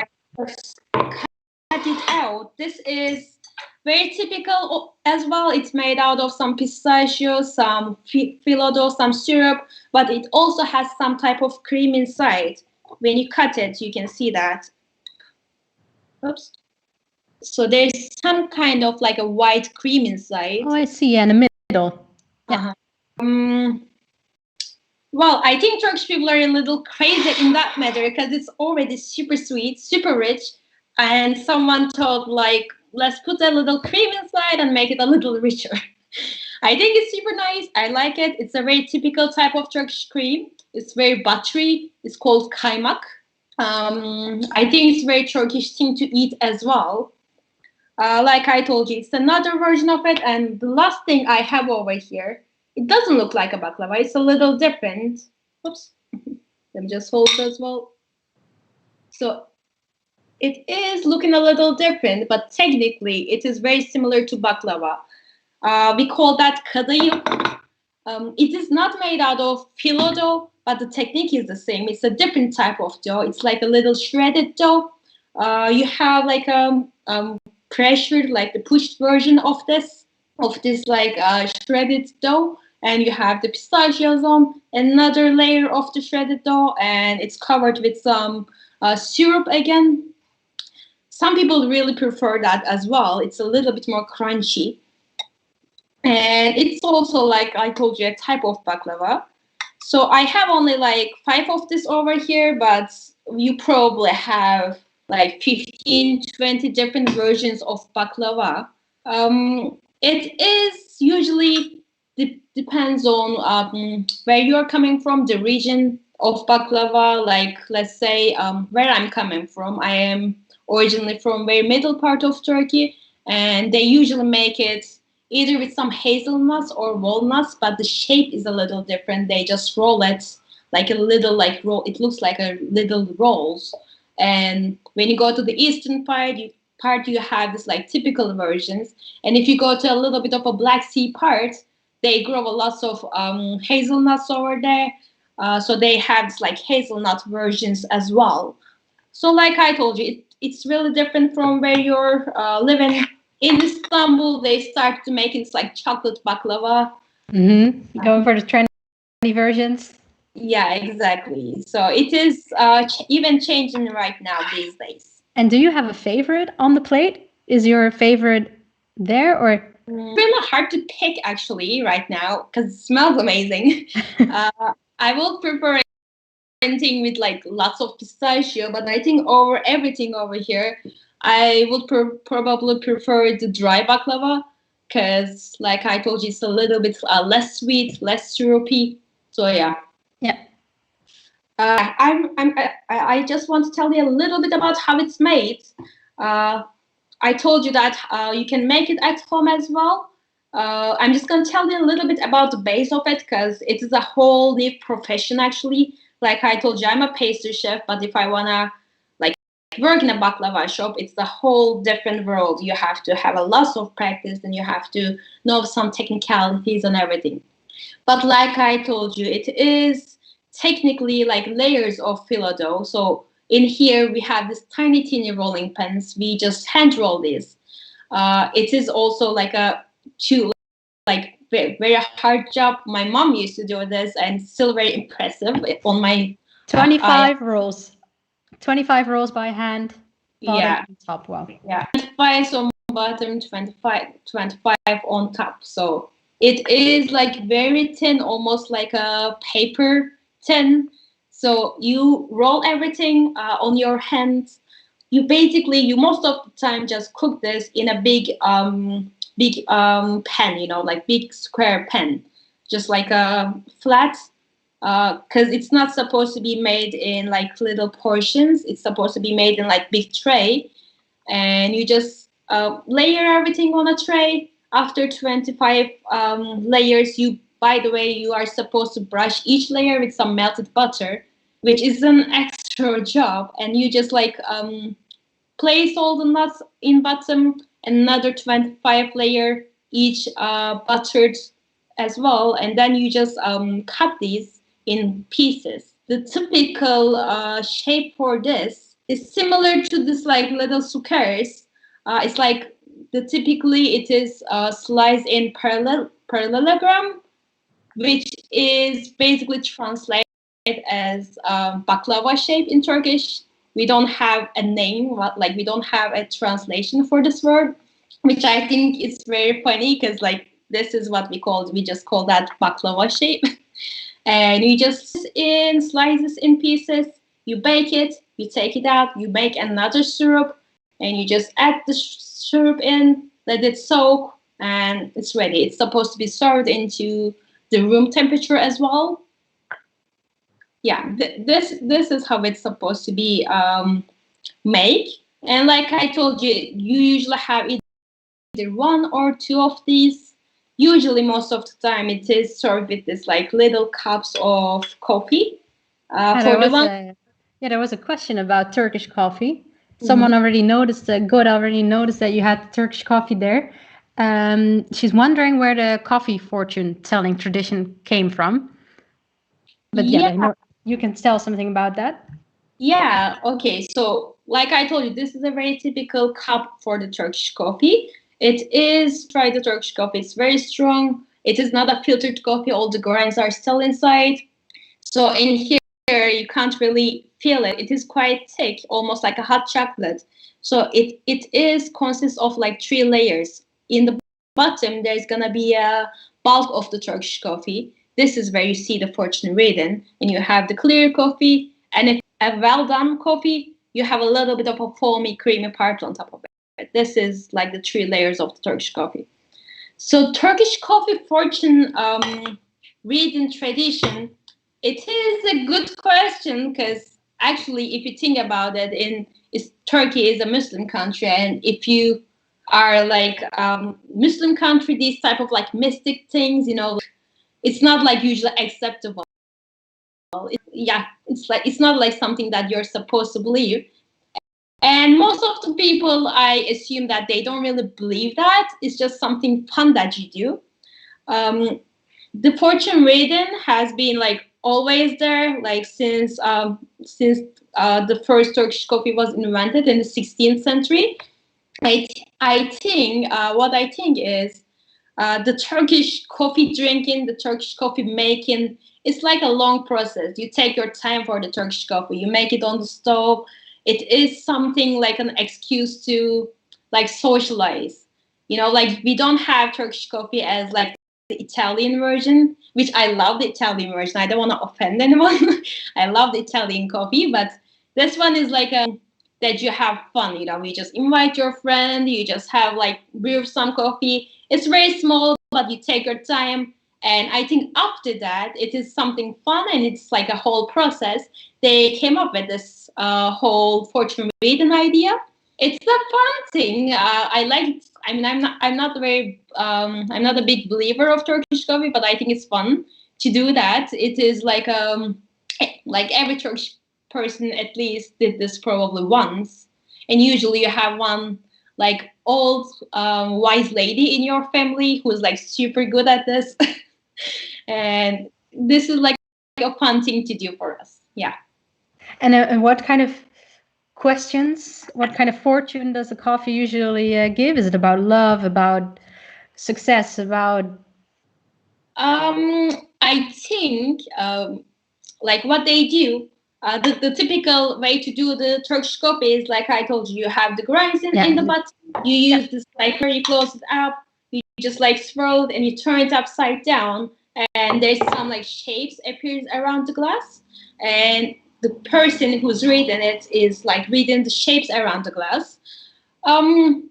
It really depends. Like, if I'm really good at fortune reading, that means I'm good at reading the person. So I just like look at you. I know if you're married, if I know what you want to hear, right? So I'm basically just reading you. And most of the time, 95% of the time, they don't say anything bad, because this is the trick. They read you and they tell you the things that you want to hear. Eat more baklava, basically. For example. I know. So yeah, basically this is like the whole way of doing it. But like I told you, it is like this whole culture is quite fun for me. Like I told you, like the coffee, the taste of the coffee is also nice. But this whole coffee drinking culture in here is a little different. It's kind of like like I told you, it's like a socializing. It's like a whole event. It's kind of like a meditating type of thing. People have a cup of coffee, they just like relax, they take time, they just think about the things in their lives.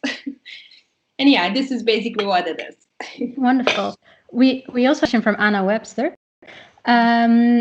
What is the traditional part of Turkish coffee? Are there any special meanings in the Turkish tradition when it comes to coffee, or is it really the fun gathering what you just explained?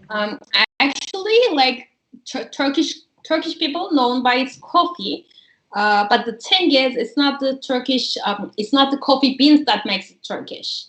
Like even when it was started for the first time, it is recorded that we imported the first coffee beans from Yemen. These days, we're just bringing them from either Brazil, Colombia. You have different versions of coffee beans.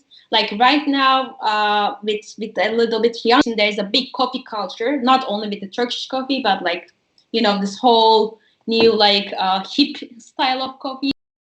So there's a big coffee culture. But like I told you, the coffee beans are not the things that makes it Turkish. It's how we brew it, how we serve it, how we grind it. Also, like this like little cups of coffee. This is what makes it a bit more like Turkish. Yeah, got you. And another question from Justin: Is Turkish coffee your favorite drink to pair baklava with, or would you also recommend hot tea? Would it do well with it? Justin, for the question. I think, like I told you, it is a little late, 9:30 over here, so I'm still having the Turkish coffee. So I'm gonna say yes. I will say yes to pair it with the coffee, because it's a perfect combination. Like coffee is quite bitter. You can have some sugar, but I prefer not, because you have a very sweet dessert over here. But if I like, I might have some Turkish tea with that as well. It will be also a nice combination. So anything actually hot with no sweet will go quite nice as well. Everyone has a way. I would prefer coffee. Yeah. Gotcha. And then one final question from Mihaela as well. Is baklava only a Turkish traditional dessert, or are there other countries in the area that also adopted it? So yes, like this was what I was kind of telling you about in the very beginning. Turkish version is like, I will say, like, I'm not gonna argue about it, because like I told you, there's a Greek version of baklava, there's like a Lebanese version of baklava, there's a Turkish version of baklava. As a pastry chef, I know the technique of it. I know which one is different in different ways. Greek version has the honey inside, honey baklava. The Turkish version doesn't have any like additional honey. This is what makes it different. But Greek also has like a big baklava culture over there. We are very, very close. The origin is shared, so it's super fine. And there's this Lebanese version, and let's say not Lebanese, let's say the whole Middle Eastern version, which is very similar to dry baklava or just kadayif over here. What I had, like this, like little shredded dough, or just like the flat one. Yeah. It is more of like, it's very dry. It is also mostly made with honey, and it is more of like a cookie.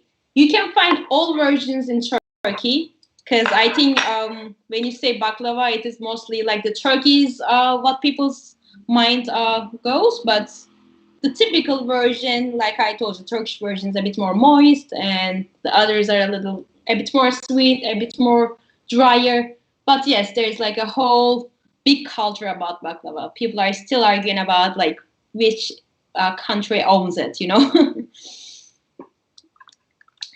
Okay, I think it is all I have about the baklava. Quickly checking in then for the question. Good question, Justin. And how many hours would I have to spend on a treadmill after this delicious treat? Oops. He's also saying that it seems like people in Istanbul are always walking and biking. I wonder if it helps with these great desserts. Well, when you should, I will suggest don't think about it. Just like leave your mind out. Just eat it. Otherwise, you're gonna have to think a lot. Okay, so just eat it and forget about the treadmill. I know, right? And Anna also had a follow-up question. It's whether you can add milk to Turkish coffee. Typically, no, not really. It's not a way to do it. It is just straight cups with like very strong coffee. You don't add any milk. Sometimes I like to do that, but don't say this to any Turkish person. Okay. It's not acceptable. Stays in here. Yeah. Thank you very much, Aysegul. And I definitely for one learned a lot about baklava. I'm craving some, but I will have to wait until tomorrow to get it from the Turkish shop. I know that you also do this as an online experience, both the fortune telling with the coffee, and then you also bake bread, if I'm correct, right? Would people also be able to book you to try the easy version of baklava? Yes, so we are doing those type of stuff as well. I have some offers on Withlocals. You can just basically go there and see some like typical offers, but I also have some like special requests who are like very into, like I told you, very ambitious about baklava. Or actually, I just had another like course before that about the Turkish delights with Justin, thanks to him. Oh, hey, Justin. Yeah, he just joined after that. And yeah, it is like whatever you have in your mind, let me know and we'll see if it's doable or not. But probably yes. All right. Well, if anybody wants to get in touch with Aysegul, the link will be pasted here in the chat to her profile. And thank you very much, Aysegul. And I wish you a great evening in Istanbul. And then thank you. We'll be in touch. Have a nice day. Bye. Bye. Cheers. All right, guys, then we're going for a short break again. If you guys still want to support the locals and want to give a little donation or shout out to Aysegul or any of the other locals, feel free to hit the donate button. All the donations go to all the locals who participated in this 10 tastings food tour. I'm going for a short break. Later on, we'll be back with another sweet treat, tiramisu from Venice with Loris and Yada. So see you there. Ciao a tutti, I'm Gabi from Rome. Gastronomy, it's my life. I love cooking, eating and talking about food all day, every day. Let's meet online and I can teach you everything I know. Could be preparing the best Italian aperitivo or mixing together Roman ingredients to make the best carbonara, or even just talk about the history of Italian gastronomy. I can personalize this experience 100% for you. Just let me know what you want to cook and we will do it. Ciao belli!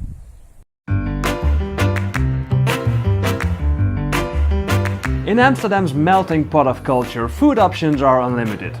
And to help you choose, I gathered my foodie friends and local Amsterdammers to help me create an inspiring list of the top 10 things to eat in Amsterdam. Let's check them out. Starting with number 10, street food. Street food is a foundational pillar of Dutch cuisine, and there's something to satisfy every taste. Ready to kickstart this countdown? Here we go! Kibbeling. Deep fried fish pieces battered with spices and served with dipping sauce. Lekker! Croquettes. You gotta find out yourself what's inside, but for sure top them with French mustard. Frikandel, a fried minced meat hot dog, and kaas soufflé. Typical deep fried Amsterdam snack filled with melted cheese. And for the best street food, come to the Pipe. From morning until night, it has a lively atmosphere of bars, restaurants, and of course the street food. This is your one place guaranteed for deliciousness. Moving on with number 9, herring. It can be prepared in many ways, but never raw. Hence, it is kept in brine for months sometimes before showing up on food stalls. So how to eat it? There are two ways to eat herring. In Amsterdam, we eat it like this. It's cut into pieces and we eat it with onions and pickles. In the rest of the country, we eat it in one piece with onions. Do you want to watch more tips from our locals? Then subscribe to our channel and stay tuned. Herring might not be for everyone, so if you want to wash the taste away, I know just the right thing. Beer. Did you know that the Netherlands export more beer than Germany and the United States combined? World-famous Dutch beers Heineken and Grols can be found all across the planet. So use the opportunity and while in Amsterdam, taste local craft beers. Do you want a full Dutch beer experience? Then you should visit TI Amsterdam in East. They produce more than 10 beers themselves and they are located in a former bathhouse. They even have a windmill.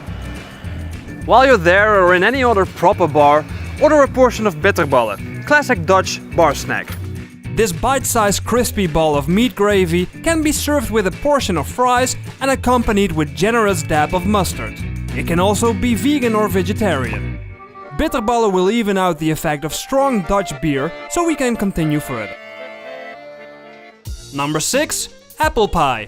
It comes with a cover of crunchy streusels, which makes it lighter, sweeter and crunchier than the regular apple pie. For the real homemade appeltaart, locals suggest visiting Café Hegeraad, a lovely cafe where the time seems to have stopped at some point in the early 50s. Another treat the Dutch are famous for is cheese. The Netherlands is one of the biggest cheese exporters in the world. And apart from Gouda and Edam, there are many more to try. For a fine selection of cheese, head to Abraham Kef's tasting room. Which one is your favorite? The grass cheese is my favorite. It's the cows are inside during the winter time, and in February they go out and eat the moist grass. And from the milk, the farmers make the grass cheese, and it's only available in early summer. So and it's lucky. very creamy and very delicious. Should we try it? You should try. Very good. Excellent. Say cheese. Number 4. Stroopwafels and poffertjes.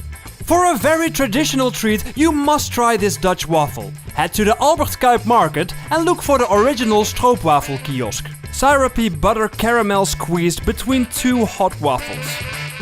But if you want to try something different than stroopwafel, opt for poffertjes.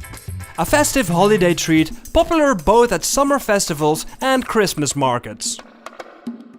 Number 3. Indonesian. Indonesian food comes in all sorts of colors, flavors and textures. And to appreciate it all in one, order a rijsttafel. It's a collection of small side dishes, many small side dishes actually, all served with rice. The best Indonesian restaurant in Amsterdam, our locals recommend Longpura in the Jordaan district.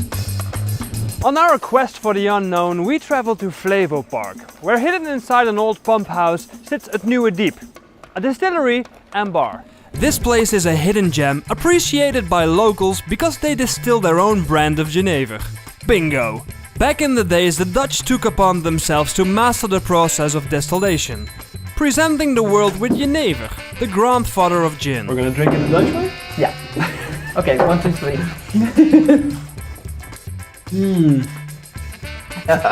Good, right? And then we can cheer. cheer. So for our last local suggestion, instead of eating out, Ciao everyone, welcome back to our 10 Tastings foodie live stream with Withlocals. We're about to move on to Venice, where our hosts Chiara and Loris are waiting for us again. They previously, for the ones who were already tuning in this live stream earlier today, they were previously taught us how to make gnocchi with delicious sauce, and they also taught a bit about wine.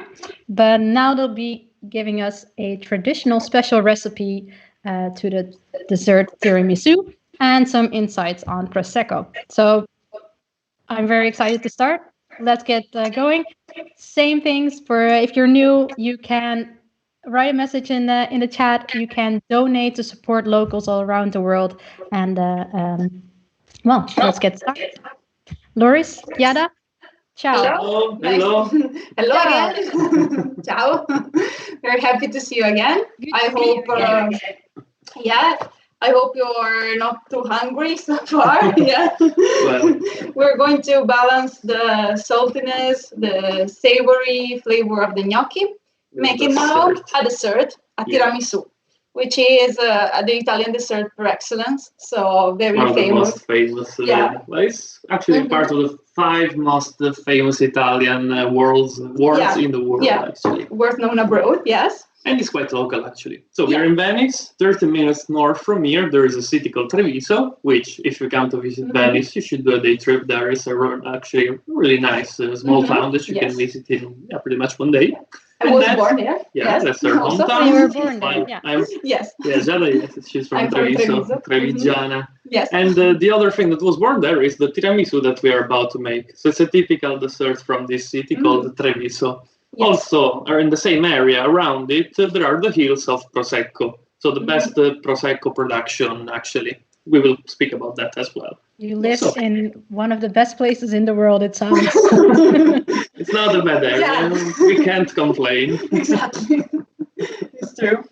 So we're gonna do the Prosecco the tiramisu first.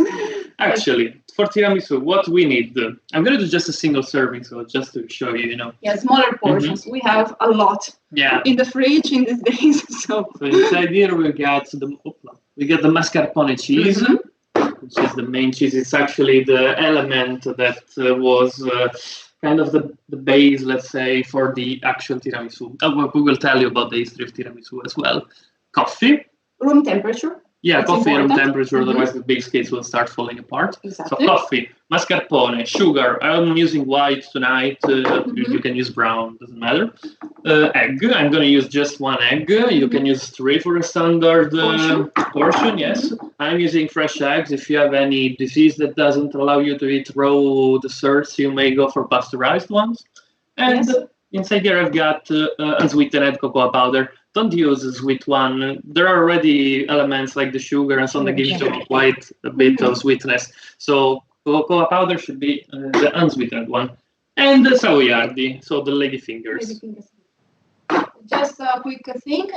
If you don't like coffee at all or you have kids, you can substitute it with cocoa milk, for example, for the soaking. Or for those who like alcohol, you can add some alcohol to the coffee for the soaking of the biscuit. So these are some alternatives. There are many things. Traditionally, it's the coffee one then, because you're teaching the traditional recipe. We are following the original traditional recipe. Yes. So just coffee, only coffee. We do only one thing that is an optional passage, but we will tell you about that also. So, first thing that we do is usually the coffee. We already made it because we want it room temperature, as Giada said. So by the time that we use it, towards the end of the process of tiramisu making, it will be room temperature. You can put it in a plate like this. It's like a deep plate, a standard like a spaghetti one. bowl, so it Something goes down. deep enough for the biscuits to be dipped in later. Also, we normally use a mocha in Italian homes. So the life before was also about coffee. And we also have this tradition of slowing down and enjoying coffee together. But we usually use the mocha. So this is one typical Italian thing to have. When you are on in a your hurry, house. you use an espresso. When you have time, you go for a mocha. You go for the mocha. So we have mocha coffee in here. This tool actually now it is almost 100 years old. So it was invented in the 20s, then commercialized in the 30s, 100 years ago. If you ever heard about the brand Bialetti, for example, he was Alfonso Bialetti, the inventor of the mocha. So it's a quite famous brand today for this. Okay, let's start with the recipe. Then, after the coffee, we take our egg in our case, and we have two deep bowls. We separate it into two deep ones. So we use basically one bowl for the white and the other one for the yolks. Yes. It's mandatory that nothing from the yolks falls into the white because we have to whip the white, and that would ruin our process of whipping if we have like a little bit of yolk. If any white falls into the yolk, doesn't matter. That works anyway. Before we start mixing, we already have two guests who wrote in the chat that they are very happy. One is just in time because tiramisu is her favorite or his favorite. And then we also have Laurie. I think they might have already had an online experience. Yeah, Laurie, hello. Hello. We're happy that you're here watching us. Also, Lisa, hello. Ciao. Yeah, ciao. Okay. Okay, so we have separated our eggs. We'll use the yolk later. Yes. Here. So now we want to whip it. If you at home have a stand mixer, you can use a stand mixer instead of a hand mixer like we do. The important thing is, of course, that you use the whisk for the eggs white. If you use a hand mixer like we do, start clockwise. And if you start, if you start in a sense, keep going in that sense. If you change sense while doing it, you will start unwhipping the egg and you will obtain just the liquid egg again, basically. You can start with a slow setting and increase it while you do it. Okay, we'll go for that.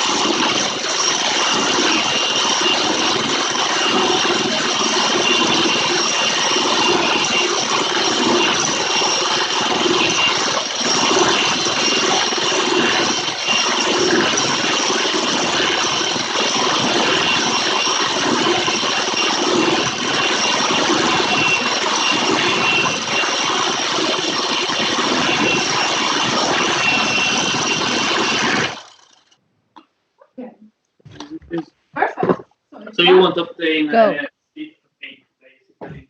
So like this. Okay, so it should stick to the bowl basically, and not. Yeah, basically yes. Yeah, so it's quite very stiff. We want it this way. We will use it in the next steps, the white. So we go back to the yolk. We take the yolk the sugar. and the sugar. Yes. We add it little by little, and we mix it inside the yolk. Exactly.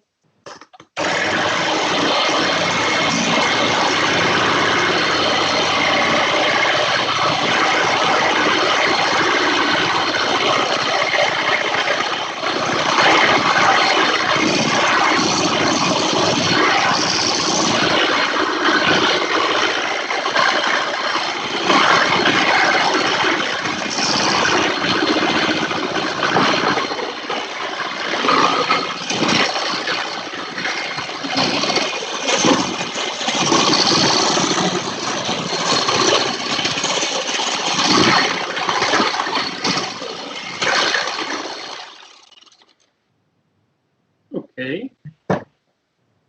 And guys, I heard you saying earlier today in your previous session with Gnocchi that you have tiramisu for breakfast every now and then. Well, every day. Every day. Every day. I see that Alyssa wrote. She says hi, by the way, and that she loved your class, and she had tiramisu for breakfast today. So you're inspiring people around the world. Oh, yeah, yes. well, we're doing quite a lot of tiramisu, so yes, we quite often have it for breakfast. We try to give it as much as we can to friends, but still we have more to consume in the end. I even brought some to the friars. There's a church nearby, and the friars still live in there. They have a beautiful garden and so on. So I brought some to everybody in the area. They were quite happy since then. Okay. Okay, so inside the yolk, actually before going on with the next step, we can start with a bit of history. Yes. So this kind of little thick crane that we've got here, see it? This is just the yolk and the sugar. It's what in Venetian dialect is called sbatudin, which is what was battuto in Italian. It's beaten egg, basically. Yes. This is what gave the idea for the tiramisu to the inventor. So, if we go back 70 years ago, in the 50s, in the city of Treviso, the city that we were telling you before about, we go to the restaurant called Beccaria, and there we found the owner called Alba Campeol. Alba Campeol in the 50s, she was pregnant, and she wasn't actually feeling that much, let's say, energetic to go to work to a restaurant.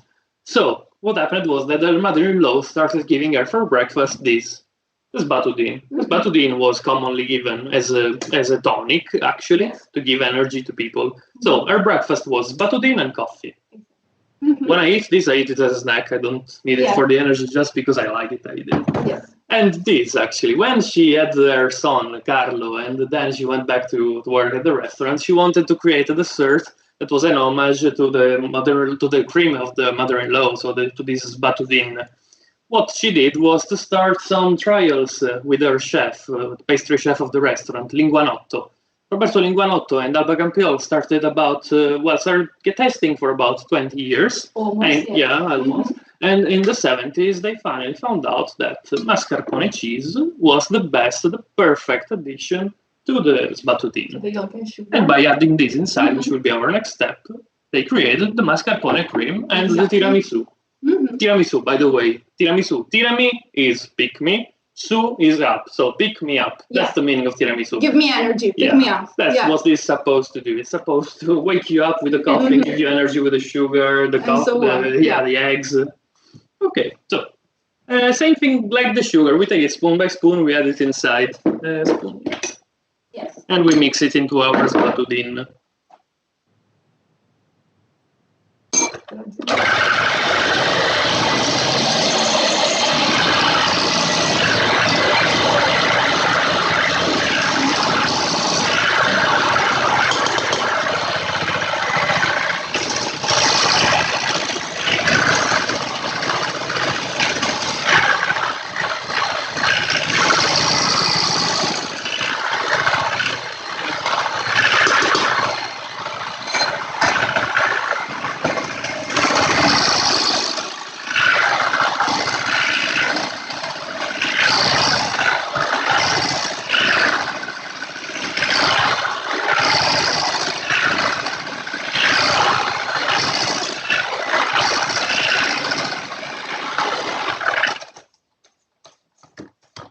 Little ASMR session in the meantime. Sorry? Little ASMR sounds in the meantime from the stirring. ASMR? No, the sounds for a little meditation sounds in the meantime. Yes. We'll finish in a second. Yeah, it's almost done. The noisy part.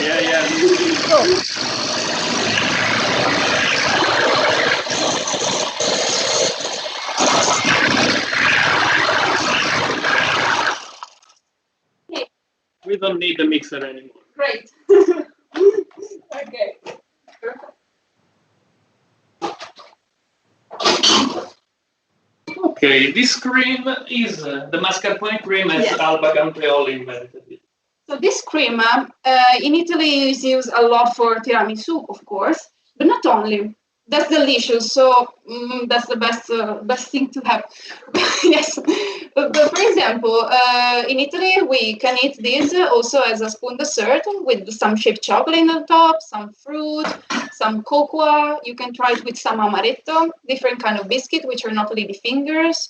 So put it in little cups and have it like that. This is very good. Or a thing we love to do, we have the tradition of during Christmas of buying pandoro, which is a fluffy tall cake. We cut it in slices and we fill it with the mascarpone cream, this one, to create a sort of Christmas tree, and then decorate it with some chocolate or some fruit as well, some fine sugar on top.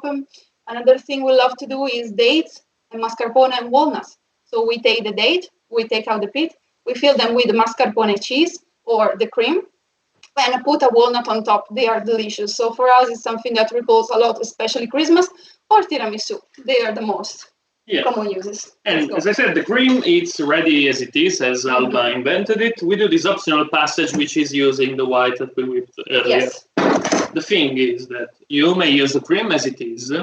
By doing this passage, which as I said, it's optional, you will not have any waste because otherwise you would have waste of white. You would have even more waste because to make the same amount of cream, you would need at least double the amount of yolks. Plus, the cream will get lighter and fluffier. It's more of a personal preference in the end. Depends. If you like the cream as it is now, you can use it right now without the white, or you can do this extra passage. Exactly. We don't need the mixer anymore for this passage because it would be too stressful for the white and it would unwhip. So we take it with a spoon or a spatula. We take a spoon of it and we fold it gently inside. Exactly. So yeah, using only yolks, you should use a double quantity of them. So a lot of yolk, and you will have a lot of whites going to waste if you're not using them for other recipes or you're not a restaurant, of course. So that's why we want to do this passage. Also, the flavor will be the same, amazing flavor, but the consistency of the cream, as large as that, will be lighter and fluffier, which can be a problem because when you eat tiramisu, it feels like eating something very light, when indeed it's quite heavy.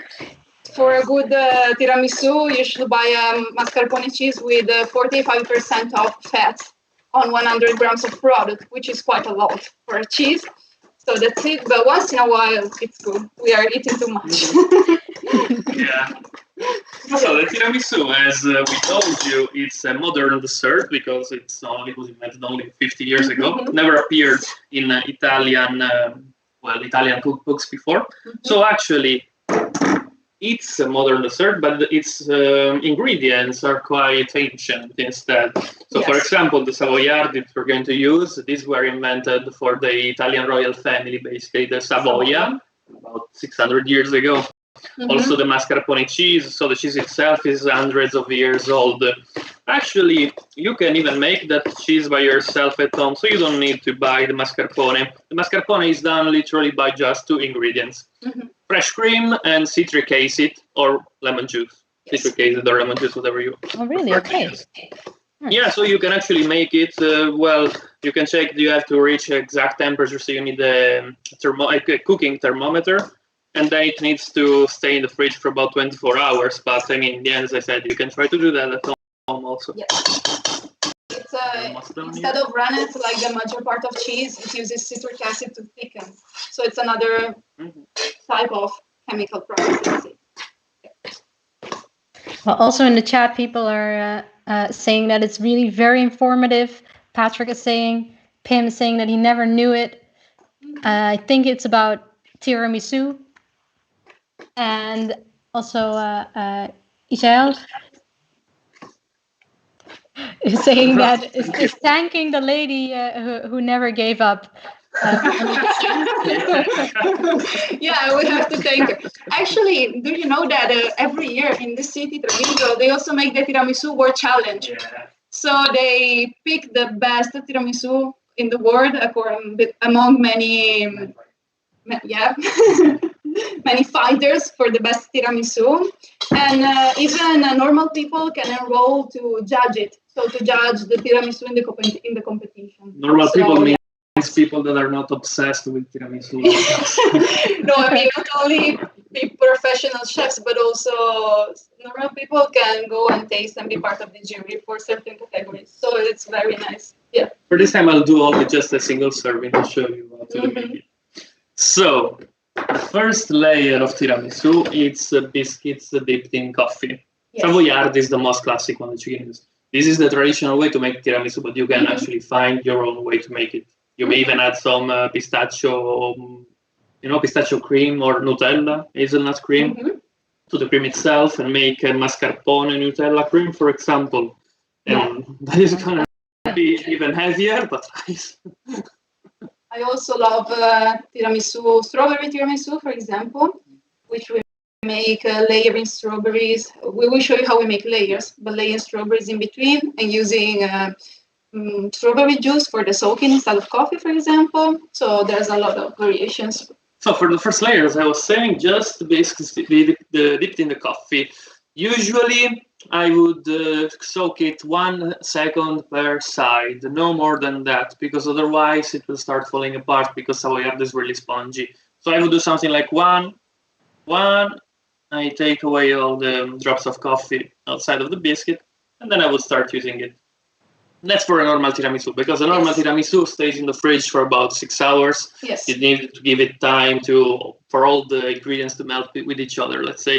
That being said, I'm not doing like normal tiramisu because I want to show you pretty much the texture as it is. So I'm going to soak this longer so that I can show you already a bit how it will be in the end. So I'll soak it a bit more. More soaking. So it will already get way softer. But if you would do this for the traditional recipe, then it will become too soft or too moist. Yes. Yeah. Yeah, exactly. So for the normal recipe that stays in the fridge, we want just 2 seconds, one per side. Otherwise, you start finding a bit of liquid on the bottom of your tray, and also the texture is too soaky overall. Yeah. So we don't want that because it will get very moist anyway, staying in the fridge. So just a couple of But just to seconds. show you, because now it will be kind of ready. Let's say it will not be as good as if it did 6 hours fridge, but it will be ready. Yeah, exactly. So the first layer on the biscuits, if they don't fit, like here, of course, this cocotte is quite small, so you can break them apart. Then second layer after biscuits, you go with cream.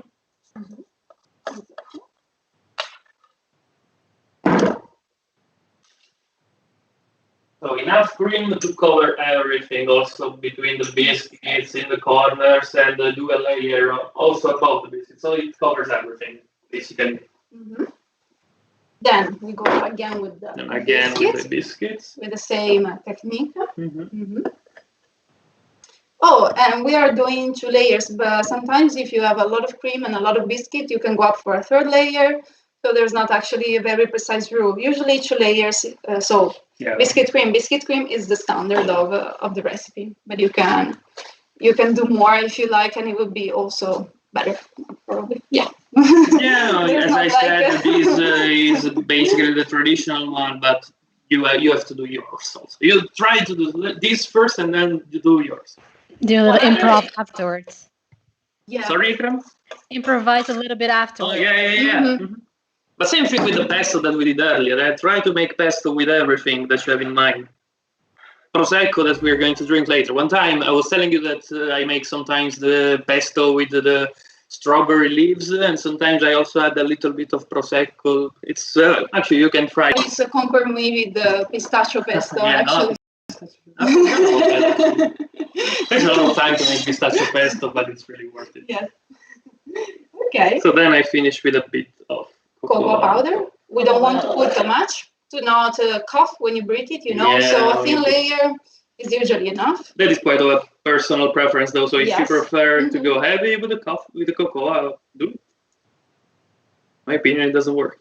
Then some people like to put also shaved chocolate on top of it. It will add a crunchy texture, which I don't like at all because I think it has to be soft. But as I said, personal preferences. Yes. Can I take a spoon?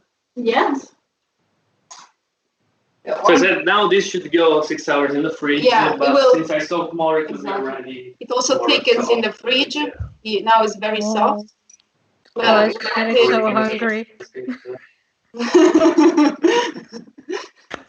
There's never left for me usually, right? No, there's a lot in the bowl actually. Okay, so what should we match this tiramisu with? Well, this calls a sweet wine, of course. So generally speaking, the category of sweet wine like Passito is a good match. But if we want to stay in our geographical area and we want to be very close to Treviso, we can go for some Prosecco as well, but in the version dry. Dry, contrary to what it may sound, is actually the sweetest variety of Prosecco. So here I have a bottle which is extra dry because this one goes better with every kind of taste. So we bought also for us. I don't know if you can see the label. Here is written extra dry. Yeah. So Val d'Uggiadene is actually the geographical area where it is produced. It's a town. And here we have the label DOCG. Before we had a DOCY, now we have a DOCG. What does it mean? So DOCG means denomination of control and guaranteed origin. It means that the area is the best for production of this kind of grape. That for Prosecco we call glera. The grape is glera. So with glera we can make different types of Prosecco. They differ for. So you may add just a little bit. So yes. The DOCG, DOP, also those protected areas. You may do the same thing with the same grape, the same fruit, with anything in other parts of the world. They will not give you the same result. Yes. So areas of production are important. Another host earlier was speaking about tomatoes that are not Italian, of course, they're not Italian. But depending on where you do, not even only wine, but also tomato, we have also protected origins of tomato, like San Marzano in the region of Campania, where Naples is. So if you plant a specific fruit, a specific grape somewhere else in the world, that will give you different results, which sometimes become unique. It elevates the grape, it elevates the fruit, so you can actually create new unique fruits and new unique grapes.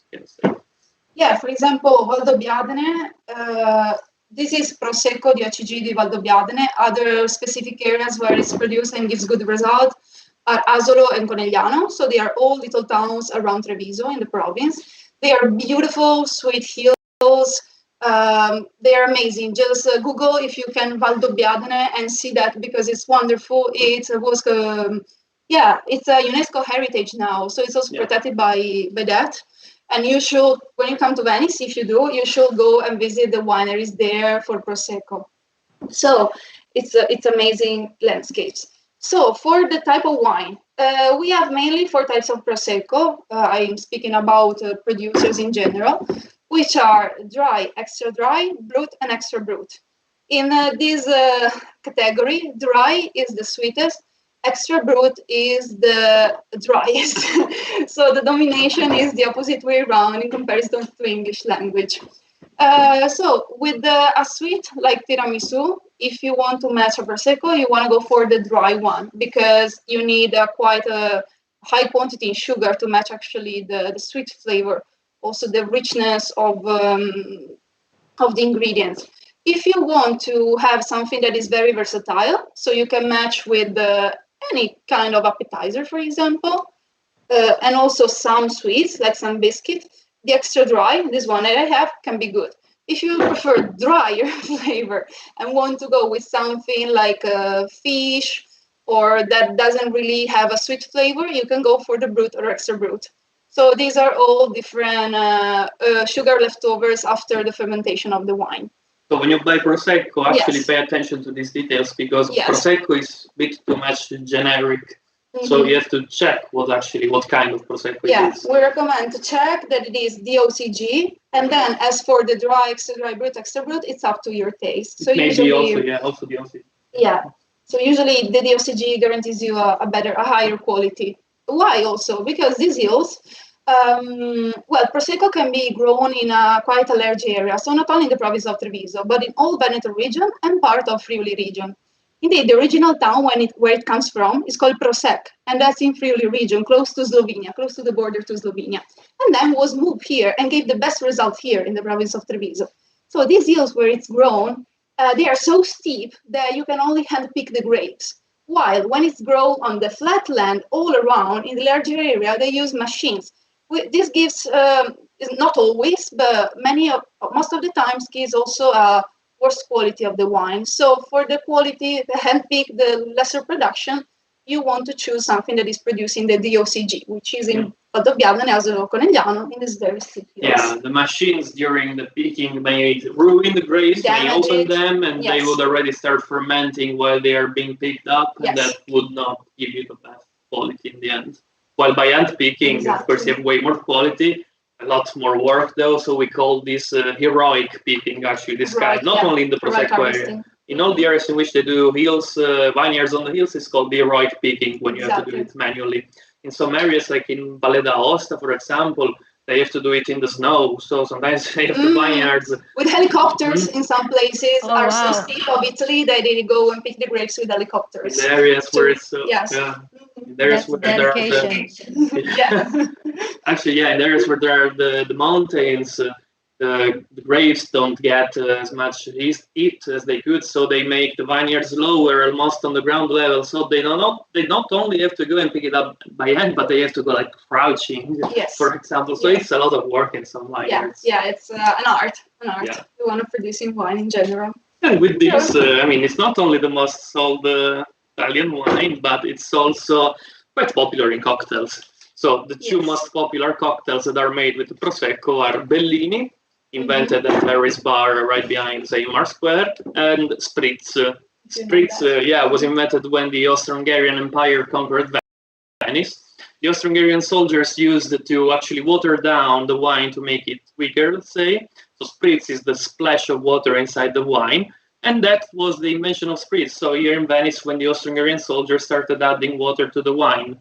Now, to make a good Prosecco, a good Spritz, usually you use mostly Prosecco, even though in the past they used also dry white wine, a part of seltz or sparkling water, and a part of a liquor, which usually is either Aperol, Select, Campari, or Cynar.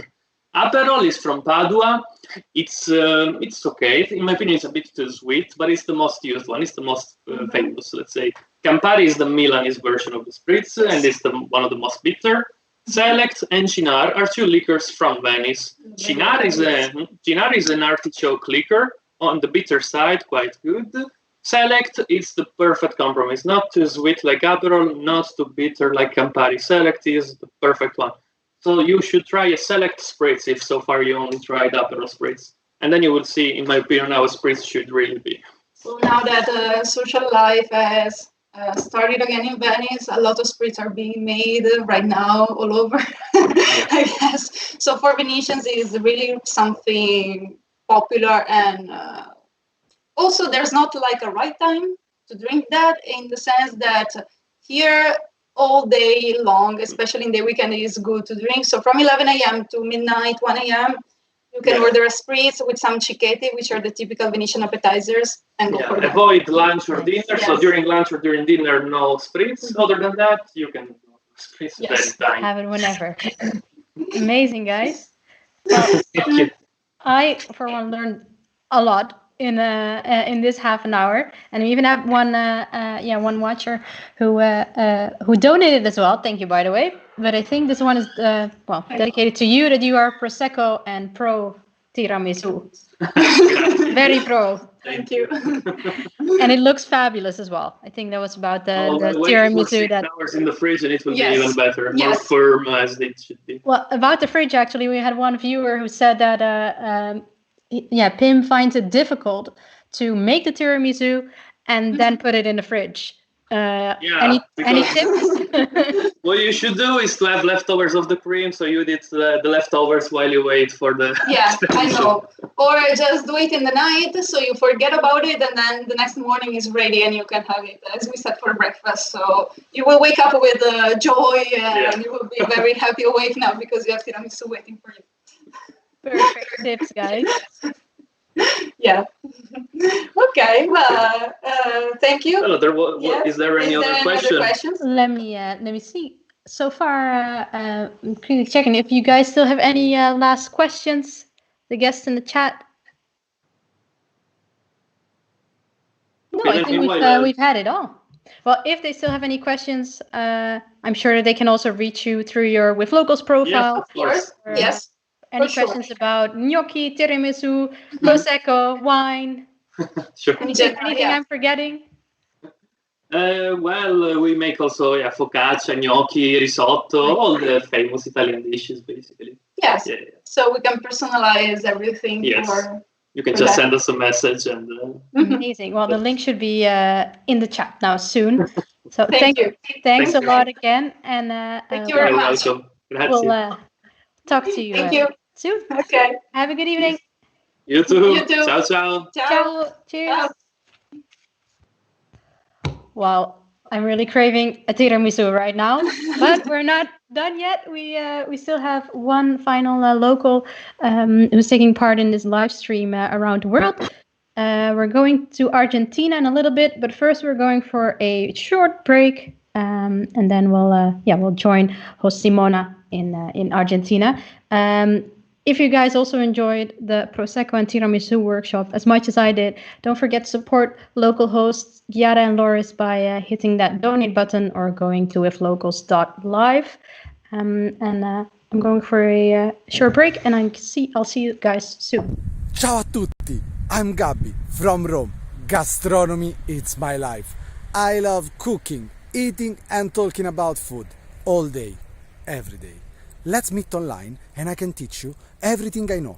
Could be preparing the best Italian aperitivo or mixing together Roman ingredients to make the best carbonara, or even just talk about the history of Italian gastronomy. I can personalize this experience 100% for you. Just let me know what you want to cook and we will do it. Ciao belli!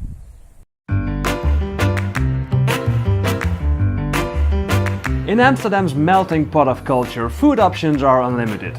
And to help you choose, I gathered my foodie friends and local Amsterdammers to help me create an inspiring list of the top 10 things to eat in Amsterdam. Let's check them out. Starting with number 10, street food. Street food is a foundational pillar of Dutch cuisine, and there's something to satisfy every taste. Ready to kickstart this countdown? Here we go! Kibbeling. Deep fried fish pieces battered with spices and served with dipping sauce. Lekker. Croquettes. You gotta find out yourself what's inside, but for sure top them with French mustard. Frikandel, a fried minced meat hot dog, and kaas soufflé. Typical deep fried Amsterdam snack filled with melted cheese. And for the best street food, come to the Pijp. From morning until night, it has a lively atmosphere of bars, restaurants, and of course the street food. This is your one place guaranteed for deliciousness. Moving on with number 9, herring. It can be prepared in many ways, but never raw. Hence, it is kept in brine for months sometimes before showing up on food stalls. So how to eat it? There are two ways to eat herring. In Amsterdam, we eat it like this. It's cut into pieces and we eat it with onions and pickles. In the rest of the country, we eat it in one piece with onions. Do you want to watch more tips from our locals? Then subscribe to our channel and stay tuned. Herring might not be for everyone, so if you want to wash the taste away, I know just the right thing. Beer. Did you know that the Netherlands export more beer than Germany and the United States combined? World-famous Dutch beers Heineken and Grols can be found all across the planet. So use the opportunity and while in Amsterdam, taste local craft beers. Do you want a full Dutch beer experience? Then you should visit TI Amsterdam in East. They produce more than 10 beers themselves and they are located in a former bathhouse. They even have a windmill. While you're there or in any other proper bar, order a portion of bitterballen, classic Dutch bar snack. This bite-sized crispy ball of meat gravy can be served with a portion of fries and accompanied with generous dab of mustard. It can also be vegan or vegetarian. Bitterballen will even out the effect of strong Dutch beer, so we can continue further. Number 6, apple pie. It comes with a cover of crunchy streusels, which makes it lighter, sweeter and crunchier than the regular apple pie. For the real homemade appeltaart, locals suggest visiting Café Hegeraad, a lovely cafe where the time seems to have stopped at some point in the early 50s. Another treat the Dutch are famous for is cheese. The Netherlands is one of the biggest cheese exporters in the world. And apart from Gouda and Edam, there are many more to try. For a fine selection of cheese, head to Abraham Kef's tasting room. Which one is your favorite? The grass cheese is my favorite. It's the cows are inside during the winter time, and in February they go out and eat the moist grass. And from the milk, the farmers make the grass cheese, and it's only available in early summer. So and it's very creamy and very delicious. Should we try it? You should try. Very good. Excellent. Say cheese. Number 4, stroopwafels and poffertjes. For a very traditional treat, you must try this Dutch waffle. Head to the Albert Kuip market and look for the original stroopwafel kiosk. Syrupy butter caramel squeezed between 2 hot waffles. But if you want to try something different than stroopwafel, opt for poffertjes. A festive holiday treat, popular both at summer festivals and Christmas markets. Number 3, Indonesian. Indonesian food comes in all sorts of colors, flavors and textures. And to appreciate it all in one, order a rijsttafel. It's a collection of small side dishes, many small side dishes actually, all served with rice. The best Indonesian restaurant in Amsterdam, our locals recommend Longpura in the Jordaan district. On our quest for the unknown, we travel to Flevo Park, where hidden inside an old pump house sits Het Nieuwe Diep, a distillery and bar. This place is a hidden gem appreciated by locals because they distill their own brand of Genever. Bingo!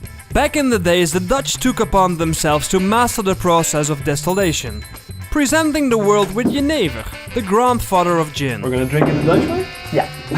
Okay, 1, 2, 3.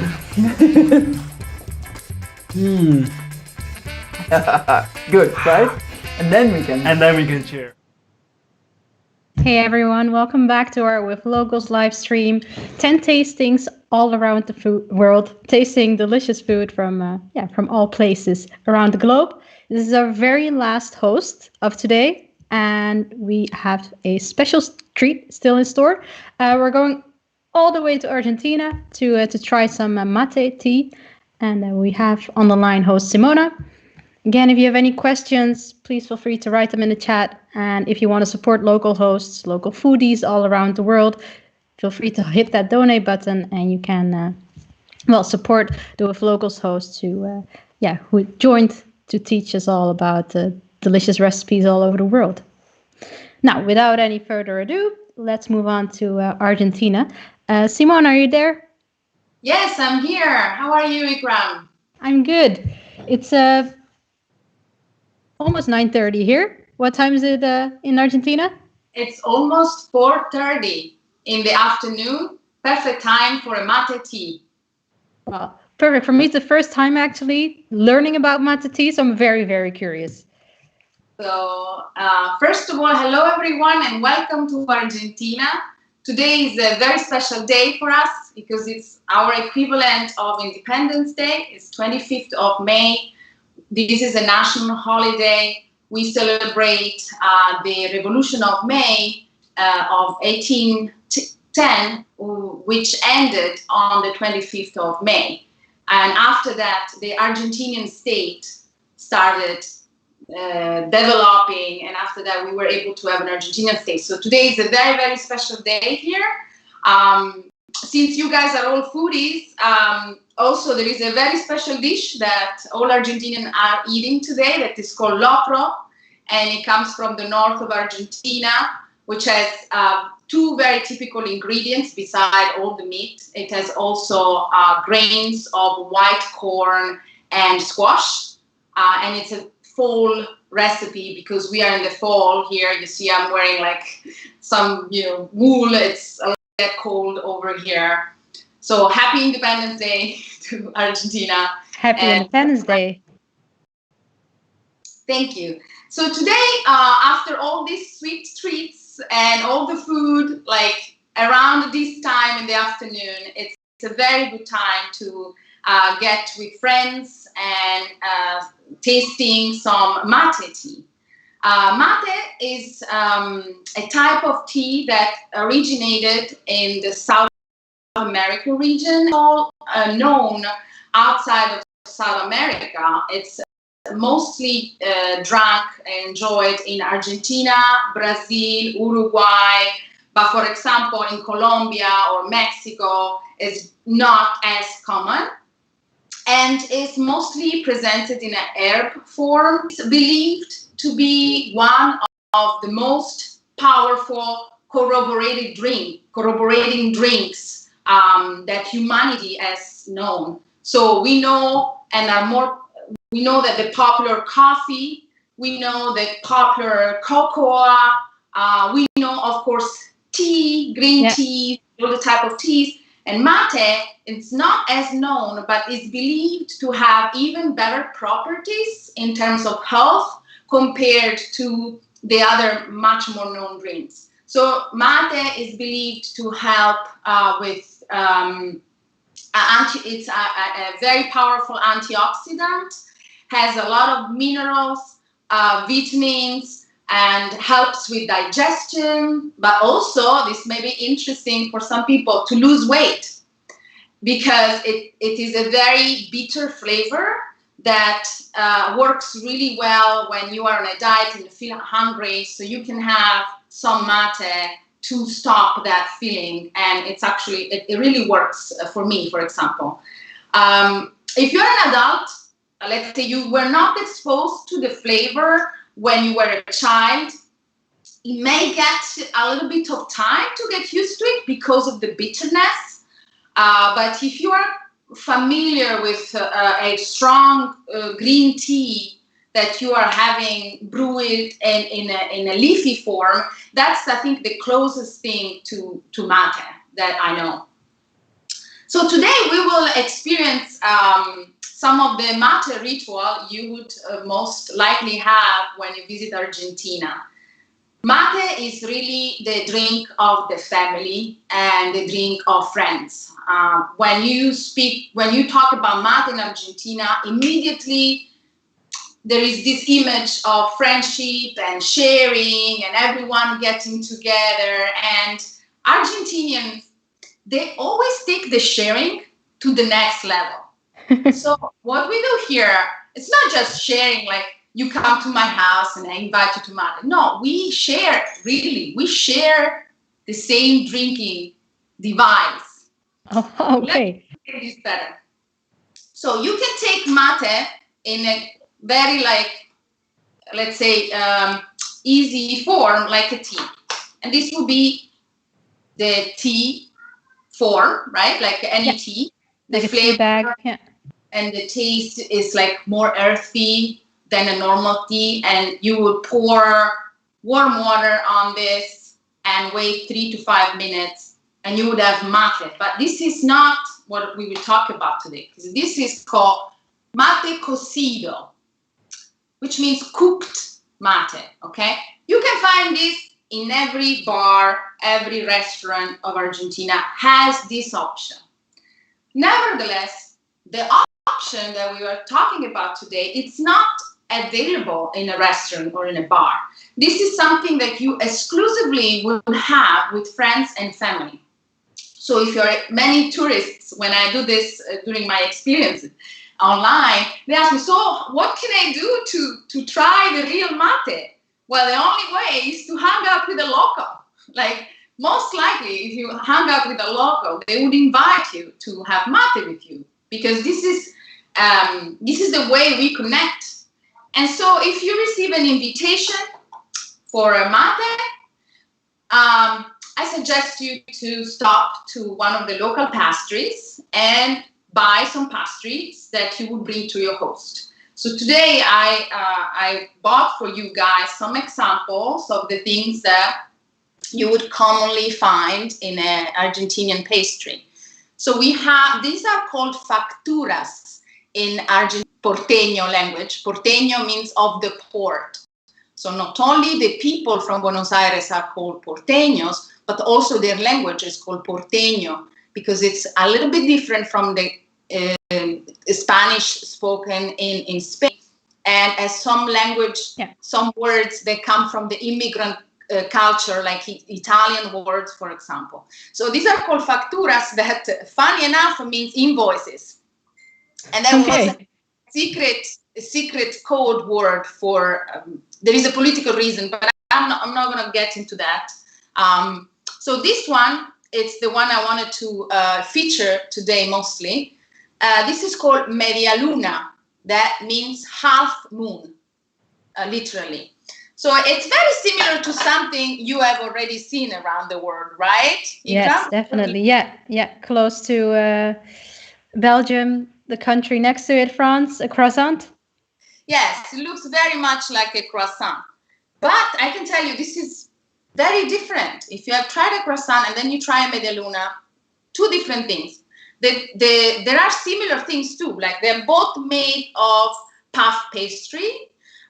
They are both made in a shape of half a moon or a crescent moon. They both use a lot of butter, but the different and they're rolled like this one, no? So you roll the pastry. Well, you don't do it; you mostly buy because it's a very hard process. But while the croissants are baked separately, the media lunas are baked all together, And when you see them in a tray, they look like this. Oh, wow. Secondly, the medialunas are wet with syrup that makes them really more similar to a brioche, that French brioche, than a croissant. So they lose that crunchiness, and they're much more similar inside to a piece of bread. So they lose the flakiness, and they become like much more chewy. And so they're like very filling. And this is very common. So when you come to Argentina, you most likely will see medialunas all over the place, especially for breakfast. So Europeans that are used to substantial breakfast, or Americans also, North Americans are used to egg and bacon. In Argentina, 3 medialunas, a café con leche, like a coffee, in the morning. That's the breakfast over here. Here also I have some cookies. So why I want to show you this cookie? These are just like short bread cookies. They're very soft, they're not typical of Argentina. What's typical of Argentina, it's the filling. So I want to show you this one. Chewy, like soft, creamy filling. Is it like caramel or? It's made exactamente of dulce de leche, which is the Argentinian caramel. Is very famous. They say that it's better than Nutella. They put it everywhere and super sweet. And it's basically milk and sugar. And also this one, this red kind of jelly that you see on top. This is made of membrillo. It's a fruit that it's in between a pear and an apple that you cannot eat as a fruit, but you have to cook it to make it eatable. And they use a lot of that here also in Argentina for pastry. So you went to the bar, to the pastry shop, you bought your pastry, you have your nice little package, you knock on the door, and your Argentinian host is going to welcome you to mate. So let's see what we have here. We have a few types. So mate is similar, like the extent of the different type you will find in Argentina is really overwhelming. It's comparable to the kind of pasta cuts you can find in Italy. No, if you go to Italy, you go to a supermarket and there is a row after row after row of pasta. Same thing in Argentina. You go, there is row after row of mate. So you're like, okay, which one I'm supposed to try? Well, pick the first one you find, because at the beginning you won't be able to understand the difference. Some of the difference are, does it have the stem or not? Like it has the yerba has the stem, or is just the leaf. So let me show you. This package is new. It's very classic brand here. I bought it today so I could show you how does it look like. It's just, leaves and stems. Smell really, really hearty. Then I have this one I had in the house. This is also with stem, and it's like more of a gourmet brand that you cannot find in a normal supermarket. And it's like more soft in flavor. And this one, which is very interesting, and I'm going to try with you today, it's the other kind that we can find. And these are mate, to which some herbs have been introduced to add to the flavor or to the product. This one, for example, has lemongrass. So I can really feel the lemongrass. And when they add herbs, they call it jujo. Jujo is the way they say, oh, this mate is jujo, isn't it? You say, yes, it has jujo. I like it jujo. So we have this, I showed you the form that we can have it. We can have this like herbal form. We can have the cocido form. And then what's interesting is that besides having the ingredient, which is the yerba, the sherba, how they say here in Porteño, you have to have a container to brew the mate in. So today for you, I prepared 3 different types. Let me show you. I'm going to make some space so I don't put my elbow in this fantastic dessert. So I have one. This is, I bought it in a supermarket. It's made of wood with like a metal bottom. I decorated myself because it was kind of dull. And I used it for a long time, but the problem with this one was too small. So I felt my mate wasn't enough, it wouldn't satisfy me. So my husband went to a milonga. A milonga is a typical tango party in Argentina. And they do, with your ticket, they give you a gift. So he won this one. This is from a milonga in Buenos Aires called Cheek to Cheek. It is glass inside, transparent. And outside it has a nice leather, Nice. and it's very nice to touch. And this has become our favorite in the house, I think, because of the leather and also the spaciousness. And I wanted to mention this one because, you know, Argentina is also a very interesting country to visit for their artisan products, especially the one made of leather. So it's interesting that, of course, leather has been used also to do this typical container. This is also called mate. So can be confusing. This is a mate and this is yerba mate also. And does it matter whether you make it in a wooden cup or in a glass cup? Yes, it matters. The flavor changes. In fact, this brings me to talk to you about this, the most classical and most preferred by the most connoisseurs of mate. They would only have it in this one. This is made of squash, calabaza, and it's like very thin. And you can see this one is still crudo, no? It's not been cured. You still see the leaf of the calabaza, the pulp of the calabaza has been dried.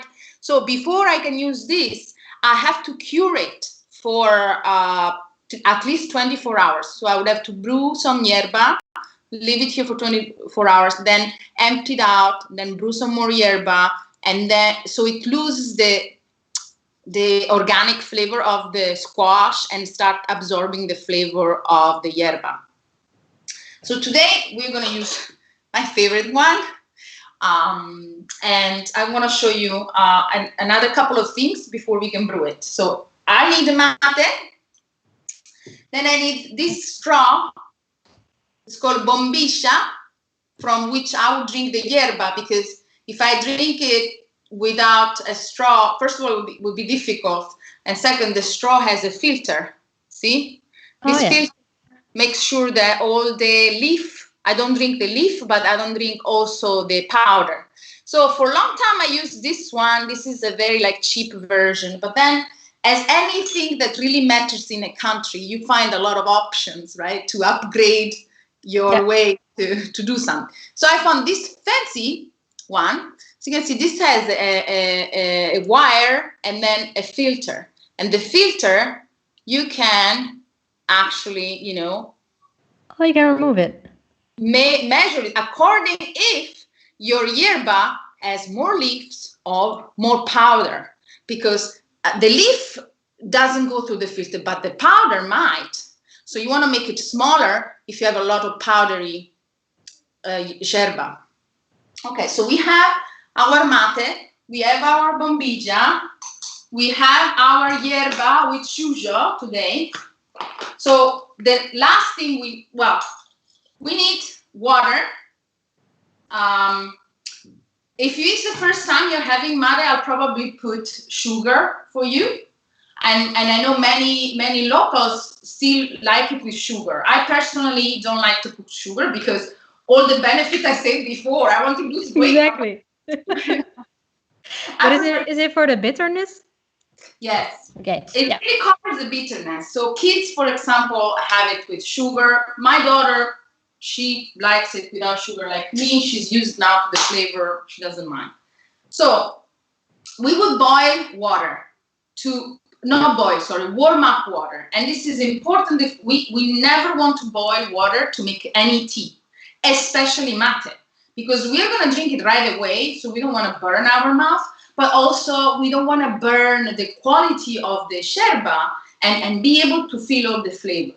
So I recently upgraded to an electric kettle, so I'm very happy. But so far I used a kettle on the stove. So what happens when you use a kettle on the stove, there is a, you cannot rely on the whistle of the stove. You have to wait for that little like bubbly noise that the kettle does and switch off the stove before that. So to keep the water between 80 and 90 degrees. Now, with an electric kettle, same thing. You don't want the kettle to go off. You want to stop the kettle when you start seeing the bubble coming up. Yeah. Now, Argentinians have invented something that is a kettle that not only has a 0 and 1 button, but also the mate button. So I love that. So you put the kettle, you select the mate here. It goes off when the water is perfect for mate. Oh, wow. I have that kind of kettle. I would have loved to show it to you, but it was like kind of upgrade, more expensive. So I said, okay, I'm just going to get a normal one because I know how to recognize the water. Exactly. Use the ears, what they're made for. Yes, I have my ear trained. So I already prepared my water between 80 and 90 degrees. I put it in a thermos. Thermos is also another must-have in an Argentinian kitchen to serve mate. So I have this one that is a very popular version of it's a little too small, but for 1-2 person is okay. Then I have another one, you know, I have a 2-liter one. It's something that I'm spending time on because you can't like just if you keep serving from the kettle, at some point the water will lose the perfect temperature. And you don't want that because this is a long ritual. So we keep drinking over time while we discuss, like while we have enjoy the pastries. And we don't want the temperature to be different from what we have decided at the beginning. All okay so far? Any questions about the process? Okay, I see we have 2 questions about the non-curing cup. Pim is asking, does it add to the taste if you use? I think, Argentinians always prefer to drink it in this because this one is kind of neutral, right? This is a glass. It's like the most neutral compared to the wood one. But the squash one, it is like the original, like how it's supposed to be drunk, like how a gaucho would have drunk it in the middle of the pampa after, you know, warming up the water on a campfire. So the real deal. Yes. And then, Pim actually also had a follow-up question about straw. How expensive is it to get one? Because, it's reusable. No, this is not very expensive. I think this, I paid at that time, I think 250 pesos. At that time was around $5 for this. It's a very decent price for a reusable straw. Yeah, and you know, this one is not super fancy, but there are some that have like work of art on it. And so if you buy a gift for someone, like a little memorabilia, usually it's a fancy cup with a fancy bombilla that one would have, you know, in a exposed like window thing like the one you have in your background. Something like that. Yeah. So now, after the question, so what we do, preparing mate is a ritual not only because we share it with other people, so there is the ritual of sharing, but also making it requires attention and a little bit of learning. So what happens when we make it? We first want to take the yerba and put it in our cup, in our mate container. So you see, I don't know if you're able to see, but there is a little bit of dust that comes up when I do this, right? So you see the dust? Okay. Yes, yeah, I can see it. I don't make it full, kind of 3/4, okay? After I've done this, I have to shake the cup. I put my hand on top and then shake it, shake it, shake it. Because what I want is the least powder to stay in the yerba. And then when I take my hand off, I don't go straight like this. I do a 30-degree angle to take my hand off. See, my hand now is full of the dust. Yeah. Normally, I'm not so a good planner, so I clean my hand on my clothes. But today, look, I was ready. So Perfect. So I keep it like this. See, there is one part that's kind of empty. There's least yerba, one part with more yerba. Yeah. Now is the time to pour some water. So when I put it down, I always try not to ruin my little volcano. So I take the water and I get the lowest side wet. See, without interfering with the top side. See, the top side is still dry. Then I am going to put the bombilla. What I do with the bombilla is this kind of movement. I go in and then up in order for helping to keep the yerba up with the same help of the bombilla. So I do in and up. So this is still in two sides. One wet side, one dry side. Now I put the water on the bombilla. Okay, so now it's ready for the first taste. I'm gonna show you how it looks. It is wetness and tea on one side, dry on the other side. Anyone would like to guess why I'm keeping one side dry and one side wet? While you think about that, I want to tell you that the ritual, it's not only in the sharing, it's not only in the preparing, but also there is one person, which is me in this case, that is allowed to do this, while the other invitees are just waiting to be served. And the name of this person is cebador. So whoever is the cebador of mate is the one that is responsible for this process, but also for distributing the mate around. So now I brew the first one. I drink it.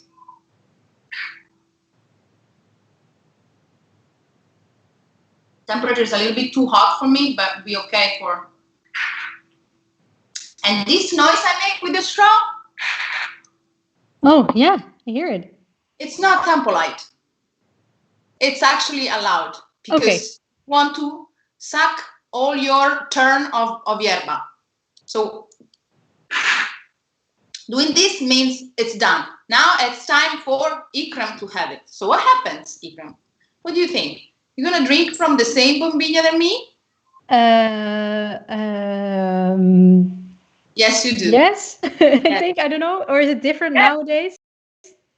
Well, nowadays, I don't know. We don't know what's going to happen, how it works in Argentina. So what I'll do now, since it's your turn, I would carefully put more water on the wet part without touching the dry part. The dry part is still there, dry. And I will pass it to you without cleaning the bombilla. No cleaning. This would be impolite, okay? So you would drink, and then you pass it back to me. So you have to make sure you put it in front of me, so I know that you are done. Because, you know, there is conversation going on. Mate is like kind of the background, so it naturally happens. So you need to know that you need to give it back to me, because otherwise I will be waiting, and other people will be waiting, because we only have one, right? Yeah. So after you drank, I would put it back, put more water, and give it to the next person. And I am responsible for this circle to go all the way around. If I forget who's next, I will say, who was next? You know, like casually say who was next. But I am actually like honored of this, you know, being the responsible person to go around. If anyone has the answer about wet and dry? Not yet, so far not yet, but I can take a guess. Is it to keep the mate for a longer time, to make it go a big round, I guess? Yes. Yes. So Score. if I give it to you, some people, they don't know, they would take the mate like this. Touch the bombilla, touch the mate. No, never touch the bombilla, because I am responsible for where the bombilla sit, because that influences the level of taste of the yerba. So once we have gone around a couple of times, someone will say, está lavado, it's washed out. Or I would know, because at some point it's my turn again. So when it's washed out, then is when in the next brewing, I'll pour more water on the dry part. So I keep the flavor steady until it's completely washed out, and then we can change the yerba, warm up some more water, and continue drinking mate. Including the cebador, the ceremony, like this shaman at the center of the ritual, can move the bombilla, but it's up to that person to do so, not to the guest. Okay. And how long does it usually last? 1 cup of mate. Depends how many people, how strong is the yerba, how they like. There's a lot of variable, and it's decided, at the moment that is done. It could be like an entire day. I've spent days and days just, drinking mate, and then you go. It goes very well with sweet treats because it's bitter, but it goes also with savory stuff. So you can have it with. There are other typical things that are served with mate that are not done with butter, but they are done with animal fat, cow fat, of course, because in Argentina that's the most the big meat producer is from cow. And so there are like cookies and things that are actually salty made with that fat. So the fat really goes well with also with mate. Now, I made you believe that this was only a house thing. Actually, it's not. Argentinians and Uruguayan, they go out with this. It's not uncommon. In Uruguay, it's like they are in the street walking with this. You see people at the park with this. And I have the proof. I want to show you today. This is a bag. See, this bag is made of leather. It has a little, Argentinian stem here from the flag. The Argentinian flag is a white and light blue, right? I bought this in Patagonia, so it's made of leather. So it has let's suppose we are going to meet at the park, or I'm going to the park with my family. So I would boil the yerba, put the thermos here. I would not prepare the mate, but I would take the cup empty, put it here with the bombilla. See this? It's like tall. Oh, it fits. Yeah. Fits the bombilla. Then I would pack some yerba, put it inside the pocket. Maybe less. I have also a portable container to go. And I will pack here a snack, sweet stuff on this other bag. And good to go. Wow. Well, this is fancy. You can have a normal grocery bag or one of those like more sturdy bag. But many people have this kind of bag to go with them to the park.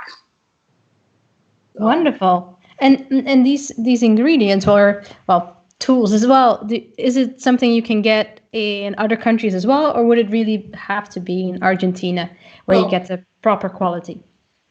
I have to say there are some little villages in Italy that, for their relationship with Argentina, due to immigration, really have this available because they import it. This is for Italy. In big cities like in Italy, you have stores around the world, so you could find it there, especially the cocido version. In North America, I've lived in the United States for the last 10 years, before this last Argentina. You have to go to a Latino store, which are stores that carry things from Latin America, from Mexico, from Colombia, and you find different quality of mats. The bombilla and the straw, they are harder to find abroad. It's something that you would have to buy here and bring it there, unless it's like a very fancy shop that imports this kind of stuff. Yeah, got it. Wonderful. Well, we have one question left in the chat, and that was, well, about what you were mentioning before, that you cannot really say no to sharing the straw together. Why is it impolite, was the question. Okay, Argentina is a very, very warm country, and they have, like, compared to Sweden, let's say, a very close proximity of people. So I don't know, I've seen on the internet, two vignettes. One is in Sweden, and there are two people sitting in a train that is empty, and they're sitting like 3 meters away, and one of them is saying, "I hate crowded trains." Okay, this is Sweden. It's just an example, guys. This is not judgment, okay? And then the other vignette is about Argentina, and there are two people embracing very, very closely, and one say to them, "I'm sorry, I am a little cold today with you." So, like, if you compare these two cultures, you understand that for Argentinians, saying it's endemic. It's like part of what they are to share. And so one other example of how Argentinians see the sharing is that they kiss each other, even strangers. So if you go to a medical office, for example, let's say before all this, okay, the dentist greets you with a kiss on the cheek to welcome you. Oh, really? Oh, yes. You go to pick up your daughter in school, and you go like 5-10 minutes earlier to be on time, and all the parents that you kiss them on the cheek. So for me, for my first period here, I was like, I was kind of hiding because I felt it was weird to kiss everyone, like almost strangers to me before. So I was hiding, like going there last minute. But then you get used to it. Now, I don't know, this is probably one of the things that have had a bigger impact on the culture, but I'm pretty sure that will return as soon as it's safe. So it is offensive because it means that you don't know where you are. So when in Rome, do what the Romans do. And when you're in Argentina, be ready to have your personal space become a little smaller than you're used to.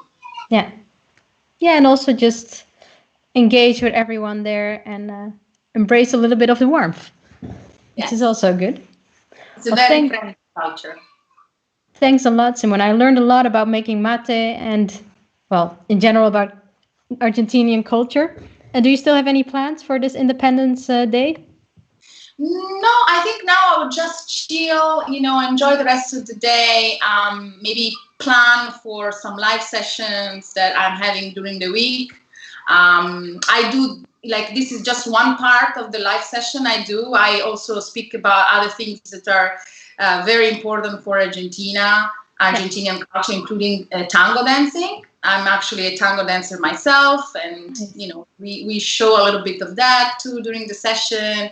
I also teach a beginner tango lesson, and there's so many things that I've been able to do with locals online that have filled my life with purpose and happiness of sharing what I like and what I'm passionate about. So I think it's not only for the people, it's also, I feel like they give me a lot too during the session and really enlighten my day. So I thank everyone who has booked with me very much. They have made really my day and my weeks and my weeks of isolation since Argentina is still in quarantine.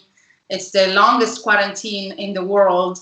So for me, it's continuing, and I feel that without Withlocals, I've been able to travel, to share, to amaze, surprise, tell stories. It's really wonderful. Wow. Thank you for sharing that, because I think we couldn't have a better note to round it up. Thanks a lot. And well, if anyone wants to learn some tango or some more about the Argentinian culture, they can contact you through your Withlocals profile. Yes, ping me. Thanks a lot, and then we'll be in touch and enjoy the rest of your day. I'm going to it's almost night here, so going to round up this live stream. Thanks a lot. And Bye-bye. we'll be in touch. Bye-bye. See you soon. Well, everyone, that was it. I think we lasted for almost 6 hours in this 10 Tastings live stream all around the world. I want to thank all the local hosts who prepared and who shared their stories with such passion.